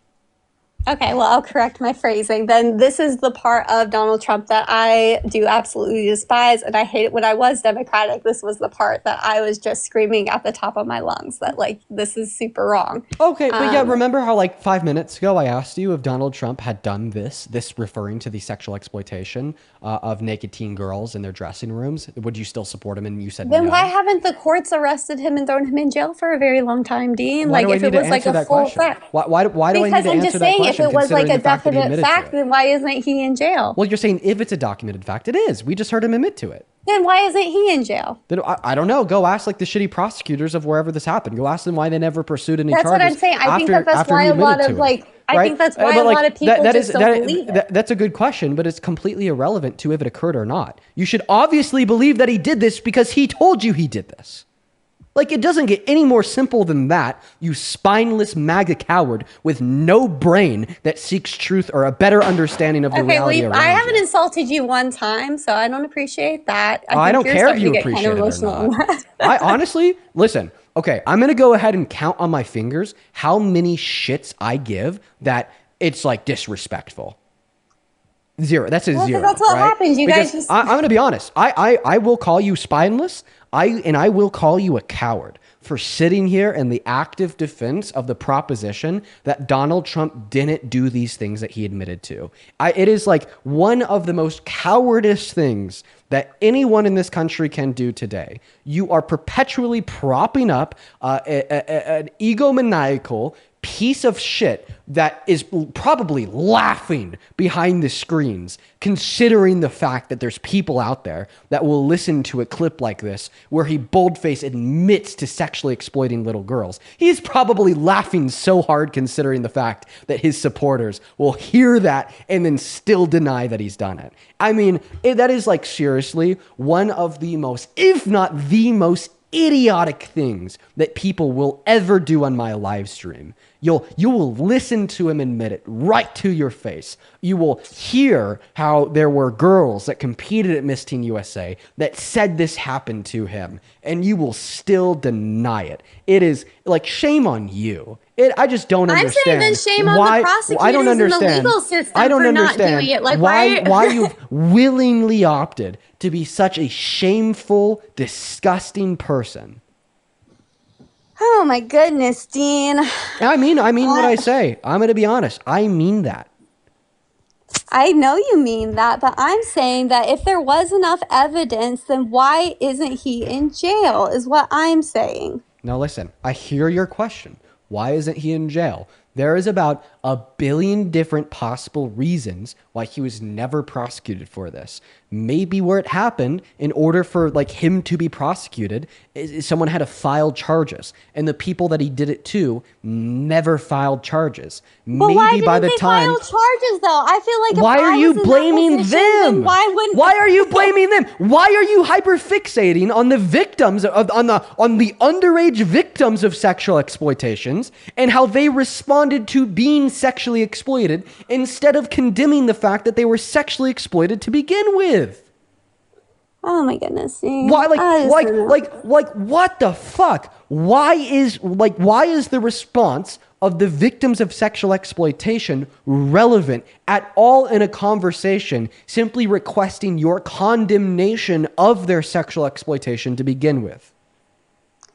I just think that it's very convenient that they come out with this information right before he runs for his presidency. Oh, and why is it not brought up before? It's not they, and it didn't come out right before he begun his run for the presidency. He personally said this in 2005. Like, keep in mind what we're talking about. You're like literally like not tracking reality at all. We're not talking about claims made by other people. We're talking about what he admitted to. Like, we're going to listen to it again. Right? Well, couldn't that be construed, however, as conflict? Yes. I don't see it as a conflict. It could be a conflict of interest, but it's the kind of thing you worry about later. Oh, I see. You tend to think about the conflict a little bit later The on. question is, how can it not be construed? No, I mean, some of these foreign girls, Mr. Trump, in my country, we say hello with vagina. And Well, you could also say, as the owner of the pageant, it's your obligation to do that. So you have done that. Now, I'll tell you the funniest is that I'll go backstage before a show. Yes. And everyone's getting dressed and ready and everything else. And, no men are anywhere. And I'm allowed to go in because I'm the owner of the pageant, and therefore I'm inspecting it. I'm inspecting. I want to make sure that You're like everything a is doctor. good. You're there. Yeah, the dress. Is everyone okay? They're standing there with no clothes. Is everybody okay? And you see these incredible-looking women. And so I sort of get away with things like that. You literally hear Donald Trump say, I would walk backstage and look at them when they had no clothes on and they looked great. And this was a space where there were no men around because it was a woman's only space. And I'd go in there unconsensually and look at them while they were naked. Mike, I appreciate you for the Vikings hammer. And then even at the end of that statement, he said that he gets away with it because he knows that it was bad to unconsensually look at naked women and naked little girls. But he gets away with it because no one holds him accountable. And what is your response to hearing that? Yeah, it's not great. I will admit it's not great. So are we still stuck on that page where you deny that he did it at all? I mean, I think after hearing it, he probably did do it.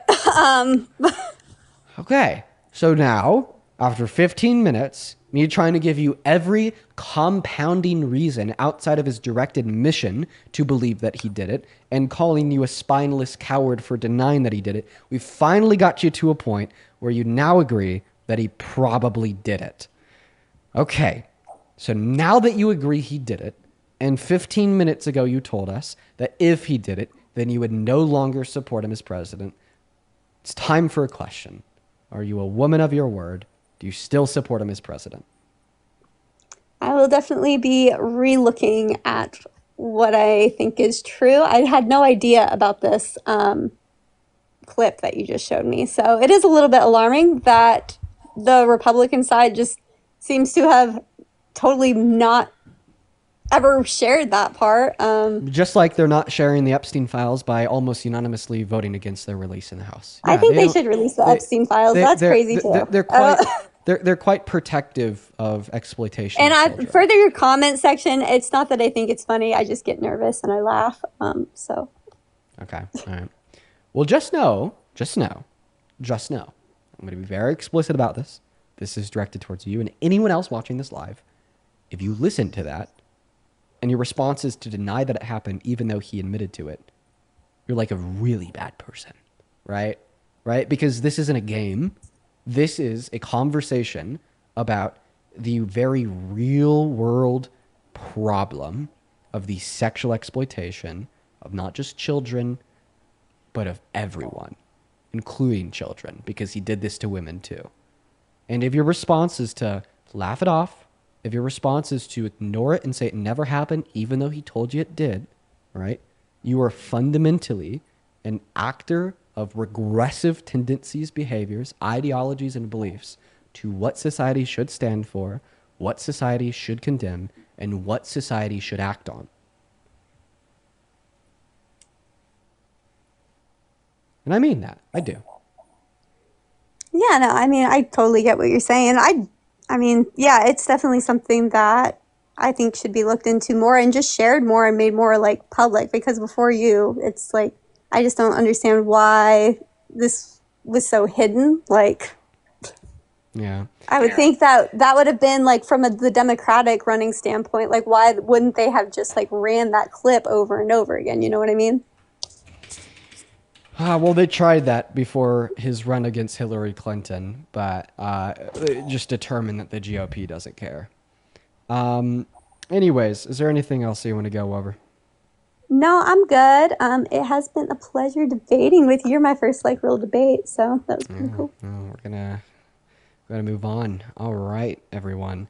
There's a handful of people I got to thank here. You guys have been showing so much love. I've just been really locked into that conversation. Because, man, that topic, you know, I'm like really good at maintaining my civility, my patience.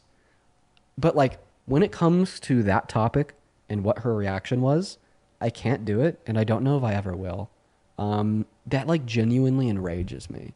There's just something so specially inhumane about what her original response was to hearing that will forever, like, genuinely enrage me. But let me go ahead and thank a handful of people here. Nikki, thank you so much for the $100 over on Venmo. Nikki, Jesus Christ. Let's get 1,000 Nikki W's. Thank you so much. Thank you so much, Nikki. That is so fucking generous of you. I do not deserve that much money. Nikki with $100 has a message here. She says, as a victim of CSA, thank you so much for standing up for us. I'm 38 and you give me help for the future. Keep up the good work. Listen, Nikki, I'm sorry that you as a victim of CSA had to hear that shit. That's another thought that goes through my head. Thank you so much for being here. I'm sorry you had to hear that shit. Thank you for the $100, and I'm really sorry that happened to you. Thank you, Nikki. As well as Brittany, thank you so much for the $20 on Venmo, saying thank you for speaking up and doing what you do. Thank you so much, Brittany. That is very kind of you. As well as Rory, thank you so much for the $15 on Venmo. Thank you so much. Kayla with the $10. Then KK with the $10 as well over on Venmo.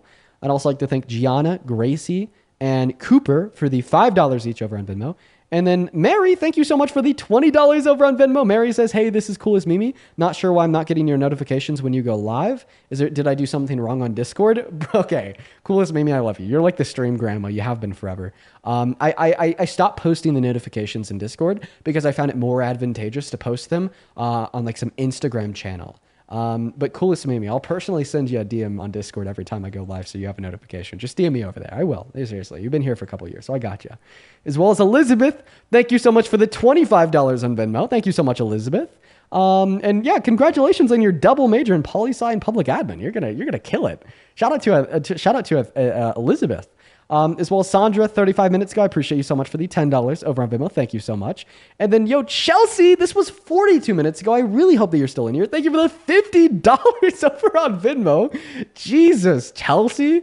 Thank you so much. Chelsea with a $50 says, thank you for continuing to stand up for women in marginalized communities as well as attempting to reintroduce logic to the American people. You've helped me move my centrist husband into liberal territory. Thank you. Bro, oh my God. That makes me the happiest man alive. Congratulations on being able to move him towards the left. That is phenomenal, Chelsea. I really appreciate you for the love. Thank you for your kind message and for the $50. Huge shout out to Chelsea down below in that chat. As well as Caitlin, thank you so much for the $25 over on Venmo.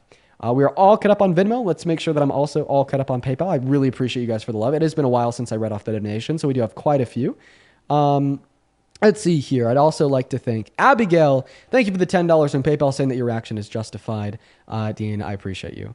Thank you so much. As well as, let's see here. Anonymous, thank you for the $2 over on PayPal. Anon, send that to me in a DM. Estelle, thank you for the $5 over on PayPal as well. Saying thank you so much for what you're doing, Dean. Thank you so much for the love, Estelle. As well as Sienna, thank you so much for the $10 on PayPal. Sienna says, I literally scream at my phone watching your lives the way that common sense just doesn't live in their brain like normal people's insane.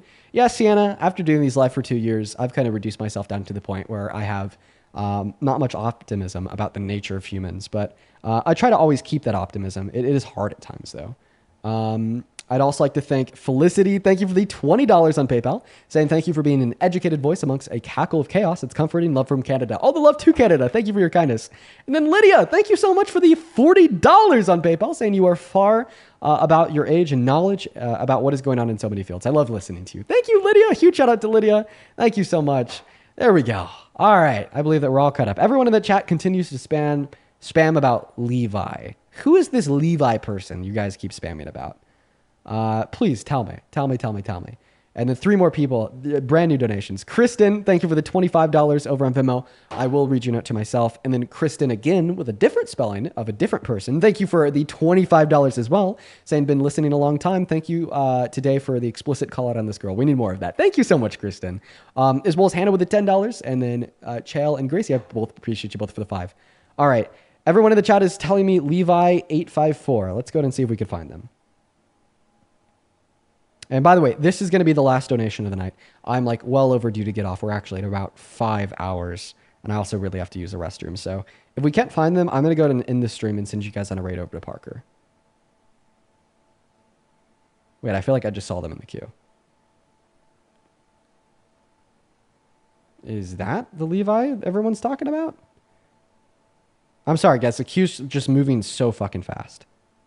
Levi? No, clicked on him, then he went away. All right, give me a second. There's a Levi in the queue. I'm trying to click on him. There he is. There we go. All right, we found Levi.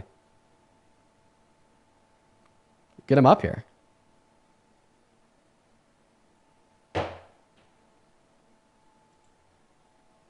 He's loading in, chat. Who the hell is Levi? Okay, it looks like they're not loading in. Imagine they missed their big moment.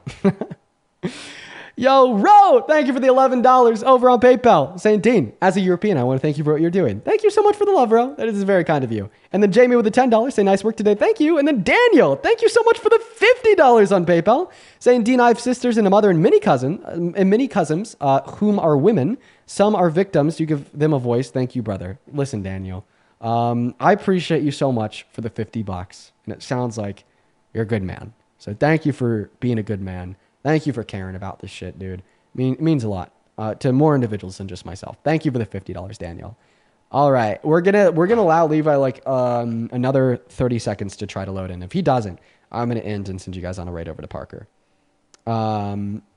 Gary, thank you for the $10, saying thank you for everything that you do. Can't wait to move out of this red ass backward state, Tennessee. Denver's on my mind. Gary, Denver's pretty nice, I will say. After living in the area for a bit for myself, I ended up not liking it too much, but just for your consideration. Devin, thank you for the $10 as well. Thank you so much. I appreciate that. And then Hannah with the $10 asks, do you think that Republicans' feed is hiding so much of Trump's true character or just straight up denying what they're seeing? I think that a lot of Republicans just genuinely don't care. Like, unfortunately, I think that's what the truth of the matter is. As well as Jamal, thank you for the $5 over on Super Chat. Julene, thank you for the $10. Thank you for the $20 on Super Chat. Appreciate your message, Julene. As well as Disgusted Veteran. This came in like an hour ago, but I still want to thank you. Thank you for the $100 Super Chat over on YouTube. Saying, glad to see you're still showing up to fighting the good fight. To fight the good fight. Helping your generation to see beyond their communication bubbles is critical for a healthy future. Fact check everything. Peace and love. Sorry, peace and respect to you, sir.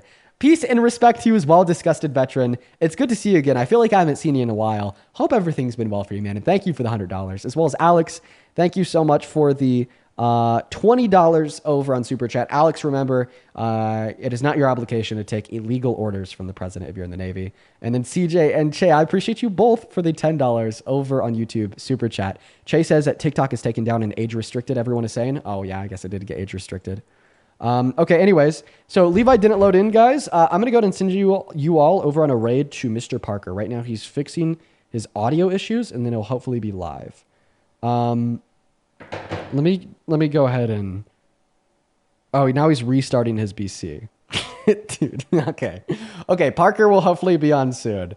We'll like very briefly find somebody to like fill the air while we're waiting on him to go live. I do gotta say, Parker, if you're listening right now, bruh, you gotta hop on. I'm gonna keep it honest because I gotta use a bathroom pretty bad. If you're not on in like the next 5 minutes, I'm just gonna end. But I want to be able to send you a raid, so... Yo, Jocelyn, thank you for the $2 in PayPal. Saying hi, Dean. Love you so much. Thank you, Jocelyn. All the love to you as well. All right. All right, folks. What is up, Joseph? Do you support Trump as president? Nope, Joseph is not here. All right. You know what? Actually, we're just going to do Q&A with the chat, folks. Parker's computer is like loading up right now. So he should be on in like the next minute and a half.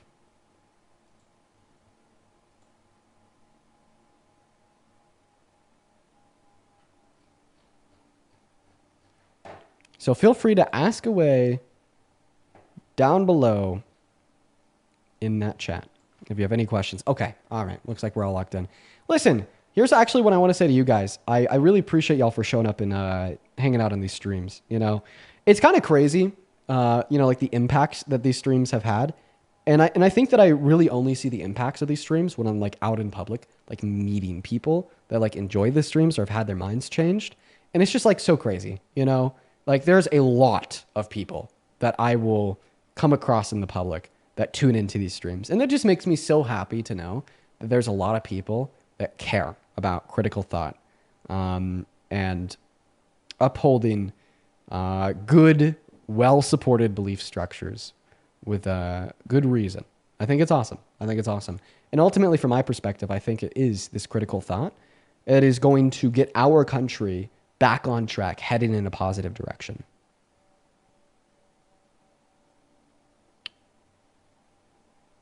Roberto, thank you for the $15 on Venmo. Roberto with the $15 says, I woke up from my kidney transplant and I'm fully aware of my surroundings now. I'm in recovery now, but it was so nice to catch you on live. Roberto, dude, I'm really happy to hear that the transplant went well. Good for you, bro. I hope that the recovery process isn't too tolling. And happy to hear that it went well. All right, folks. I'm pretty sure that Parker is now live. Let's see. We're waiting. I think that Parker's live. Let's take one last look here. Yep, he is. Okay. Parker's live on @ParkerGotAGF. So for everyone hanging out with us on TikTok, head over to @ParkerGotAGF on TikTok if you want more debates. I'm going to get off for the night. It's almost been 5 hours and I need to go pee. I'm going to be honest. DMI, but I got to head off, do my business. If you're on YouTube and you're still in the mood for debates, head over to @ParkerGetAJob on YouTube and I will see you all tomorrow for some more debates. So peace and love, everyone. See you tomorrow. Head over to Parker's stream. Bye, y'all.